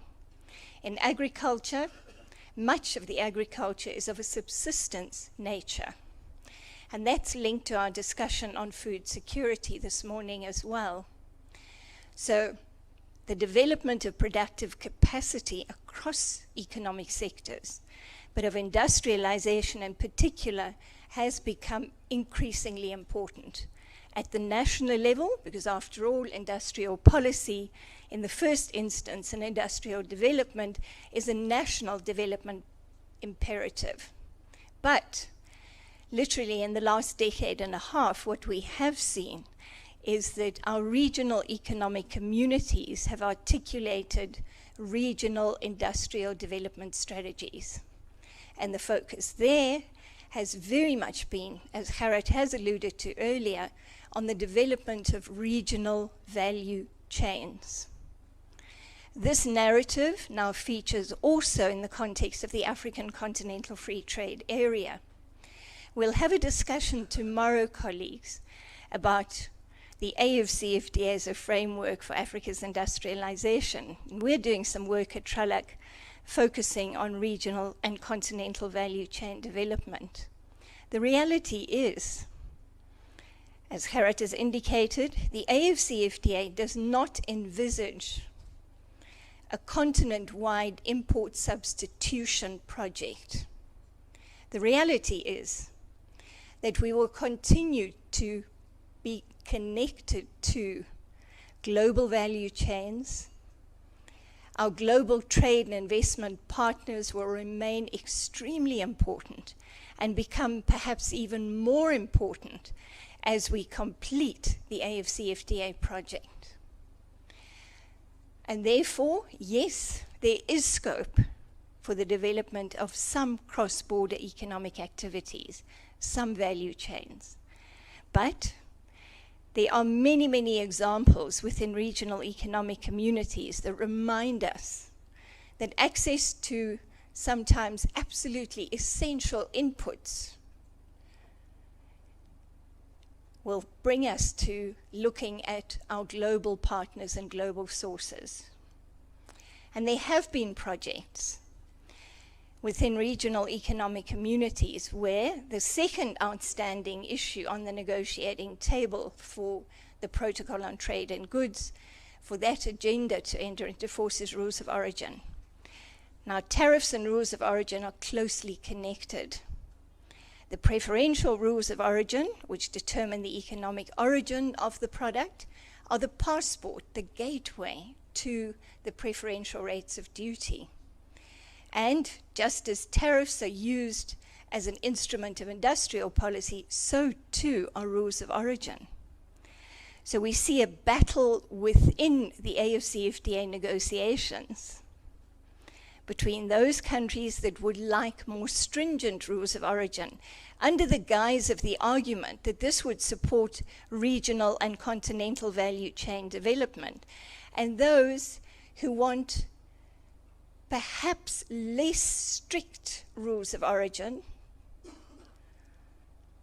still very important in terms of their primary function to prevent trade deflection, but not as restrictive as we see in some regional economic communities.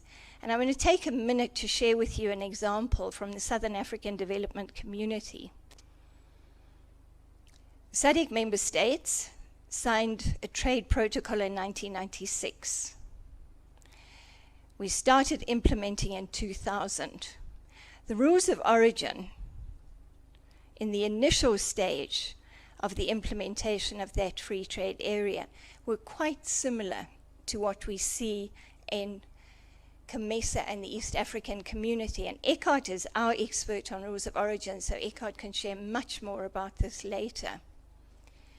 However, what we did see, there was outward investment, and there's a classic case study which is really, really interesting reading. Eckhart dealt with this in his master's dissertation, so I'm aware of this one, Eckhart. It's the PEP clothing case study. PEP clothing, well known in Eastern Southern Africa. PEP Stores is the retail arm for that business. They produce school garments. They invested in Malawi and set up a school clothing manufacturing operation. Under the SADC rules of origin, as they were initially, they had access to the SACU market, to the rest of the SACU member states, including South Africa. So PEP Clothing's strategy was to relocate for cost reasons and a whole range of competitiveness issues and still get access to the Southern African market, SACU, South Africa in particular. This unleashed some really interesting discussions, not only in South Africa, but a number of other SADC member states joined this and said, no, no, we have to renegotiate these rules of origin. So we've ended up in the Southern African Development Community with, it's a yarn forward rule, a two-stage transformation, a product-specific rule. So both the fabric and the garment have to be produced within a SADC member state to qualify for the SADC preferences. The idea at the time was that we would create a regional clothing textile value chain. Colleagues, it hasn't happened. It simply hasn't happened. And we do not have enough textile manufacturing capacity to feed into that garment manufacturing section of the value chain. So we've got to be really, really careful about well-intentioned initiatives. We have to speak to the private sector. And not just one segment of the private sector, because the private sector does not speak with one voice. They are the textile manufacturers, they're the retailers, the garment manufacturers, and we'll get many, many different perspectives. And it is the task of our policymakers to make the call, to make those policy decisions. So rules of origin and tariffs, difficult territory to find the necessary concessions to come to an agreement to finalize those negotiations. As we'll show you in part of the presentation, I won't go through that now, the outstanding rules of origin when it comes to the AFCFTA, clothing and textiles, automotive sector in particular. Now those are two industries in which many African countries have an interest, but they want to develop their industry behind protective barriers. And so very difficult to agree on the rules of origin, and that is really causing what's effectively a Gordian knot between the rules of origin and the tariff concessions. Countries are reluctant to make an offer of tariff concessions unless they know what the rules of origin are. So we sit with the outstanding negotiations. Many rules of origin for tariff lines have been agreed, but these are extremely important. When it comes to trade and services, colleagues, we've got 5 priority services sectors: financial services, communication, transport, tourism, and business services.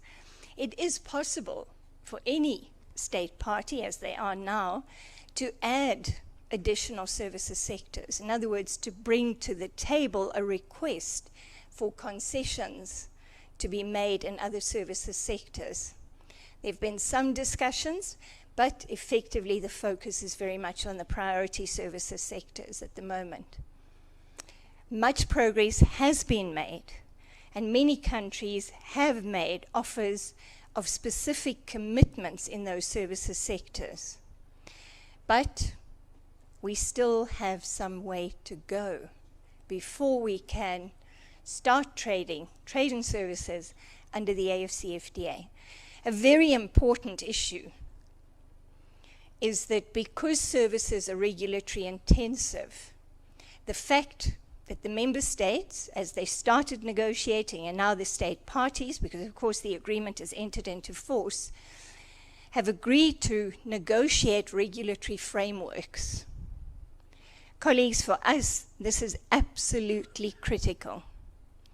In fact, we sometimes say, if only we had focused initially on issues of regulation and identified perhaps the top 5 regulatory barriers in the sectors and subsectors of these priority services sectors, and try to find some common ground towards eventually harmonization of those regulations, this would make a huge difference. Transport regulation, for example, colleagues, and we've got experts in the room. Lovemore Bingadadi, who asked a question this morning, comes from SADC. This is his specialty. Most of intra-Africa trade is transported by road. If we take a look at road transport regulations, he was talking about axle load limits yesterday at the alumni conference, and they differ from one country to another. We need special regulatory arrangements so that if we have a consignment of goods which exceeds the axle load limit of the country through which it's transiting or its final destination, we need to treat that as an abnormal load. Lovemore, you can tell us more about this. So different axle load limits, you encounter a problem when you come from a higher load limit country to the border of a lower limit country. What do you do with the excess baggage? We need a regulation for that. So these are some of the issues that we should be looking at. And if we go through financial services, take a look at communication, business services, where the movement of persons, temporary presence of services suppliers, of natural persons providing services in foreign jurisdictions becomes extremely important. And that's a topic which links to what we're discussing this afternoon. We're incredibly sensitive about the movement of persons across borders. So the issue of visas, of work permits, mutual recognition of qualifications, those are the issues that really matter. So regulation matters for the trade and services. So we're really hoping that progress will be made on those regulatory frameworks. But there's quite a way to go as far as that is concerned. Gerard, what else do we need to talk about? You're talking about your nice... This, colleagues, is you have a number of QR codes on the sheet. And as I mentioned this morning, there's a missing piece which might still appear, is our ratification monitor. This is really important, colleagues. We've been monitoring since March 2018 when the agreement establishing the AFCFTA and those 3 protocols was presented for signature.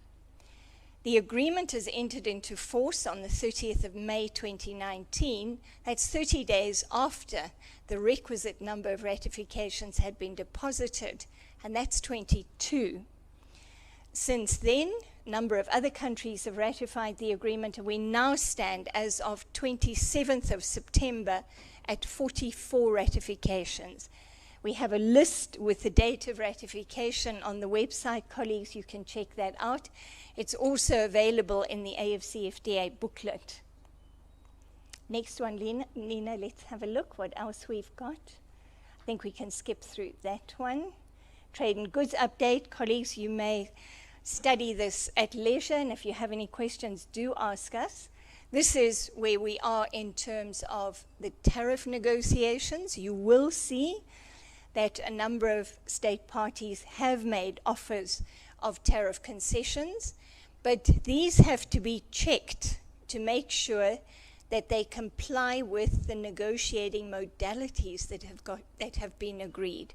So this is the task of the Secretariat, very important technical task. They do the same for the offers of specific commitments for trade and services. They have to check that the modalities are complied with. We heard from His Excellency Wamkele Mene this morning about the Guided Trade Initiative, and colleagues, he's told us quite a lot about this. And Gerard, I'm going to ask you to say something about this, the legal basis for this, how it works.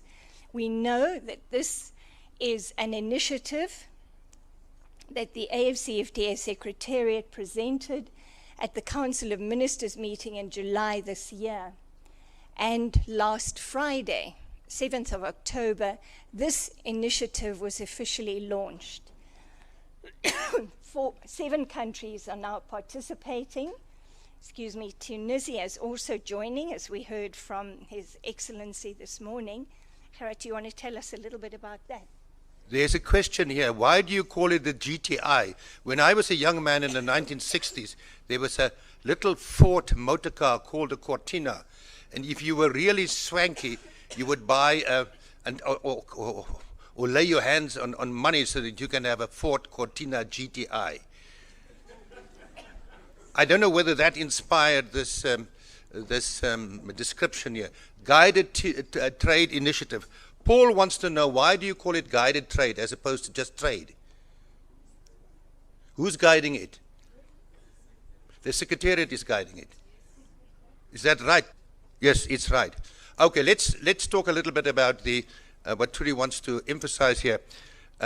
Where does the GTI fit into the bigger scheme of things? And there's an annex that was part of a decision that was adopted, I think, by the 7th or 8th Council meeting, Council of Ministers meeting. But in any case, this is an interim arrangement to get things started. It has a demonstration effect. It will get the process going, and it will allow for evidence that things are starting to happen under the AFCFTA. But it cannot replace the original plan. And the original plan, the negotiations for a comprehensive AFCFTA, in terms of its own design, that goes on. So this is a provisional arrangement that will satisfy those objectives. And remember now, there must be reciprocity in terms of the tariff offers, the concessions that were found to be compatible with the modalities. And for those countries that are in that position, they can then opt for participation in the scheme, so that it can demonstrate the efficiency of the legal framework of the AFCA instruments. I don't agree with that statement. It doesn't demonstrate the efficiency of the AFCFTA legal framework. It demonstrates an ad hoc interim arrangement. But be that as it may, the Secretary General isn't here, so unless Talkmore goes to him and he tells him that that Erasmus doesn't agree with some of the objectives here, it will be a matter between us brothers and sisters. Obtain feedback on the effectiveness of the legal institutional national systems. That is a valid one. Why? Because in order to have preferential trade between or among those 7 or 8 countries, you have to bring your tariff books up to date. Your domestic legal arrangements, or your East African community arrangement, if you're a customs union, they must be put in place, as we've heard this morning, in terms of the tariff schedules that will apply, the rules of origin certificates, and the other documentation. So this is, in the second bullet, indeed a very useful exercise. It's a very useful exercise. It goes on to say later on that it will also be an opportunity to deal with other very important issues, like NTBs, trade facilitation, customs administration. So from that point of view, this is a valid exercise. But I am holding my heart that we overemphasize the achievements here and start turning down the gas on the main objective, which must be a continental free trade area. There are several institutions that have been formed, and this is all very valuable. It gains experience. But your point, Paul, or your question, who is guiding it? Who's gaining the experience? The Secretariat, as well as those countries that are involved in it. There are documents, shipment plans. This is part of the legal instrumentalities that have been prepared and are being tested. You can go forward. More of them. Certificates of origin. Some of these were put on the screen also this morning by the Secretary General.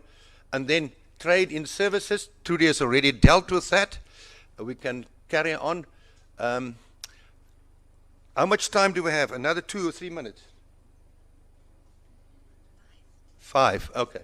Here is just a question. We are extending the scope and the reach of the AFCFTA. And at the alumni conference, we had a very valuable opportunity 2 days ago to listen to Talkmore and other colleagues that tell us about the difficult negotiations, but important negotiations going on in terms of AFCFTA protocols. In other words, continental protocols. And there's phase 2 for competition, for investment, for intellectual property rights, and of course there are also now those on digital trade that we'll hear more about later, and on women and trade and youth. So there is a deliberate program going on. So while we are battling to get the basic rule book right, we are also negotiating expansions and additions. The test of the acid test here will be what will be in those additional protocols, and how long will it take, and what sacrifices and compromises will be required to get different views and perspectives on these matters into the same agreement so that there's consensus. There is a danger of the lower common denominator. So the analysis of this must wait till we have the final agreements, the final protocols. And they will be part of the overall deal. Something like an investment protocol. What does an investment protocol do? It says we want the state parties to the AFCFTA to accept commitments to promote investments, to protect investments, to facilitate investments and investors. Where does the money come from? Where does the FDI come from?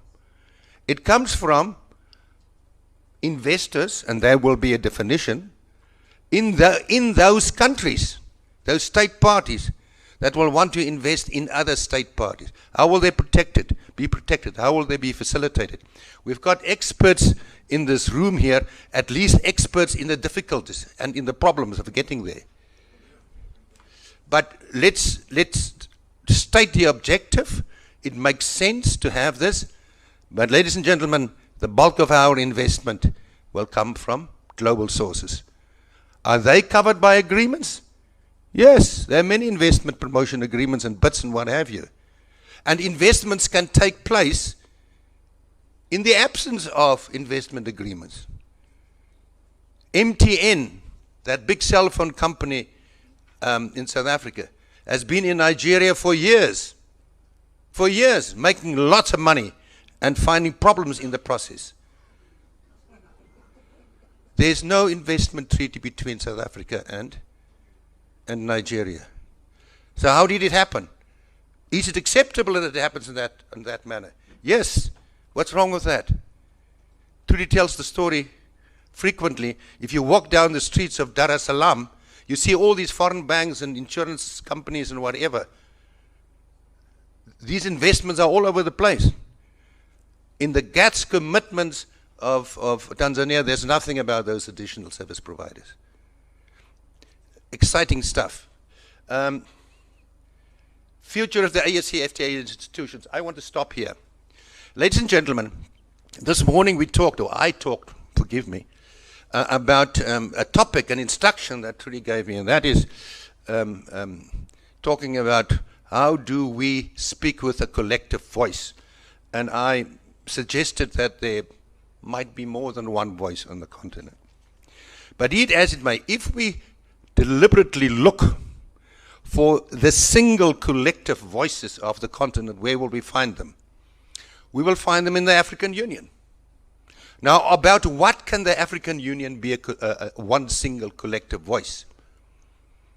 The answer is twofold. If the 55 or 54 member states of the African Union can agree on the basis of consensus on a decision adopted there in Addis, that might be a topic provided they are.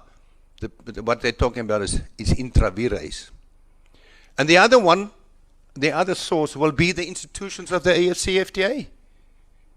But of course, the powers of the institutions of the AFCFTA are limited to the objectives of the AFCFTA. I want to ask a question. Can the Council of Ministers of the AFCFTA adopt a decision on the basis of consensus about climate change?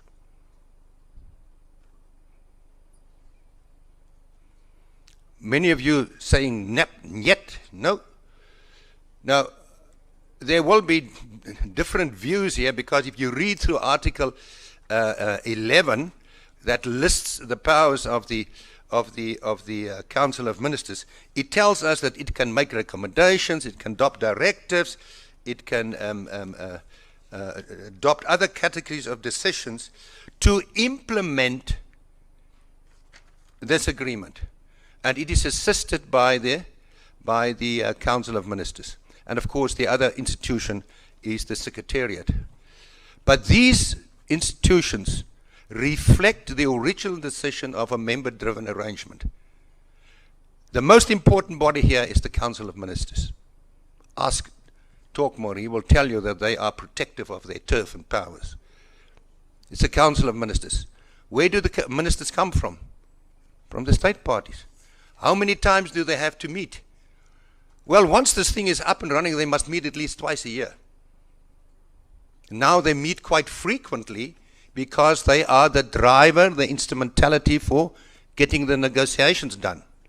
And it is assisted by the Secretariat. But the AFCFTA does not have self-executing supranational institutions. So the member states have to implement this agreement through the domestic measures that they take in terms of all the commitments to liberalize trade, to do away with NTBs, to liberalize services, etc. And we, if we want to know what the answer is to their commitments, and if we are in the private sector and we want to make use of these provisions and the new scope, governments don't trade. Governments don't trade. Apart from maybe public procurement, but that's a sui generis subject. It will be the commercial decisions that will be taken by private importers, exporters, business people, investors, and so on, that will ultimately drive this engine. And I stop here by noting at the end of there is an interesting Article 10 there in the part of the agreement dealing with institutions. It starts with the Assembly, the Council of Ministers, the Committee of Senior Trade Officials, and the Secretariat, and then let's not forget it, and that is exciting news.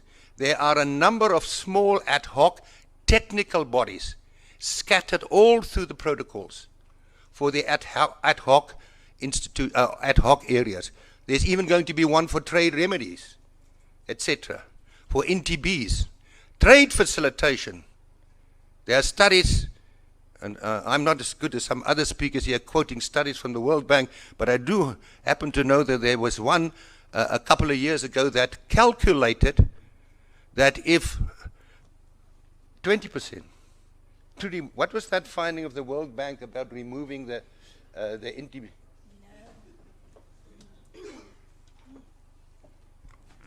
Colleagues, there was a TRALAC study in 2015. Sorry, I'm trying to play among the big boys. At that point, the member states of the African Union had not yet agreed on the negotiating modalities, so we didn't know what the AFCFTA would look like. So our team, our modeling team, and unfortunately these colleagues are not with us at this conference, Ron Sandry and Hans Grinstead Jensen, they were able to get access to some databases of the World Bank, actually, and I think that's where the World Bank connection comes in. And we did the exercises for both trade in goods and trade in services. For trade in goods, the analysis that they did was to take a look at the complete elimination of tariffs on the continent, an extreme scenario, and then to take a look at a comparative situation where we eliminated effectively non-tariff barriers. And they took a look at estimates of reduction of time in transit and a 20% reduction in time in transit, that's time at the border post and time on the road, completely dwarfed the welfare benefits of complete tariff elimination. It was a wake-up call to us, again, about the importance of non-tariff barriers and the regulatory issues associated with infrastructure services that effectively add to the trade transaction costs on the continent. Many analyses have subsequently been done, but there is often reference to the GTAP analysis from 2015 that those two experts did. Thanks, Gerrit. Thank you, Trudy, and thank you for correcting me in my exuberance in claiming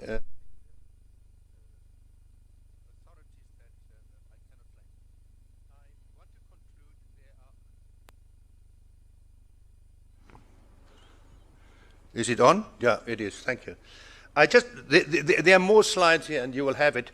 But for the sake of the, let's just go back to the previous one very briefly. That Article 10 is an interesting provision for me, because it was negotiated right at the beginning. Before these negotiations started, there were principles adopted. Now, remember what we were told this morning by our other contributors and this afternoon. The AfCFTA is one of several flagship projects of the AU. That is a very important link in terms of its roots, its legitimacy, and its standing. And here we find that first article of the institution saying the Assembly. Who's the Assembly?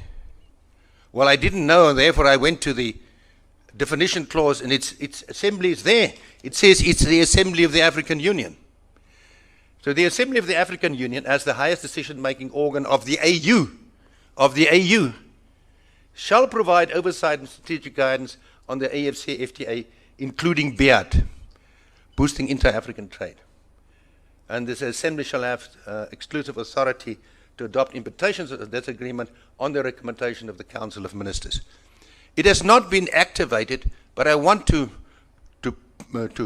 alert you to that there is this upward linkage. And we had a reference by the Commissioner to a special extraordinary summit that will be held in November.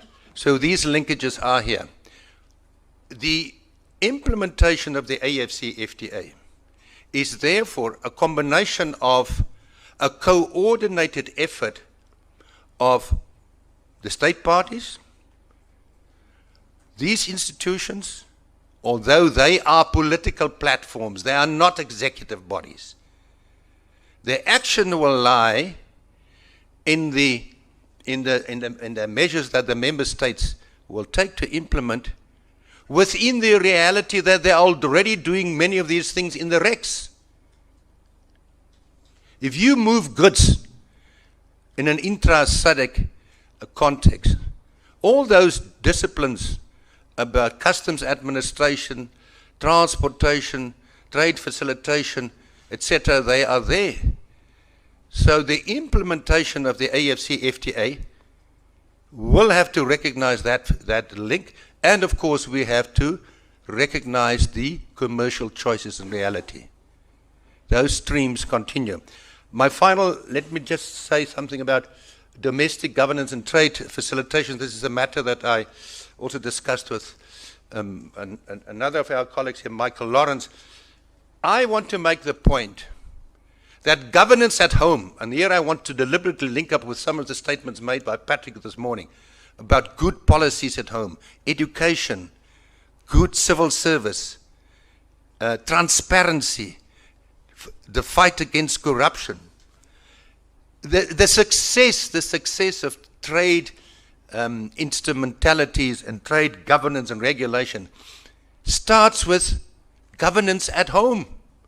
It starts there. It starts with the rules that we make, with the policies that we implement, with the measures that executive organs will take or won't take. So just a reminder of a very, very concerning development, and that is that in many of our member states, our state parties, domestic governance is going in the wrong direction. Energy, water, ESCOM, electricity, corruption. South Africa has until the end of this month to prove to the global community, economic community, that it is secure in taking action to mitigate financial crime to avoid being grey-listed. Now, Michael can tell us, for all these years we were okay. Now, what has happened suddenly that we are not okay? It's governance. There was a newspaper report over the weekend about 5,000 outstanding applications for mining licenses in South Africa. That's the conduit of investment. Yesterday there was a newspaper report that the mining companies are now prepared, because the railway workers are striking and these minerals can't get to the ports. They are now starting, they are suggesting that they are prepared to chip in and pay their salaries just to get their goods moving. The AFC-FTA doesn't address this. It's member-driven. The members will have to address it. To let us stop there. I think we will have time for contributions, insights, differences, and questions. Thanks very much, Gerrit. Ladies and gentlemen, we are actually in tea time.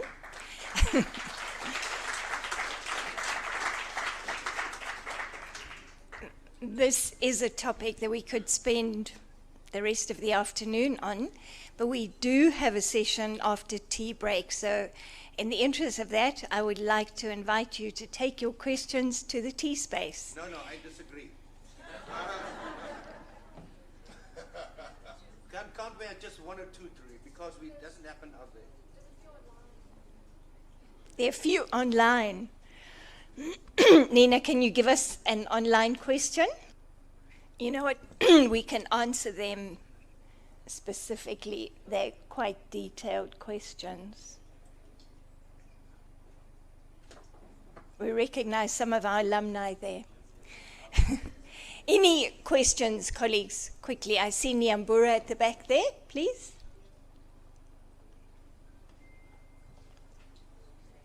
Is it Lese behind? Yes, Lese behind. And Jeffrey Osoro next to Eckhart. So we've got 3 questions here. Okay, thank you very much. And thank you, Trudy and Professor Erasmus, for the insightful discussion. My question, and sorry, forgive me, I've got a bit of, I've been asked to stand.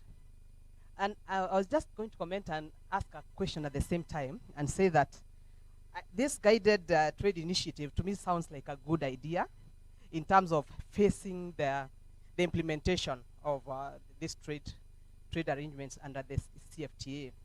But my question is this: when I listen to Professor Erasmus and I listen to the Secretary General of the CFTA in the morning, it seems like they are doing too many things at the same time. You know, when you listen to the protocols, you are being told there are so many protocols in the works.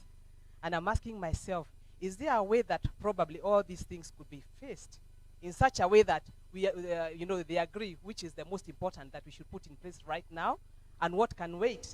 Because the danger I foresee is that they'll have so much on their plate, they don't know how to implement, where to implement, which one to start with, and whether conflicts might arise going forward between the various protocols if they are implemented at the same time.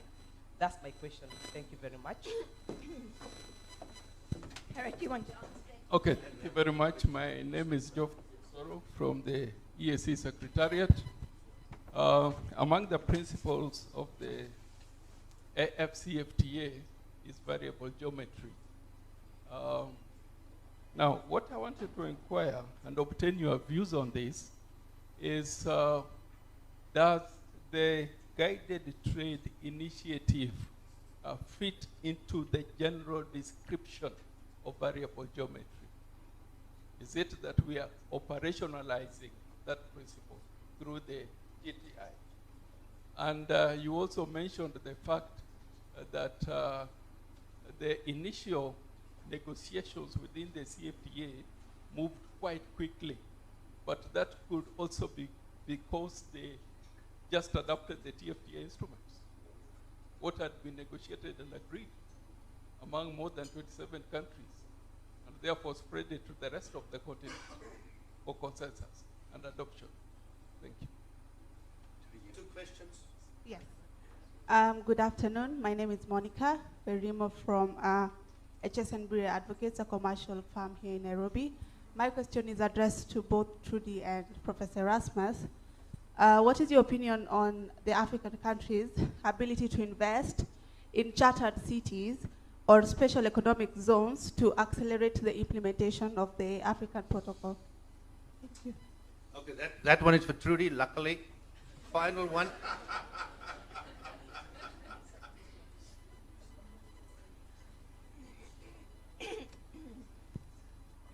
Okay, thank you very much. My name is Lesey Lesey. I'm from Lesotho. Where you recently had an election. Yes. Okay. Thank you very much. And it was successful. I'm going to take us a little bit back. I think it's more of a commentary than a question. And I think maybe we ought to all of us reflect in it and the opportunity that Africa can play in terms of we talked about the food insecurity as a result of Russia-Ukraine crisis.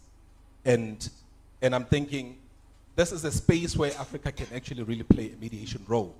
Because every single time people make the decisions on our behalf and we don't proactively play an important role.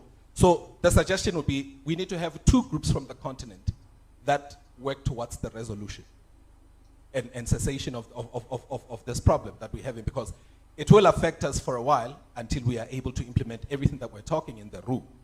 And we have the group that addresses Washington and London to tone down, and we have the group that addresses Paris and Moscow to increase the negotiation, and the result is the resolution in terms of the cessation, because we know that we are the ones that stand to lose the most. So if we are not proactive and in solving this crisis, we are always going to be in the deficit in terms of getting the things that we need. And for example, those of you that attended the EU Africa week in February, they have pledged about 748 billion euros to invest on the continent. If we allow Europe to plunge into war, is the FDI going to get to the continent? Are we going to be able to achieve our aspirations? And I think this is a critical thing, and this is a space that is in the vacuum that African Union, that influencers in this room can play and say, how do we play a mediation role and go back to our countries and say, each block of the continent, the East, the South, the North, what can you play? Where can we send this diplomatic corps to try and help solve the crisis? Okay, because we send to the limits. Yeah. Thank you. Thank you very much. I think we must give Borsi an opportunity and then stop it there. Borsi.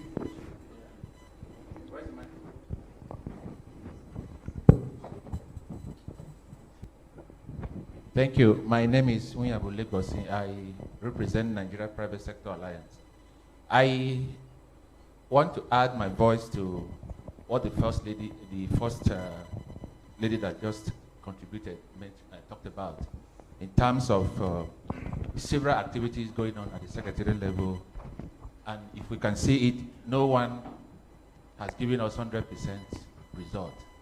And so I want to suggest and also say that we should find a way around how we also monitor and evaluate AFCFTA from outside and not allow them run several things at the same time. You hear about Trade Observatory, you hear about AFCFTA up, you hear about AFCFTA number, you hear about GTI, several things at the same time. And so we should deliberately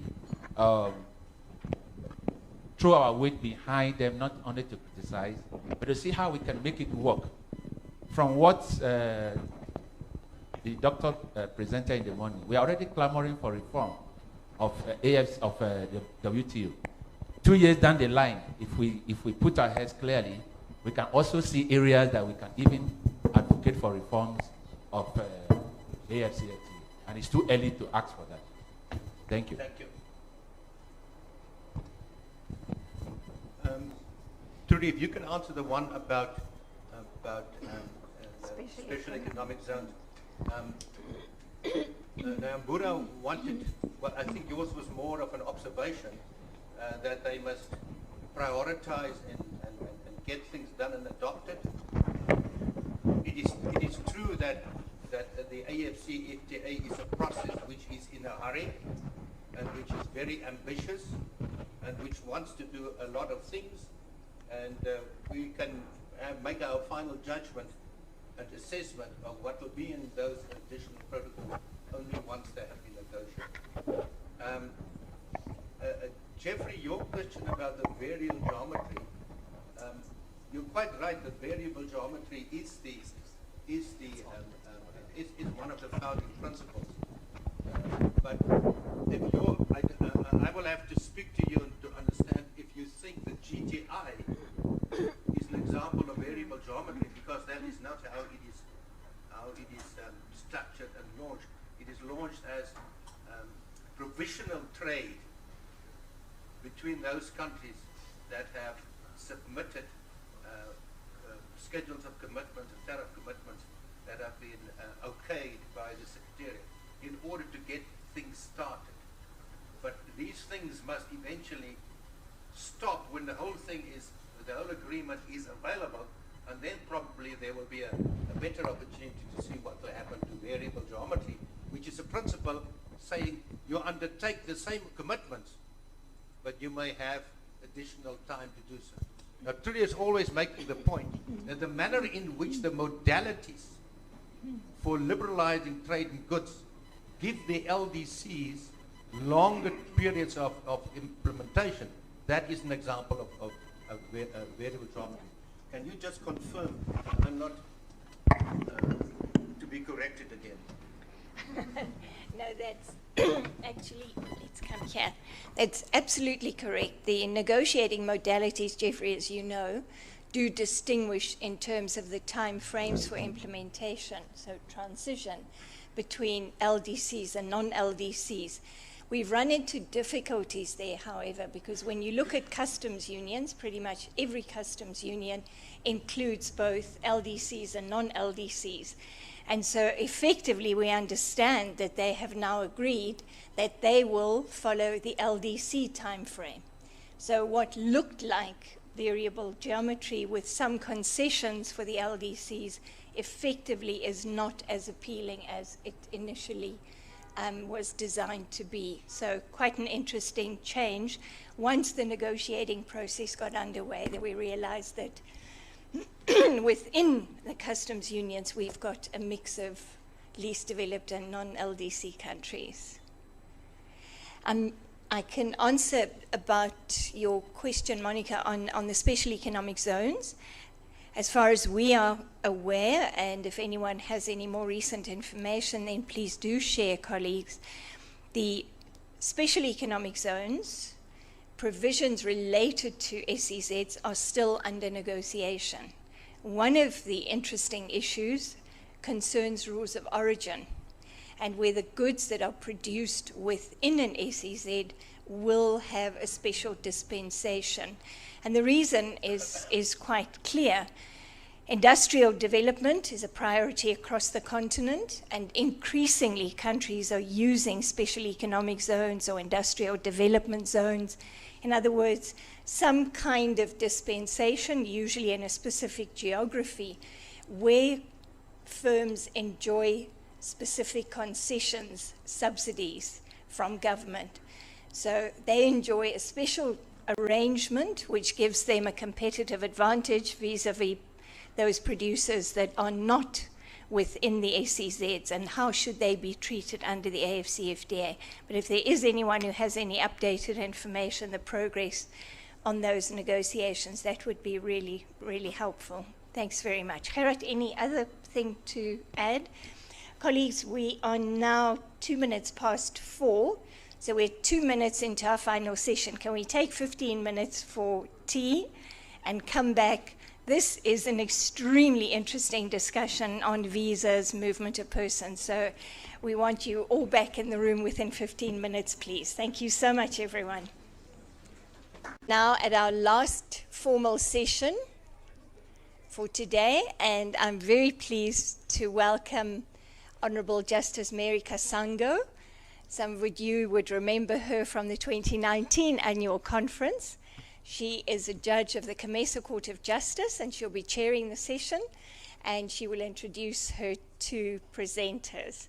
Thank you very much, Judge Mary.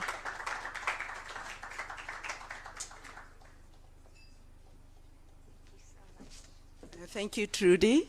I bid you good afternoon, all of you, ladies and gentlemen. Good afternoon. I want to invite my speakers to come and be with me. Up on stage, please.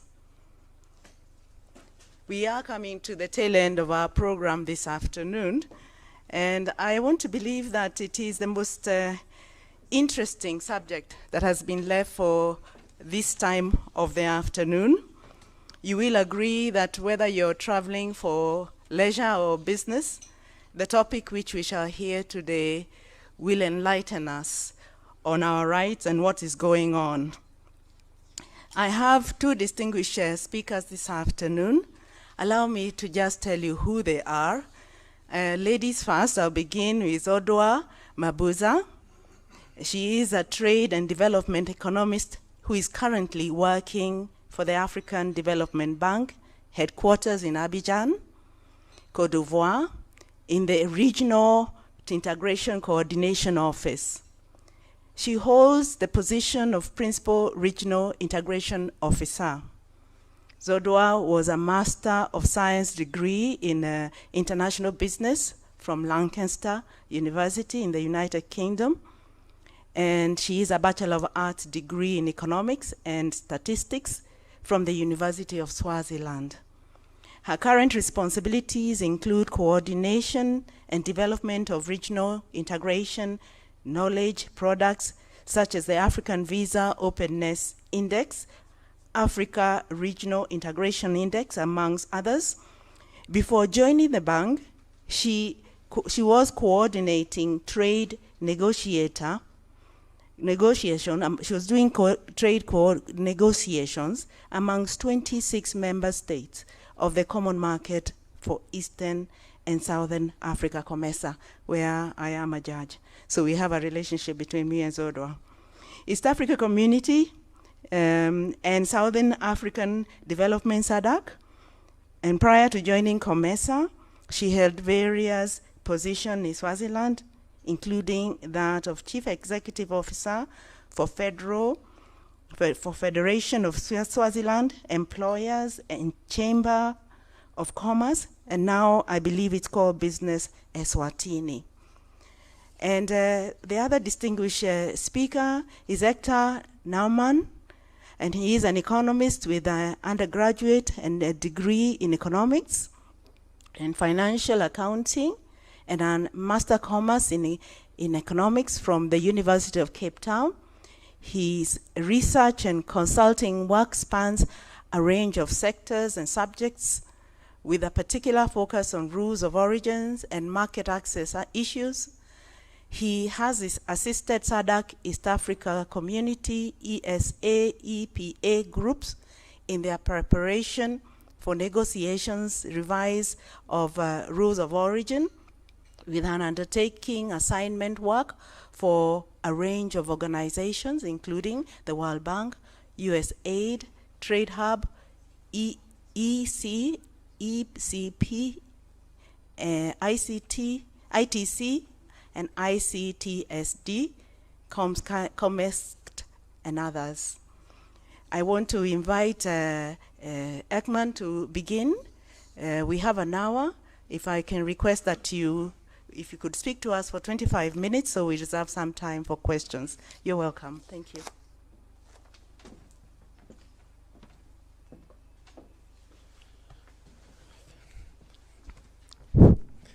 Thank you for calling us up and for the introductory remarks. Thank you, Trudy, for the invitation. Gerard, colleagues, Trella colleagues. As was said earlier on, all protocol observed. So I'm going to dive right in.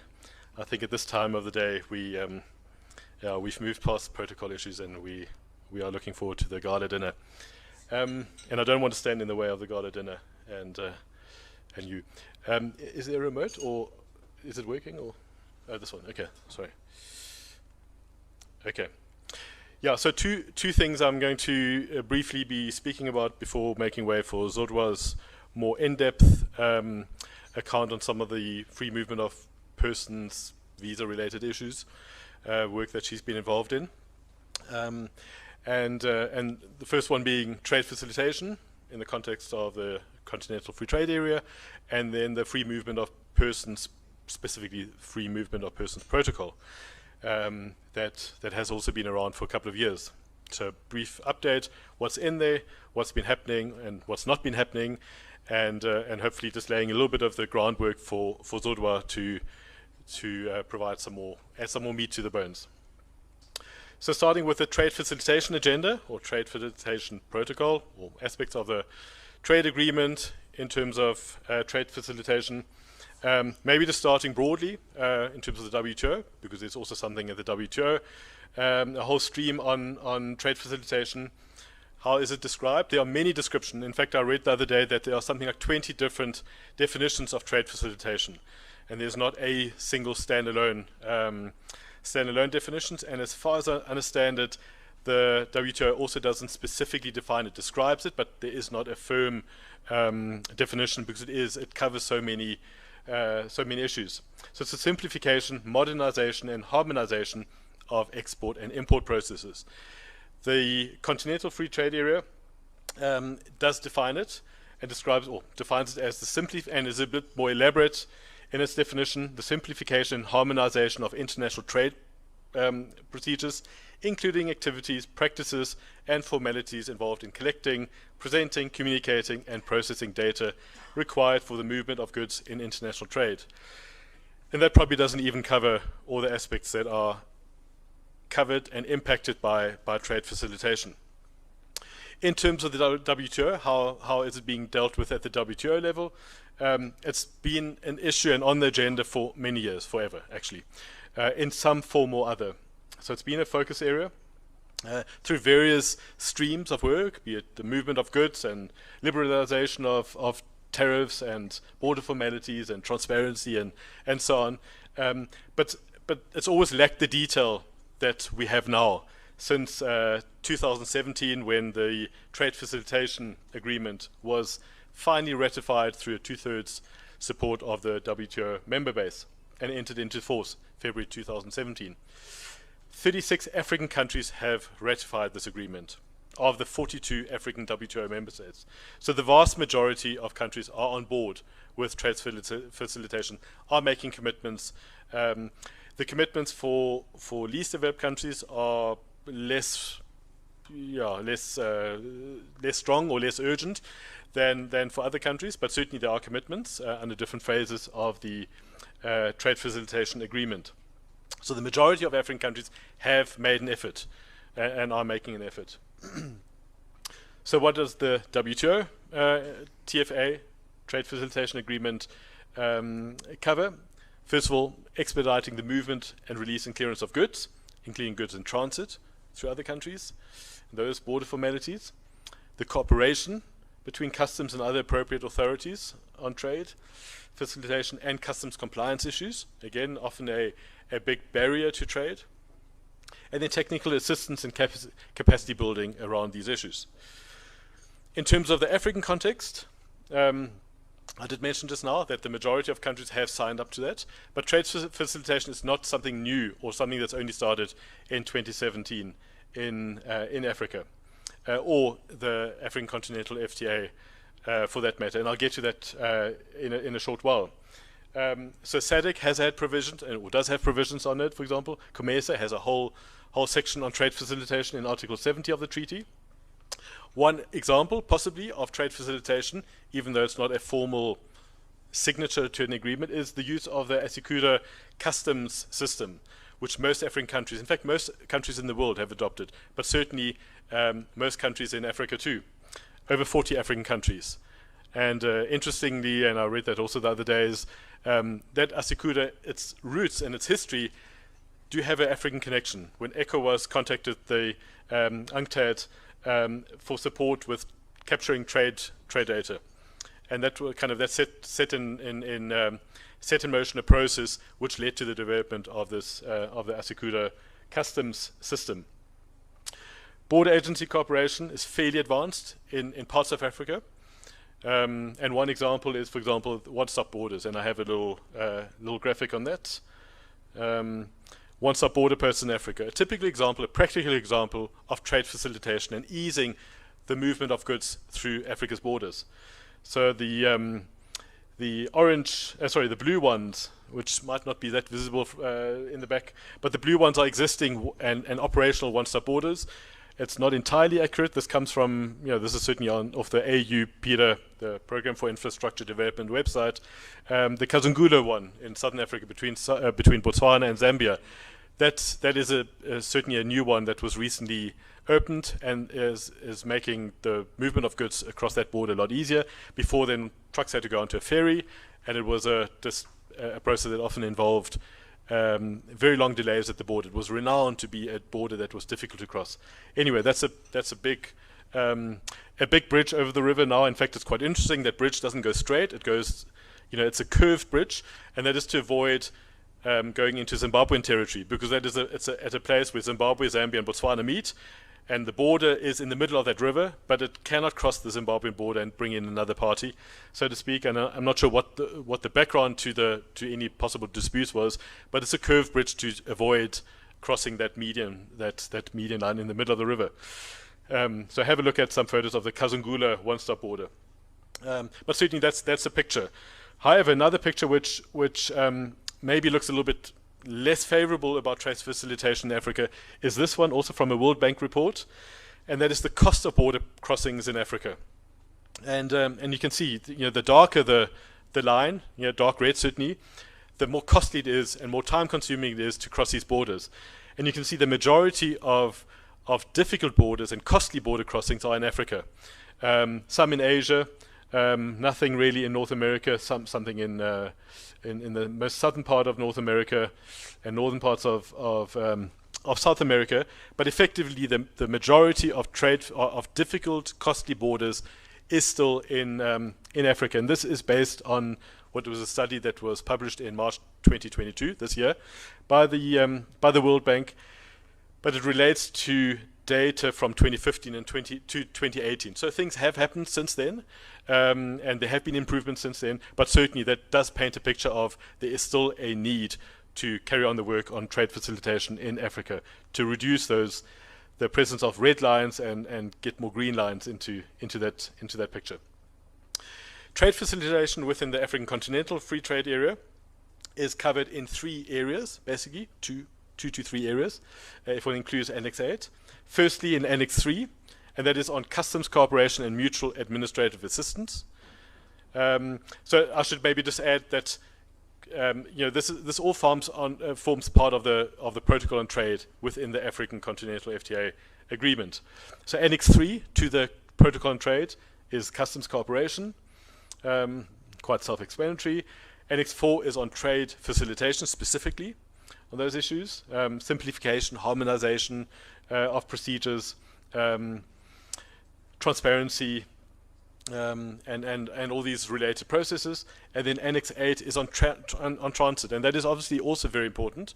It also covers a lot of customs facilitation, trade facilitation issues, customs issues, border issues, and that is for trade. And given how many countries in Africa are landlocked, and certainly for trade to happen, trucks have to cover a number of borders through other landlocked countries often. This is also a particularly important issue, and it covers customs management and trade facilitation for goods, services, and conveyances, very importantly, that are on transit or in transit to their final destination. So all 3 do cover border issues, border management issues, customs facilitation, trade facilitation. And just to give you a picture of where these are embedded in the trade protocol, Annex 3, Annex 4, and in Annex 8, customs cooperation, trade facilitation, and transit. And of course, one could argue rules of origin. There's an aspect to administrative cooperation there as well between customs authorities. For example, if an importer imports something based on a certificate of origin and there's a query around it, verification, it's not the exporter or the importer that is directly involved. It is the customs the customs bodies, customs organizations of the various countries that talk to each other, and that then in their own country call in possibly the exporter for verification. But essentially that administration has to take place between customs. Another, to take it even further, cumulation between countries. When you accumulate origin, more than one country jointly meeting the rules of origin, does require customs cooperation systems to be in place. Otherwise, cumulation doesn't work, because the final importing countries needs to be able to potentially verify that the imports or inputs that are sourced from another country to make up this cumulation process, that they are originating, or that they really came from where the importer is specifying, or the certificate of origin is confirming that certain inputs came from. So cooperation between customs authorities is not just limited to these three annexes, and I mean it even goes into immigrations, etc. So it's very broad, but these are the three with specific references to trade facilitation. So effectively, yes, in chapter 3 and 4, and to a less extent in Annex 8, these provisions are shared with the WTO trade facilitation agreement. So many of these have simply been adopted, lifted, copied, guided by when the Trade in Goods Protocol of the Free Trade Agreement was written up. So lots of overlap and similarities between the two. There's also explicit recognition of the WTO agreement in the Continental FTA provisions on the trade facilitation. So for example, the notification requirements. You can notify to a subcommittee on trade facilitation, and Gerard mentioned these institutional arrangements just now. This is one of them. It was mentioned on trade remedies, etc. just now. The Trade Facilitation, Customs Cooperation and Transit is another one of these joint committees with representation from all the member states on. So notification can be to that, or any notification that's already happened under the WTO umbrella is also recognized as fulfilling notification requirements. So there's a cooperation, so to speak, between what's happening on the continent and what's happening in the multilateral WTO arena. Institutional arrangements, as mentioned, committees on various aspects around trade facilitation, non-tariff barriers, the red tape issues around trade, technical barriers, standards, licensing requirements, SPS standards, and so on. Lots of institutional infrastructure that has been put in place through the Continental FTA to guide and help facilitate and make progress on trade facilitation issues and related issues. Another one, border management. That doesn't just, it's another cross-cutting issue. It doesn't just deal with movement of goods, but also effectively movement of persons, immigration authorities. Transit, not just the movement of goods again, it's the vehicles, it's the operators of these vehicles.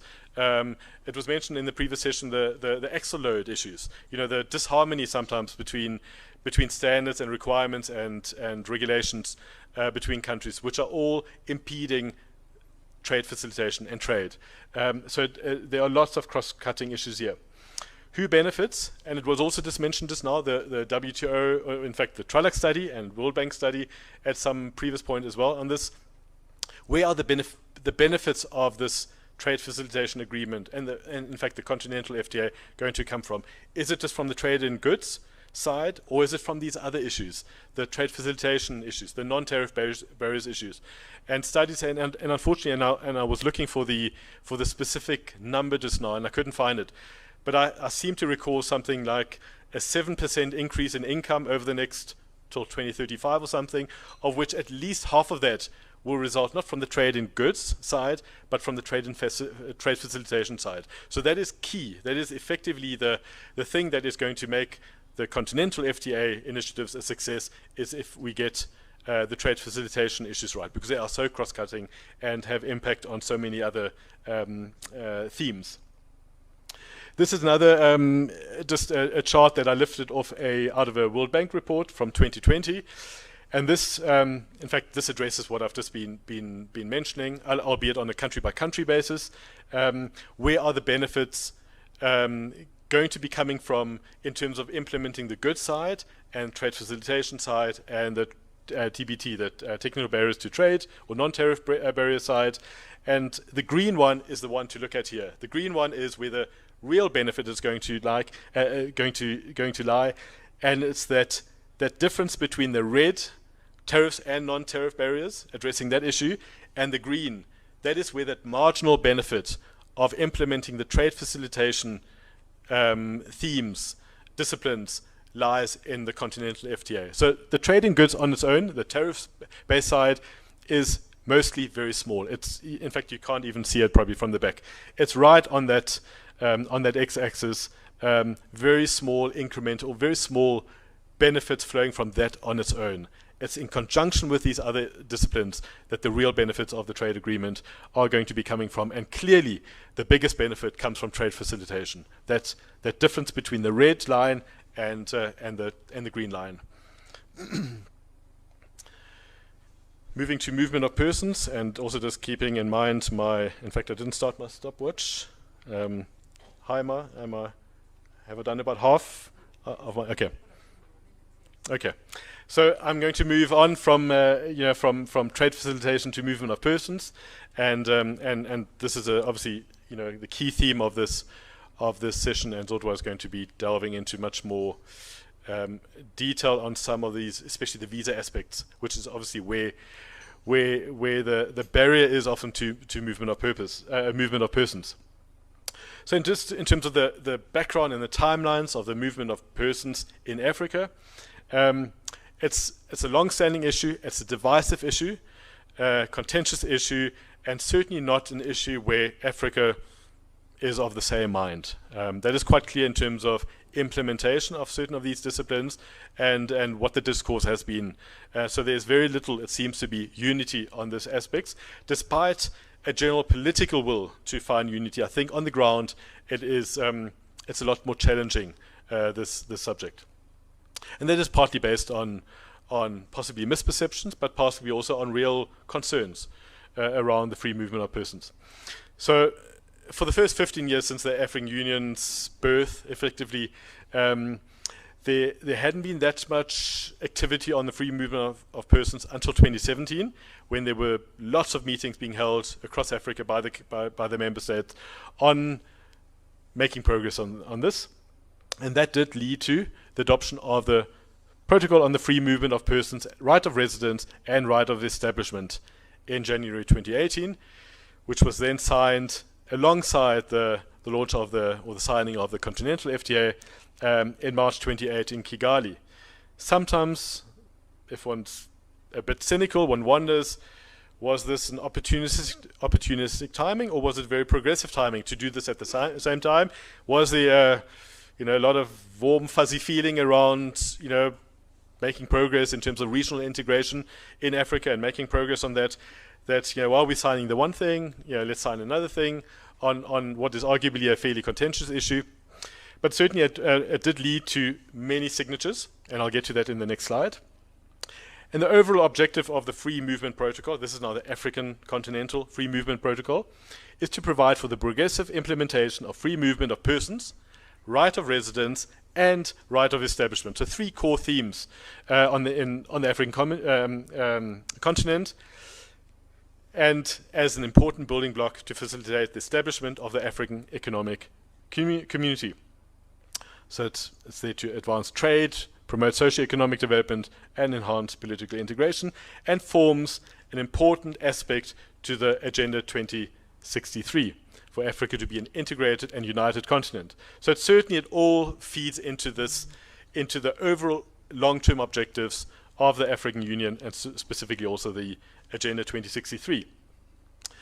How is free movement of persons defined in this protocol? It means the right of nationals of member states to enter and move freely and reside in another member state in accordance with the laws of the host member state, and to exit the host member state in accordance with the laws and procedures for exiting their member state. In terms of the right of residence, the right of the national of one member state to reside and seek employment in another member state, other than their member state of origin. And in terms of right of establishment, businesses working, right of a national of a member state to take up and pursue the economic activities specified in Article 15, and they are listed as business, trade, profession, vocation, or an economic activity as a self-employed person. So it doesn't have to be a employment contract per se, or employment relationship for someone or for a business, but it can be effectively any economic activity, self-employed activity. So there's really no limitation to what is defined as an economic activity in the territory of another member state. What happened in terms of the adoption of these disciplines and the free movement of persons protocol? So as mentioned, it was signed in Kigali in March 2018, alongside the Continental FTA. Initially 30 countries signed, another 2 joined not too long afterwards, Côte d'Ivoire and Sierra Leone. Incidentally, Côte d'Ivoire is one of the countries with the highest level of inward immigration in Africa. So for whatever it's worth, there might be a relationship, maybe that made the country a little bit more resistant initially of signing at that launch, but they signed not too long later, not too long afterwards. It was late in the same year. I think it was in June or so. In fact, I think a couple of months later. 15 ratifications are needed of the Free Movement Protocol for it to enter into force amongst those countries that have ratified it. 4 countries have ratified the agreement. Initially Rwanda, followed by Mali and Sao Tome and Principe, and then lastly Niger. Niger has always been a bit of a champion in terms of regional integration, certainly under the Continental FTA. In fact, the president is the AFCFTA champion, I think. I think he's got an informal title as being a key leader that's helping to drive the agenda, take it forward. So certainly, one of the countries involved that have ratified the agreement, but still the last ratification happened in July 2019, and nothing further has happened since then. No further ratifications, no further signatures of this protocol. And this is despite the fact that 45 countries have by now, and that's including Burkina Faso now on the 27th of September, have made progress on moving the Continental FTA ratification process forward and have ratified and deposited their instruments of ratification. So there has been a lot of political will towards regional integration and becoming part of this African Union, African Economic Union, but no further progress on the Free Movement of Persons Protocol. In terms of that protocol, that's not to say that there hasn't been progress on the Free Movement of Protocol, and I think Zodwa will have a lot more detail on that, but certainly there have been developments and there has been progress, but it has not been through the Free Movement of Persons Protocol. There are 3 phases in terms of the Free Movement of Persons Protocol, in terms of the design of that protocol, in terms of in what stages is this free movement of person and right of residence and right of establishment going to be implemented or intended to be implemented. Phase 1, right of entry of AU member state citizens for 90 days at a time, and abolishing the requirements for the need of a visa for such purposes.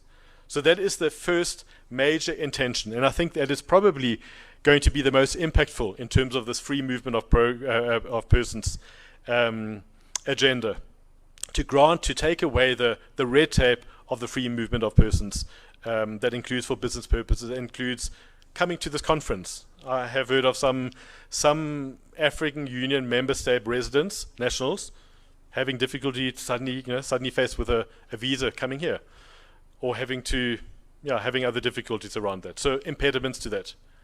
And then, of course, information. Information is not always that accurate. Certainly, I came from South Africa with a South African passport, and the information sent by the travel agent said I need a visa to come to Kenya. I've never needed a visa before, and I was quite concerned.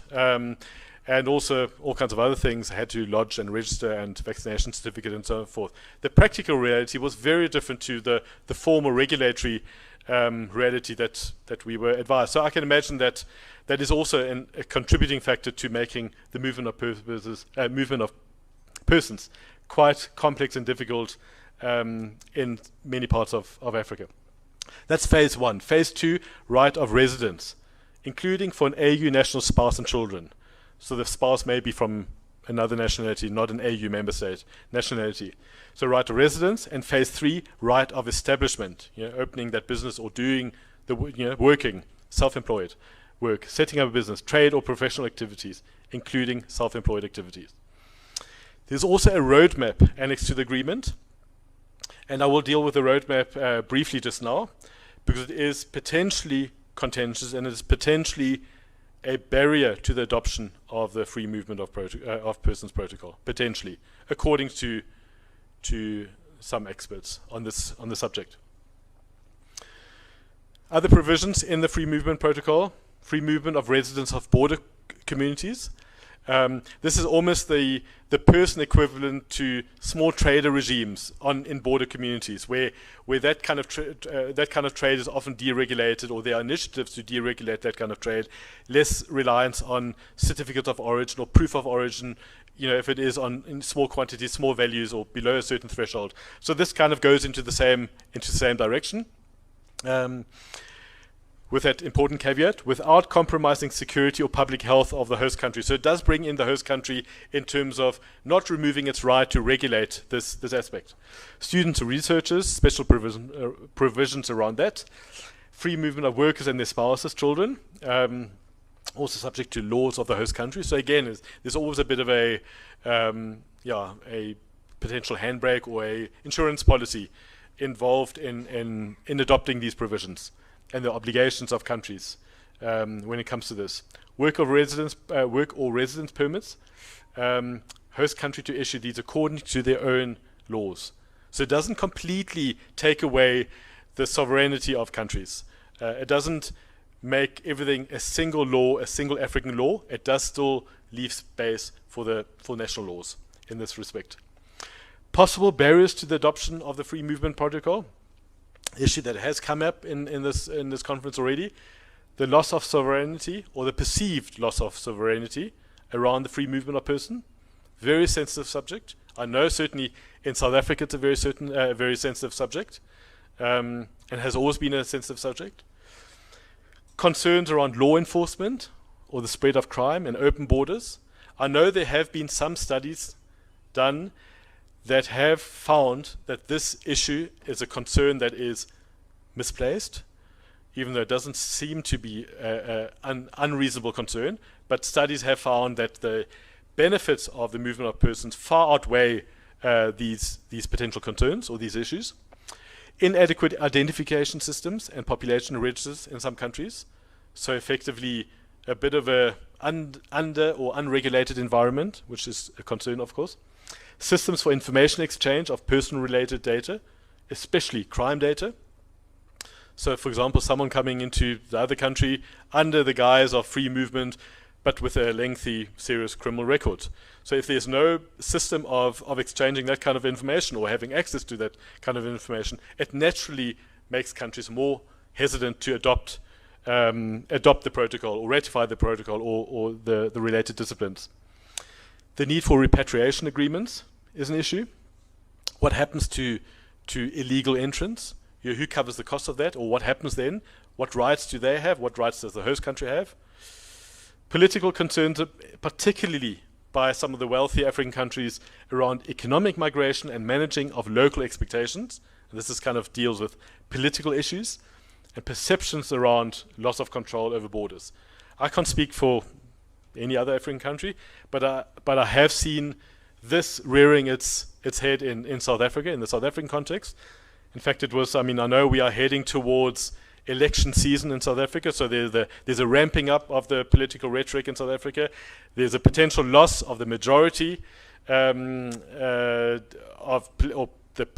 current majority party is at real risk of losing its majority at the next election. So there is a tendency towards more populist themes in some segments of this. There was something on the news the other day of a politician of the ruling party lambasting a patient in a hospital from another country, not a South African national, for taking away space from South African citizen and costing the money, costing the country money. So these issues feed into this narrative of and this anxiety and becomes a bit of a political football. It's a very risky strategy when that starts happening, but it is a real issue. Also, what one can see, and I think Zodwa will speak to that probably in a bit more detail, that the visa openness or the receptiveness to free movement of persons is sometimes far more, there's far greater openness amongst less well-off countries than it is amongst, for example, Nigeria or South Africa. So despite what Nigeria has done within the ECOWAS context, or South Africa within the SACU context, that has not necessarily been replicated on a continental on a continental basis. So there might be that fear of being the recipients of major economic inward migration in the face of fairly high local employment levels already. But then one looks at a country like Cote d'Ivoire, which is, I think, the second highest, or the country with the second highest amount of inward migration, and seems to be doing, although, I mean, Zodwa, I don't want to speak out of turn. I mean, Zodwa lives in Cote d'Ivoire, so she can add more to that. But certainly that is a statistical fact. Then just linking the free movement of persons protocol to the regional economic communities, because that is where the progress seems to be taking place and where the greatest chance of further progress is probably linked to. So these regional economic communities are officially recognized in the protocol. They are considered building blocks through which free movement of persons can be realized. And the protocol recognizes RECs, or views the RECs as focal points, for promoting and evaluating the implementation of the protocol, reporting on process and progress, submitting annual or regular reports on implementation issues, harmonizing the policies around inward migration and the free movement of persons. So there's a specific role that is required of the RECs. And just some observations on 2 or 3 RECs here. And firstly, starting with ECOWAS.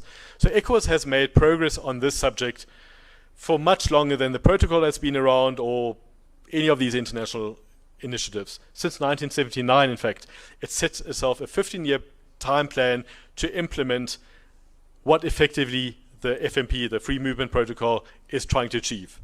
So it had similarly 3 streams: movement of persons, right of establishment, and the third one, the right of residence. Only one phase has been fully implemented.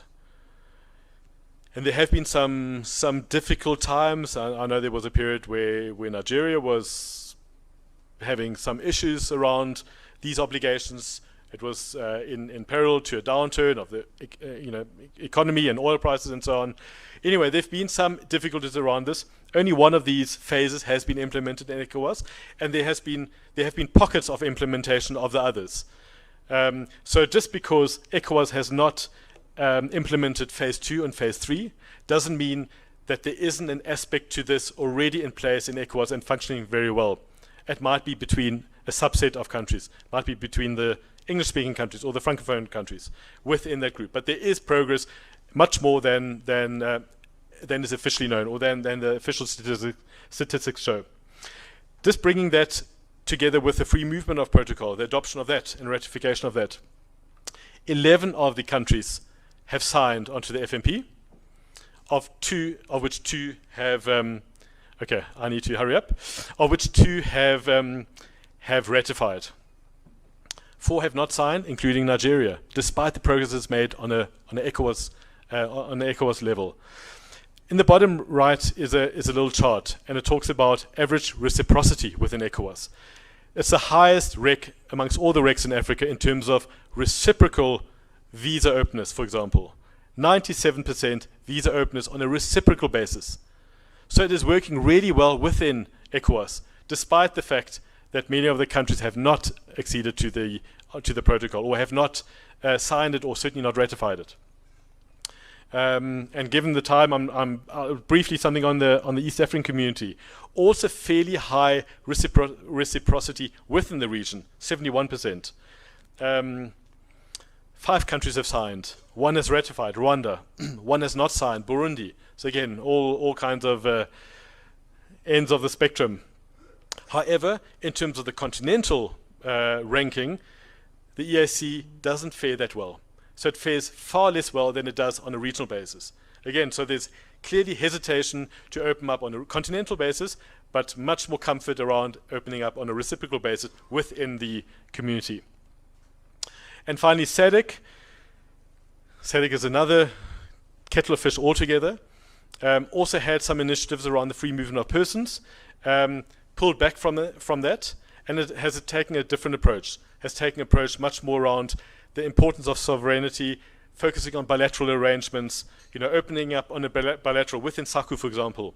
So that is what's being encouraged within SADC. And despite the fact that there is a relatively high, as a regional economic community, SADC is doing fairly well as a region in terms of its reciprocity within the region. But on a continental basis, most of the countries are doing quite poorly. So again, there's less hesitation about opening up to the region, but far greater hesitation in adopting the free movement protocol.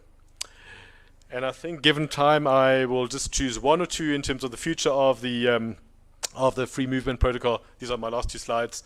But I think what probably just stands out, there's been no further progress over the last couple of years on adopting it or ratifying the protocol, despite the fact that on a regional basis, there has been progress.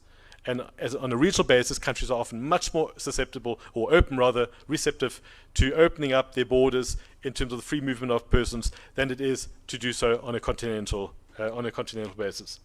I mentioned earlier on the roadmap. There are some experts on this subject that have pointed the finger at this roadmap. The roadmap is an integral part of the free movement protocol, and they consider the complexity of that and the opaqueness and vagueness and possible misperceptions that can flow from that as possibly being a barrier to the adoption of it, where it is thought that adopting and ratifying the protocol means you are really opening up within a very short time or almost immediately on all these spheres, according to that roadmap. So maybe a redrafting of the roadmap is important. That is certainly a recommendation, not mine, but coming from other experts. In fact, I'll mention the expert. Maybe I'll rather not mention the expert, but certainly because I don't want to quote out of context. But certainly that is the considered view of others. And then maybe just finally, again, it's a point that I'll just repeat again. The greatest success seems to lie in the focus on the regions, as these building blocks towards greater continental free movement of persons. Not so much trying to achieve signature and ratification of a protocol that might just be unrealistic until so many other building blocks and requirements and anxieties are out of the way. But by focusing on the regional basis, these overall aims that I mentioned early on in terms of the trade facilitation agenda and the real benefits of the continental free trade area, we're going to get much closer to achieving those if at least we focus on the regions and make progress in implementing and adopting these disciplines. Sorry for going a little bit over time, but thank you. Thank you.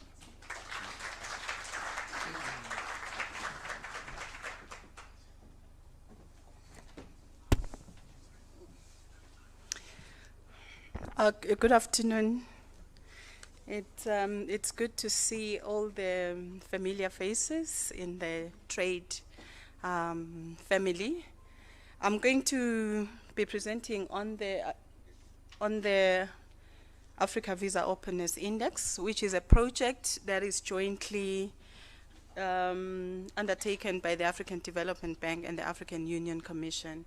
We lead in this, and obviously our motivation is the Agenda 2063, especially on the free movement of persons. We are trying to assist in that respect. Okay, my outline, I'll just go through the methodology so that people appreciate how we arrive at the rankings, the objectives, the Africa snapshot, basically based on the most recent, the 2021 report. We focus on visa fees and processing times, and then the findings, the key findings of the 2021, some few case studies. And then we have a closer look at the top 5 performers.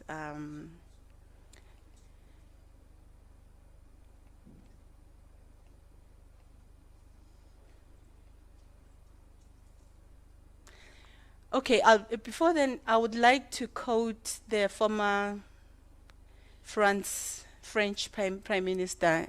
It was during the making of the EU, you know, the free movement and everything, the integration of the EU. He said, in order to improve the condition of mankind, all men and women must be given the certainty and security through the exchange of safeguards, the assurance of prosperity, through an exchange of resources, the reality of freedom through the free movement of information, persons, and ideas. So basically, when you talk integration, you cannot leave the movement. As I always say, you don't expect trade to just travel on its own to the next country or investments to go there without facilitating people.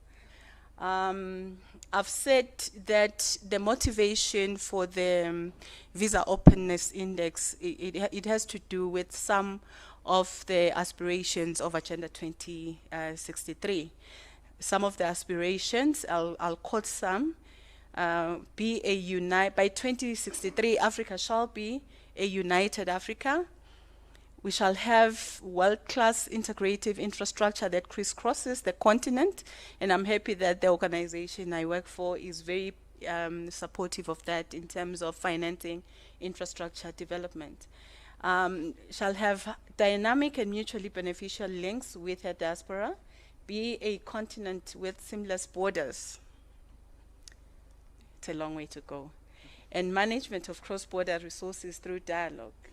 So, the ultimate objective by but we don't have to wait for 2063.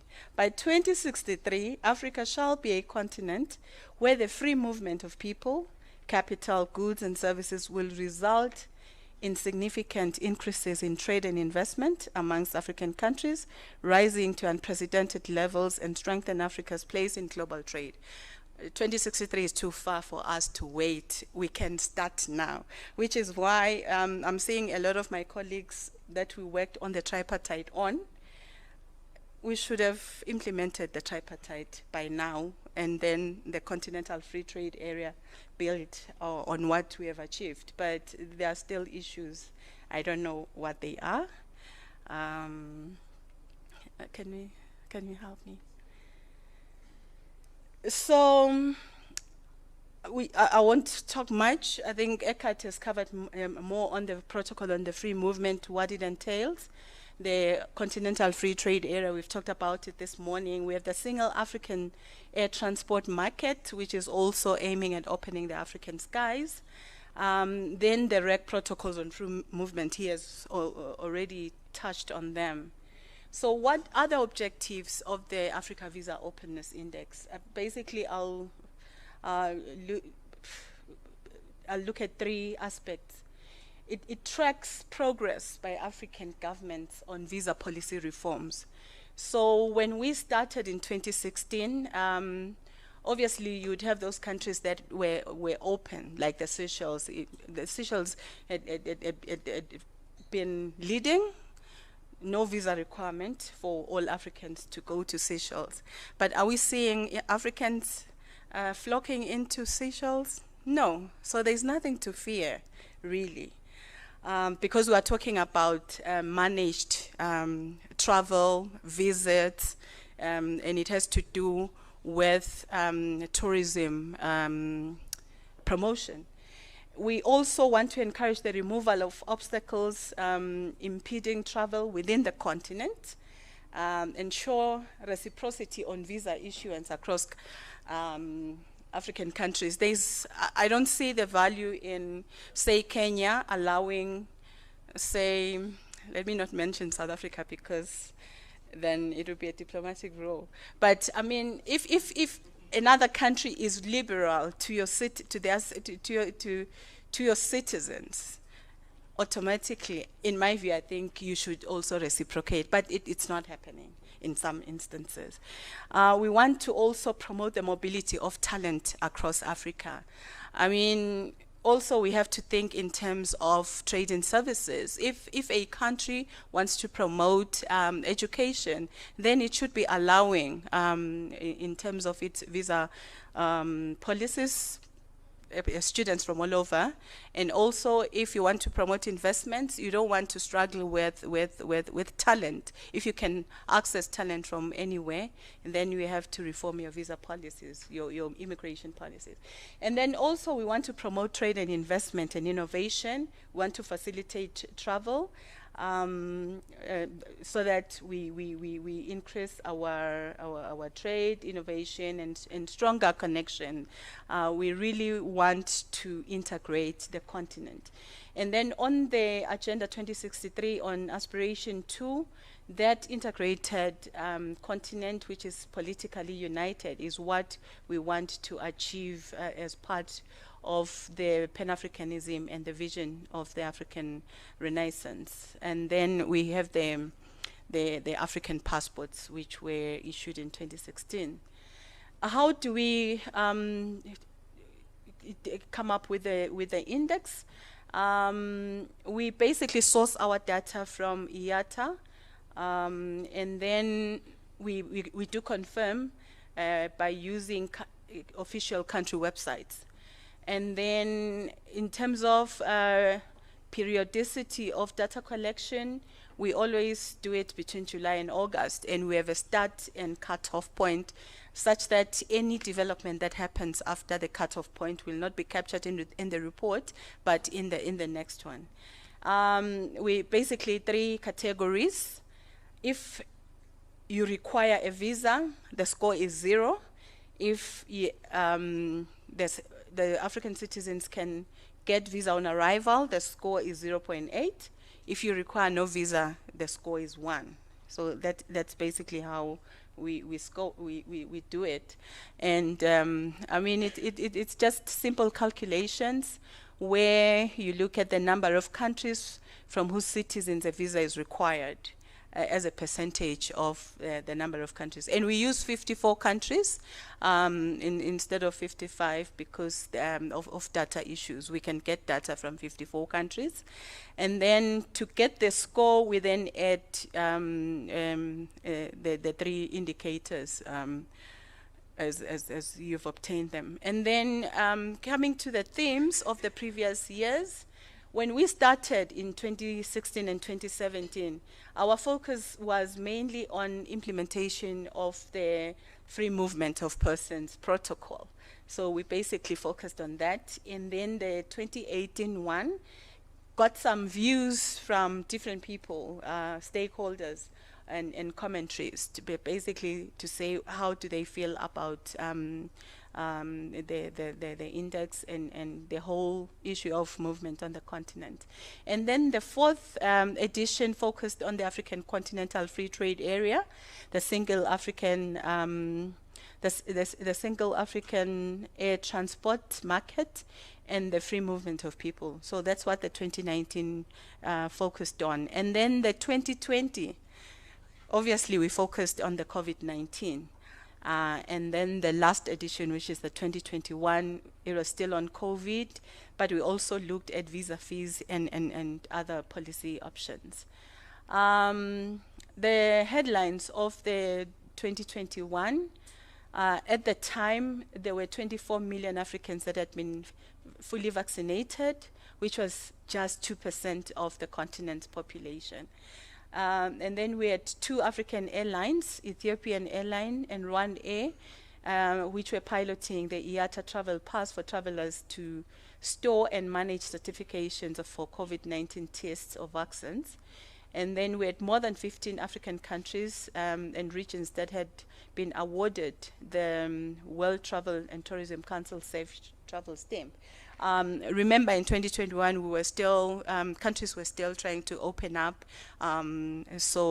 But I'm not going. I don't want to be tempted to talk about the current because it's in the making. We've done the data collection and it's very interesting. But I'm not going to tell you what it says because it's still embargoed and it's still in the making. And then when it comes to visa fees, I think a lot of people have said, yes, I can get the visa, but sometimes the fee can be prohibitive.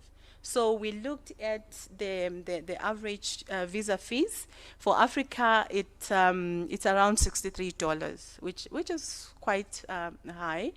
And the fees range between, it depends on the length of stay, ranges between $12 to $250. And then the processing times average 72 hours. It can range between 1 to 2 days and up to 10 days. And then the safety, I'm not going to, oh, okay. I think what's important now is the issue of e-visas. Unfortunately, our categories, they just look at no visa, visa on arrival, and visa required. But we've seen a number of countries that have transitioned from visa on arrival to e-visas, which is very convenient for the traveler because you can do it from the comfort of your home and you get your visa before you're traveling.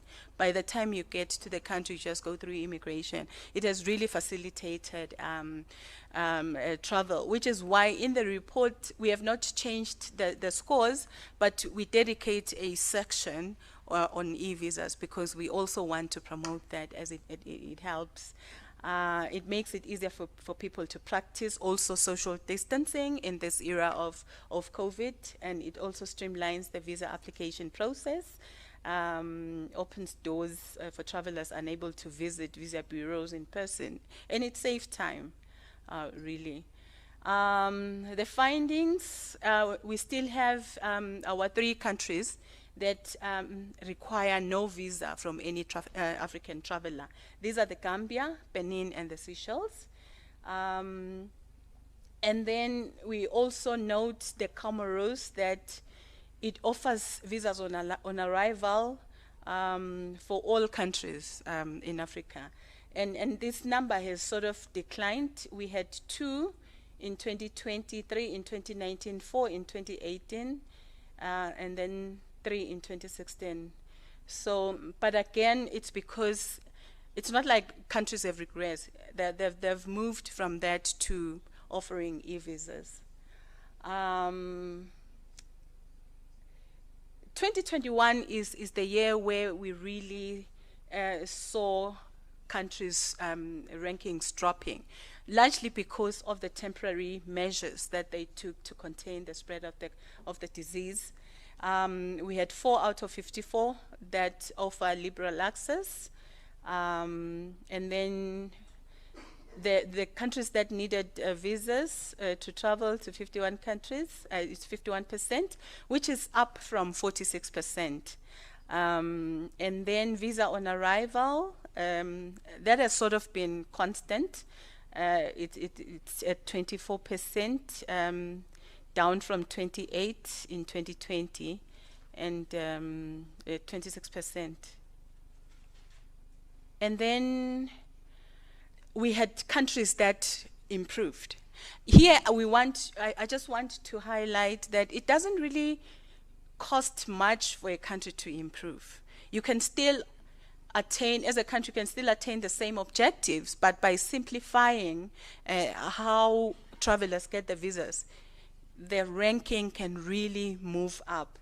A classic example, Namibia, in 2021, where they decided to provide visas on arrival to 47 countries.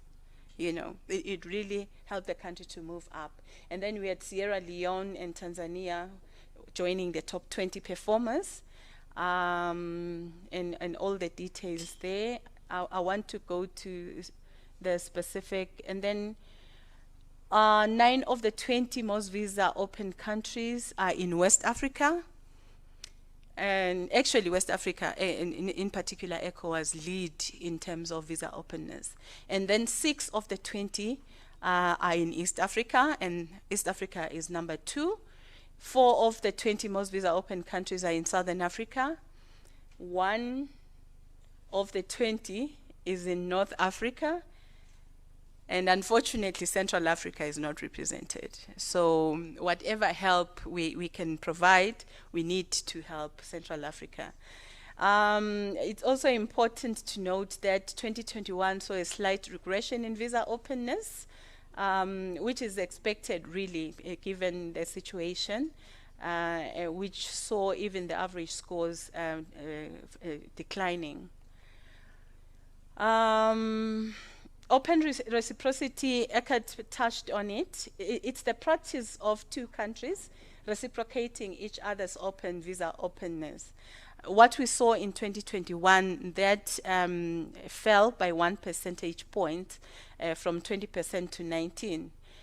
Closed reciprocity, which basically 2 countries applying similar restrictive visa policies, it rose by 5% in 2021 from 27 to 32.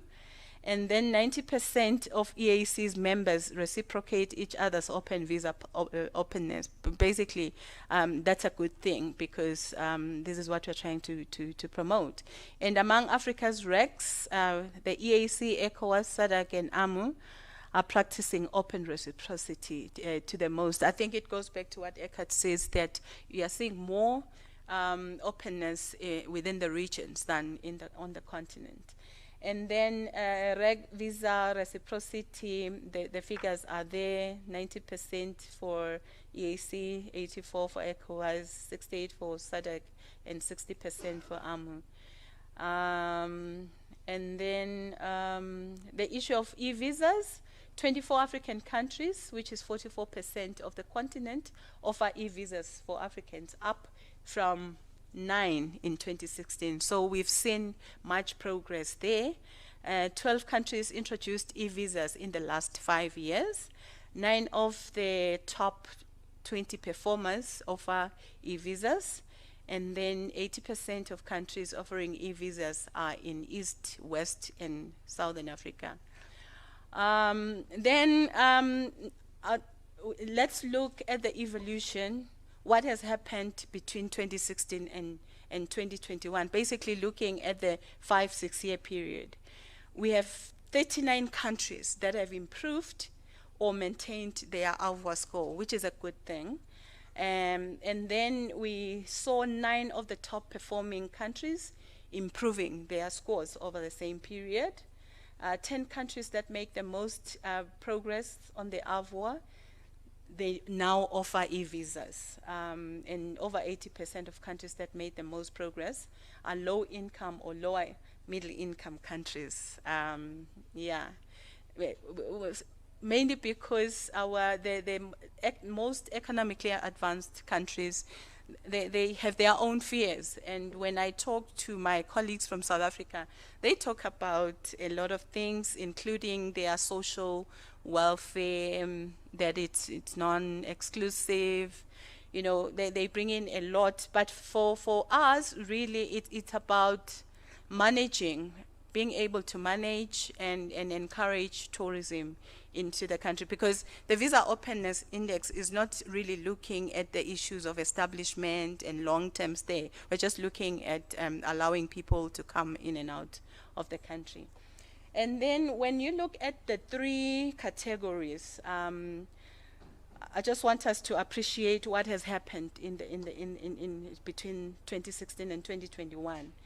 On the number on the citizens that can obtain visas on arrival, it has been quite stable. We started with 25% in 2016, then 24%, 2017, same for 2018, then increased to 26% in 2019, then 2020 were at 28%, but then we had a decline in 2021 to 24%. And then on Africans that do not need a visa, it's sort of like an upward trend of some sort. We started at 20%. We moved up to 26% in 2020, but we had a slight decline in 2021 to 25%. And then for Africans that need a visa before traveling, we have a nice trend from 2016 to 2020, 55% up down to 46%, but then we had a peak in 2021. And then on the countries that made the most progress since 2016, we have quite a number from West Africa, which is Benin, Burkina Faso, Cote d'Ivoire, the Gambia, Ghana, Nigeria, Senegal, and Sierra Leone. And then in Southern Africa, we have Angola, Lesotho, Malawi, Namibia, Sao Tome and Principe. In the bank, Sao Tome and Principe is classified in Southern Africa. South Africa, Zambia, and Zimbabwe. So those are the countries that have improved over the period. And then in Central Africa, we have the Central African Republic, Chad, Equatorial Guinea, and Gabon. And then in East Africa, the countries that made the most progress is Rwanda and Tanzania. In North Africa is Egypt and Tunisia. And then I've mentioned those countries that made the most significant in 2021. Namibia rose 21 places.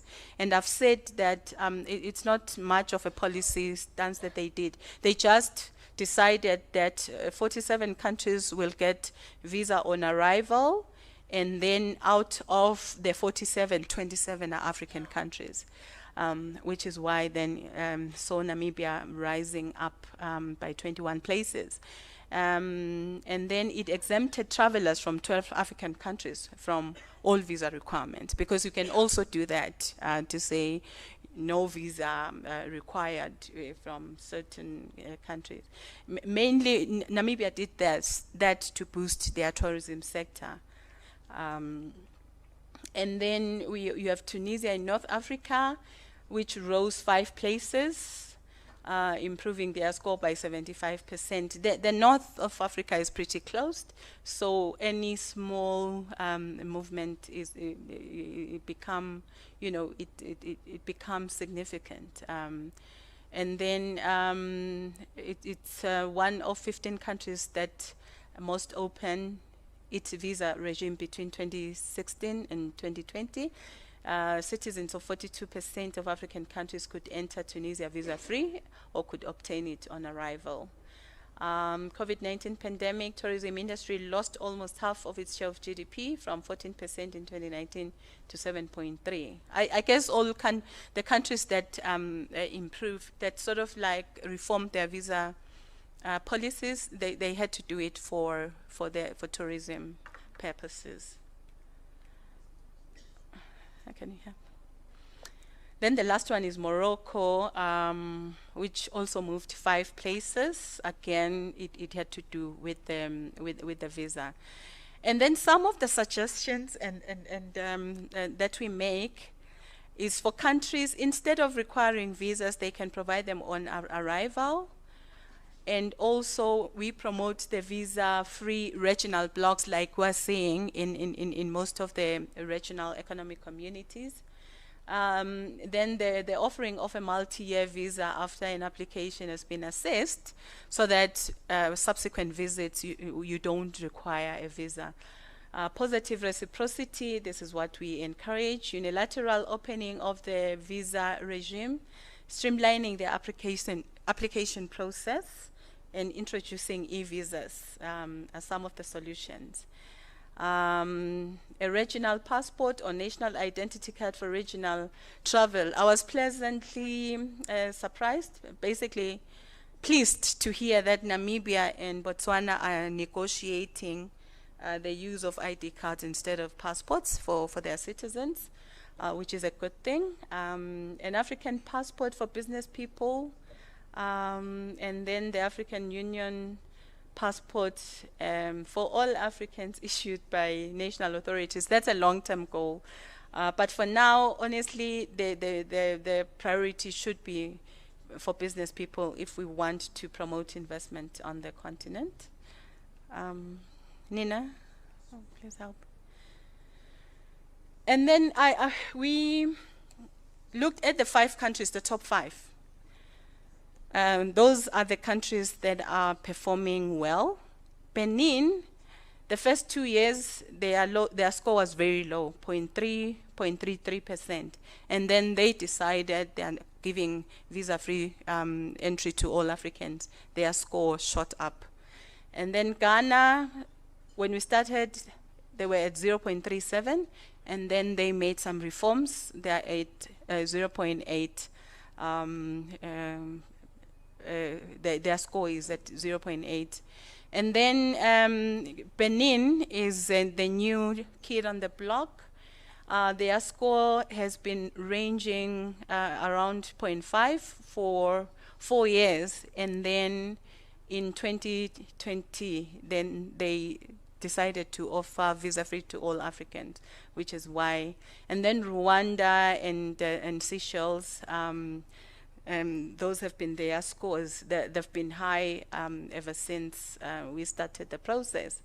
We tried to then look at tourism figures over the same period, and you can see the trend. The numbers have been going up.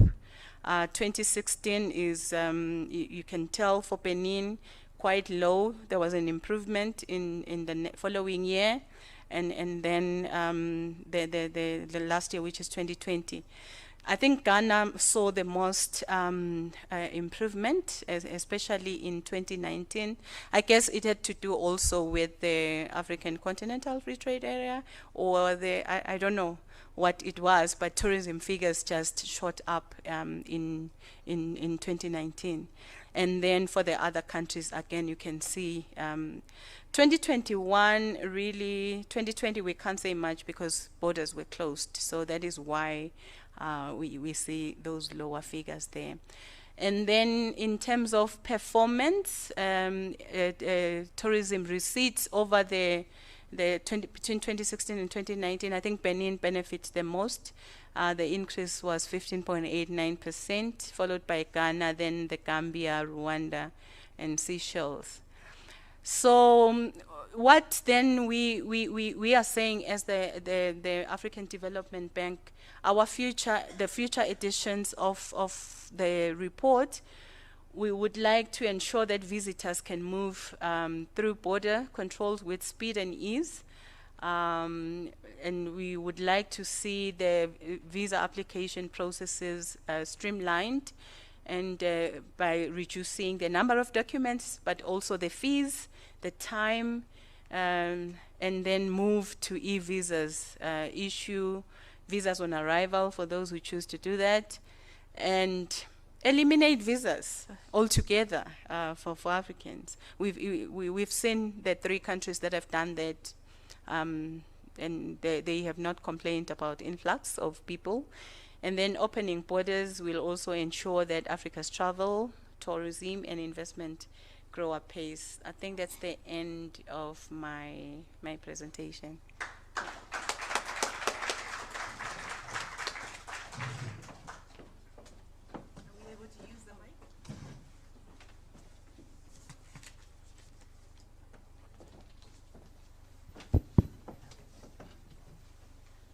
Thank you for giving a clap, but can I invite you to just give another clap of appreciation? Thank you. I want to give opportunity to those who want to ask questions.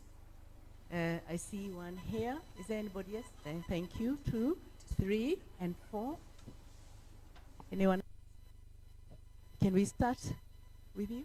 Did I see? Sorry, it's your brother behind you. And please tell us your name and tell us who you are directing your question to, if anybody in specific. Thank you very much.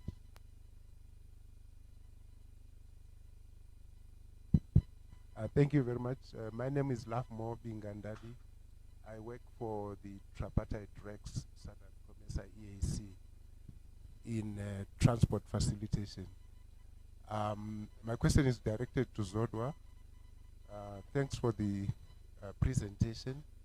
My first question is, there's no reference to initiatives that are trying to introduce a Schengen type visa regime in our regions. I'm aware that SADC is working on what they've termed the uni visa, and I don't know whether your analysis captures this and what impacts that particular model or arrangement has.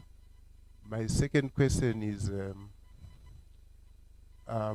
we in road transport are seriously concerned about some member states that continue to require visas for commercial truck drivers who are engaged in full-time cross-border transport operations. And what is worse is that member states who have got this requirement do not provide access for online application of such visas, and it would require the operator or the driver to travel to the capital of the country that they want to travel to apply for such visas. I don't know, in your recommendations, whether you have addressed this. I think you should, because to me, the assumptions on African trade are contingent upon us providing access for the commercial truck drivers. The third observation and recommendation is we in SADC COMESA EAC have developed what we call the corridor trip monitoring system. It's a platform that allows truck drivers or any citizen to access, apply, upload their visa, passport and other requirements. We intend to, and have started on a pilot basis, to interface that platform with customs and immigration so that the documentation can already be evaluated prior to arrival, either at the port or at the border post. We think this has got application across all of Africa, and the bank and ourselves should work together to promote its implementation. Thank you. Good day. Songas on my back again. Eckhart, I think I'm going to pick up from where you left off, and just to engage the conversation about what South Africa's rhetoric is to the free movement of persons. Very political. I'm glad you made that concession. Frankly speaking, it cannot and is not a trade issue.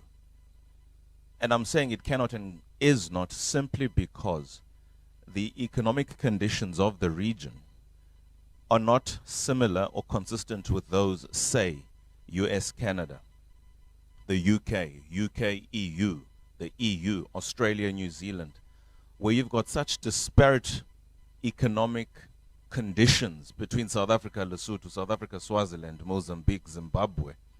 It doesn't create for an environment where, in this instance, the nationals of South Africa would be receptive to that, over and above the fact that the conditions in South Africa at a social level are so threatened as they are, from systemic factors made worse by COVID. Does this simply not need to be, for a moment, ignored and given the political priority that it actually is, and for a moment stop being ambitious in terms of trade facilitation? Because it's not going to go anywhere for so long as we have the challenges we have with some of our neighbors. And this is not being said in any way to be disrespectful, but it's the growing narrative made worse by some of the issues that you conceded.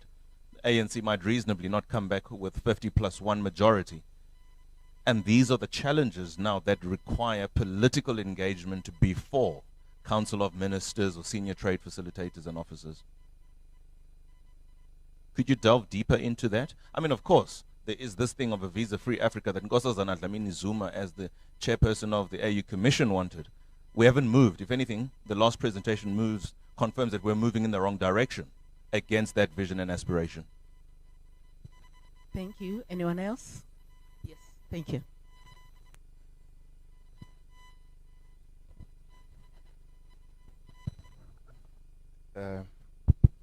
Thank you, Honorable Justice.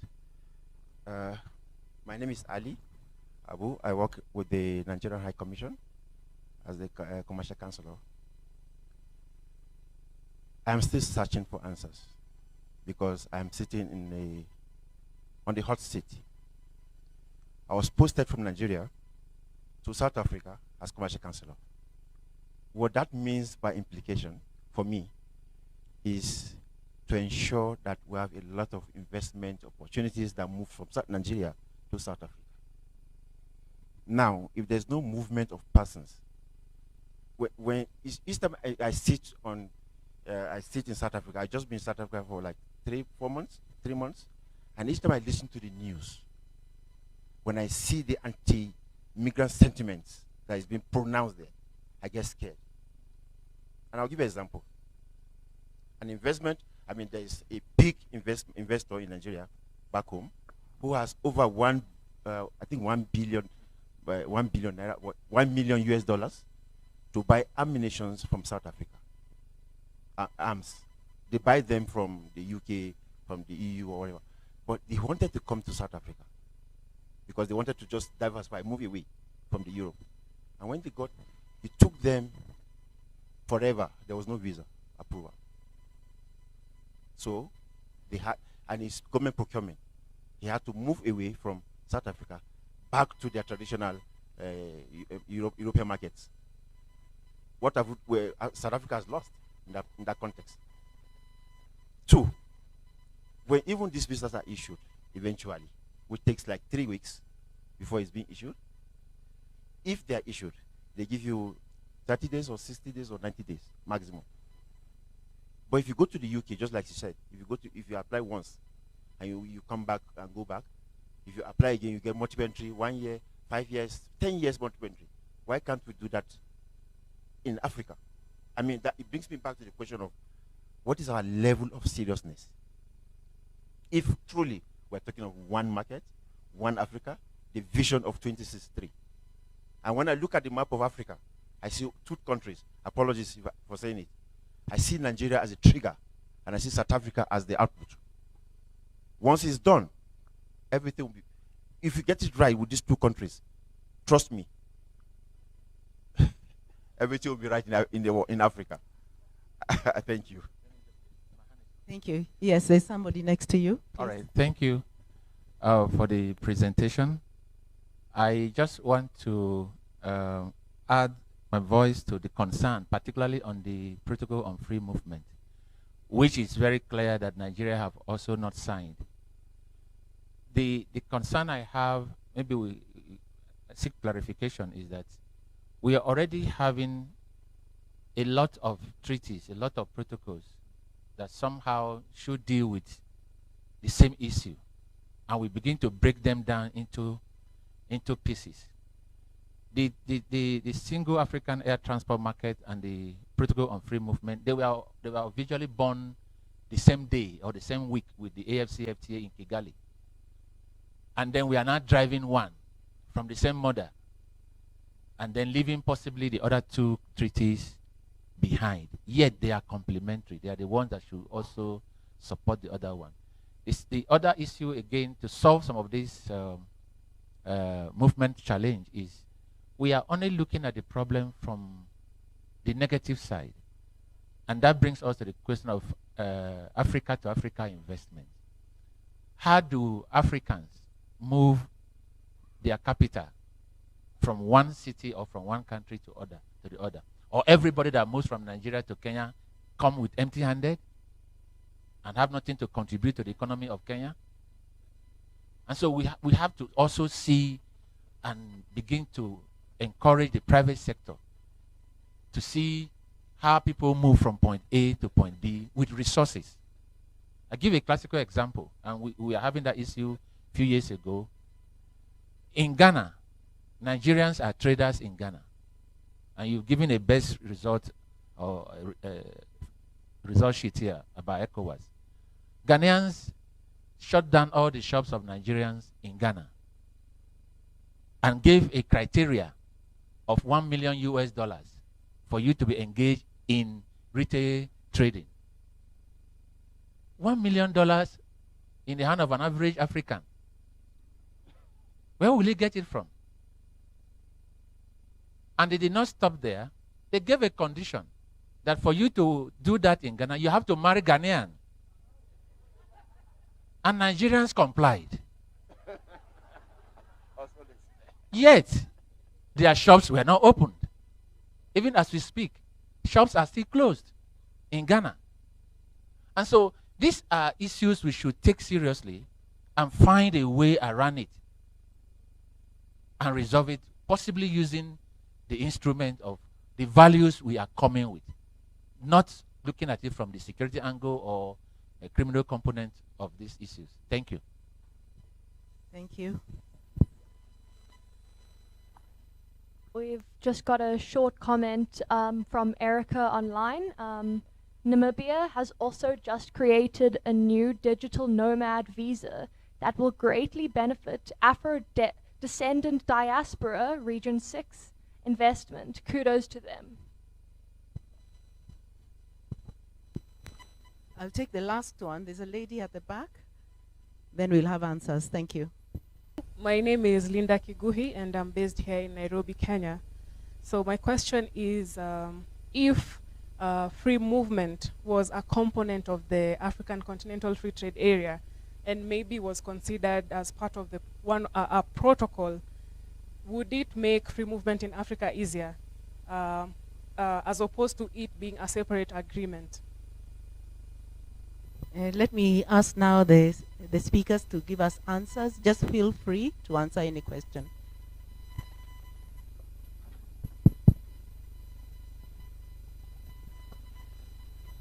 Thank you for the questions. I would start with Love Moors.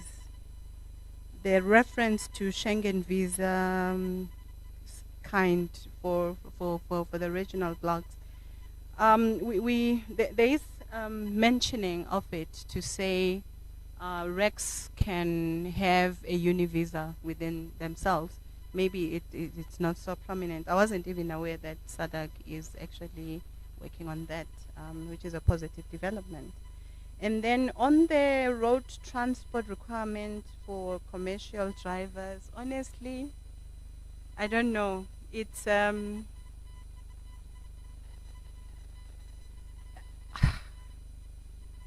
it's this whole thing of non-tariff barriers. I was so disappointed driving from Lusaka to Harare, going through Chirundu. We've always championed Chirundu as the first one-stop border post. But the queue of the trucks, I think it was about 3 kilometers. I was like, what are we trying to do, honestly? Why are we doing this? Because the business person is not bothered about the delays. They are not bothered about the cost. They are going to transfer it to the consumer. We are just impoverishing our people. And when we say we want regional integration, we want to eliminate poverty, how? How are we eliminating poverty when we are adding? The landlocked countries are really suffering. The cost. I mean, I lived in Zambia for like almost 5 years.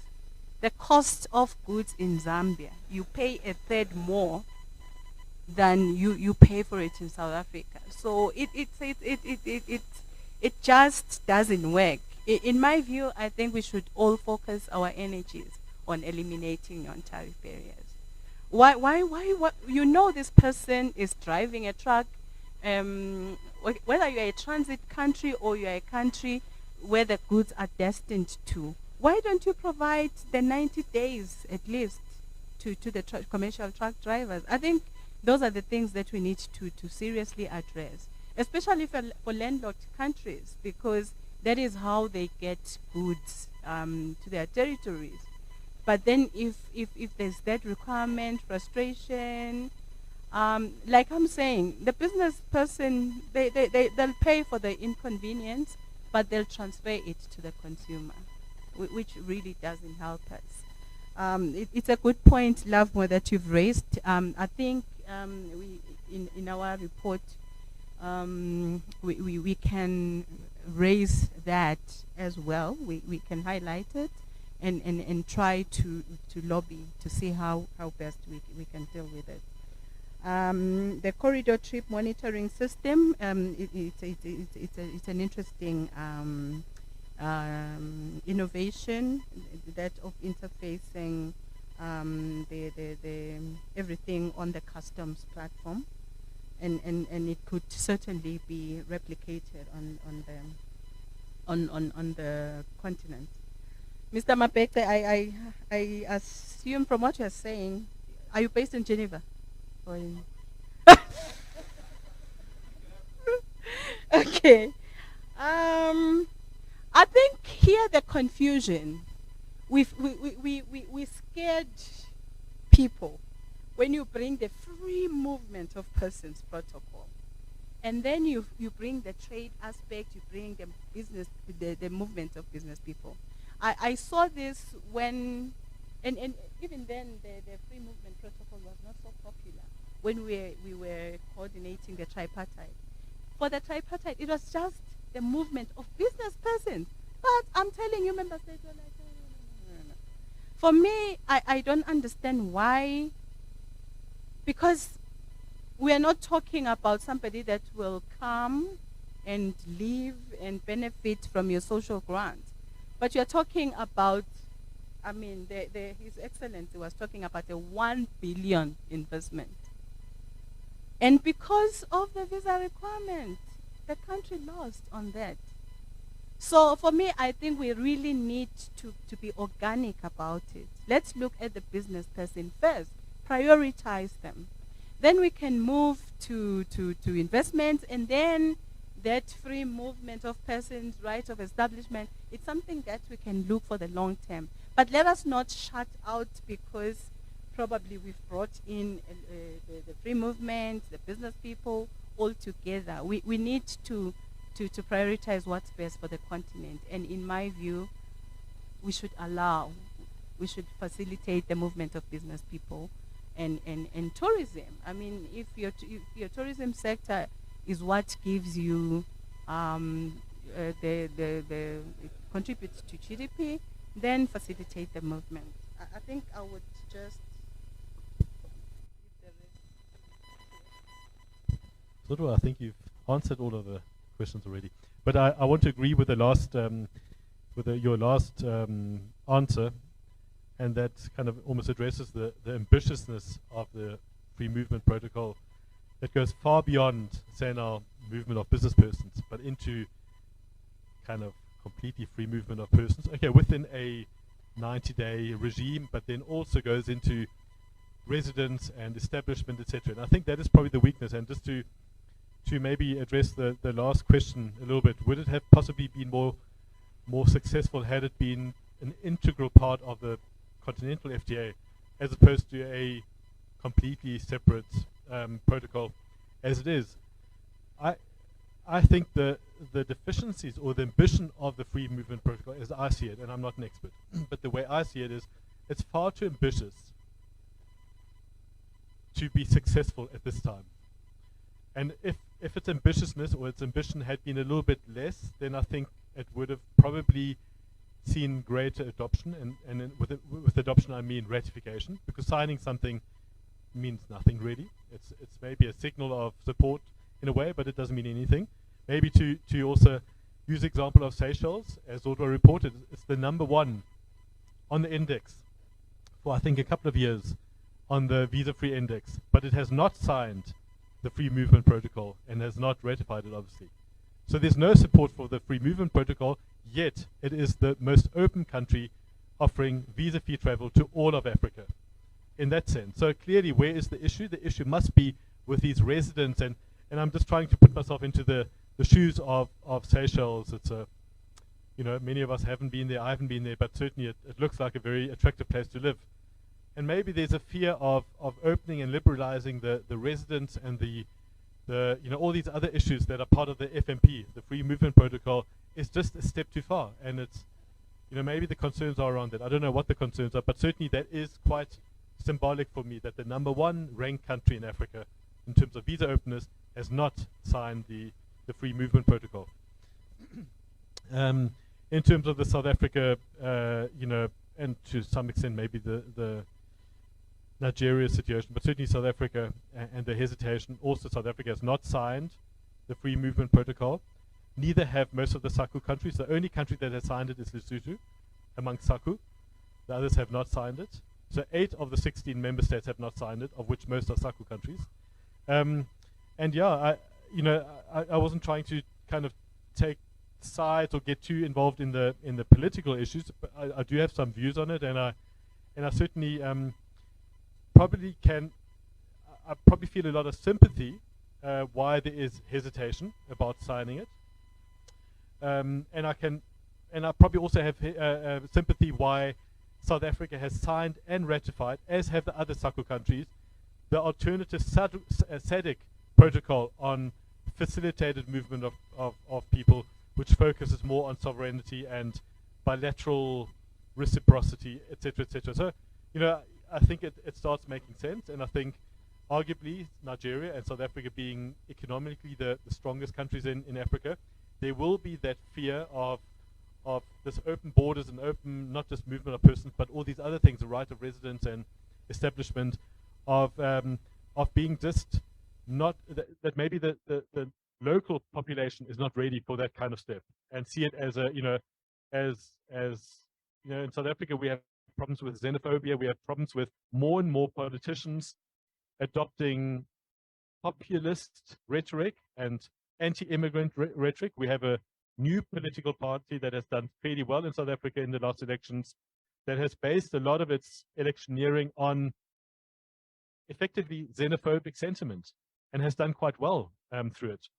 So yeah, it's a challenging one. I personally, and again, and I might be completely wrong here, but I don't see South Africa signing onto this and many of the other countries signing on to it at all. I think the conditions to sign and the openness to sign onto it is just not there.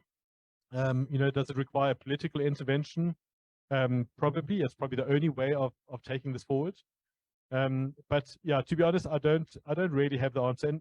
But part of the issue certainly is governance issues within some of these countries, certainly within South Africa, and systems that are failing the population, the nationals of the country. And if it wasn't for these service deficiencies and all these others, there would probably not be this anxiety and this political discourse that is developing. I mean, just to use one example, I mean, we talk about visa openness, but do you need a visa? Do you even need a passport to travel from South Africa to Zimbabwe? No, you don't. There are easy ways of getting from one country to the next. You don't need a visa. You don't need a passport. You need no documentation. You need a bit of money. You go in a bus. You go through the borders. You don't climb fences. You go through the border in a normal way. In the bus. You stay on the bus. You pay the bus driver. The bus driver pay. That is reality on the ground. Probably with many countries, but certainly it is happening with some of the Southern African borders. And I think that might suit a certain component of this of the population, but it does certainly breed anxiety. Probably, the systems are just not not there. Then again, one can take a completely different approach. Why is this sentiment the way it is? When, again, to use a South African example, South Africa has been built to an extent, and the mining industry has been built on migrant labor. Why was it so open towards migrant labor, but then is so close to extending any rights to the migrant labor? It's kind of, yeah. Anyway, it's I'm probably not the right person to comment too much on it, but it is. I do understand why there is hesitation, and I understand that some of the concerns that are listed of what might be holding countries back from signing, and why there's been no progress over the last 3 years in going further on a continental basis. I have sympathy for many of those concerns, and I think had the approach been to the lower hanging fruit, the movement of business persons, or even just the movement of persons, without all the other things, maybe the adoption would have been much greater. But had it been part of one agreement, I think we wouldn't have 45 ratifications of the goods protocol or the AFCFTA, I think there would have been much more hesitation in adopting to it. So yeah, it's a difficult situation. You want to say anything? Thank you. I think because of the hour, you'll agree with me, we call it to an end at this time. And I will ask that, again, you just give a clap to the presenters.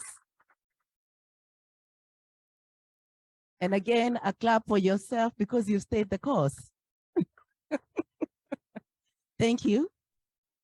And a very sincere thank you, Judge Mary and Zodwa and Eckhart. I would like to just ask before we leave, who needed a visa to come to Kenya?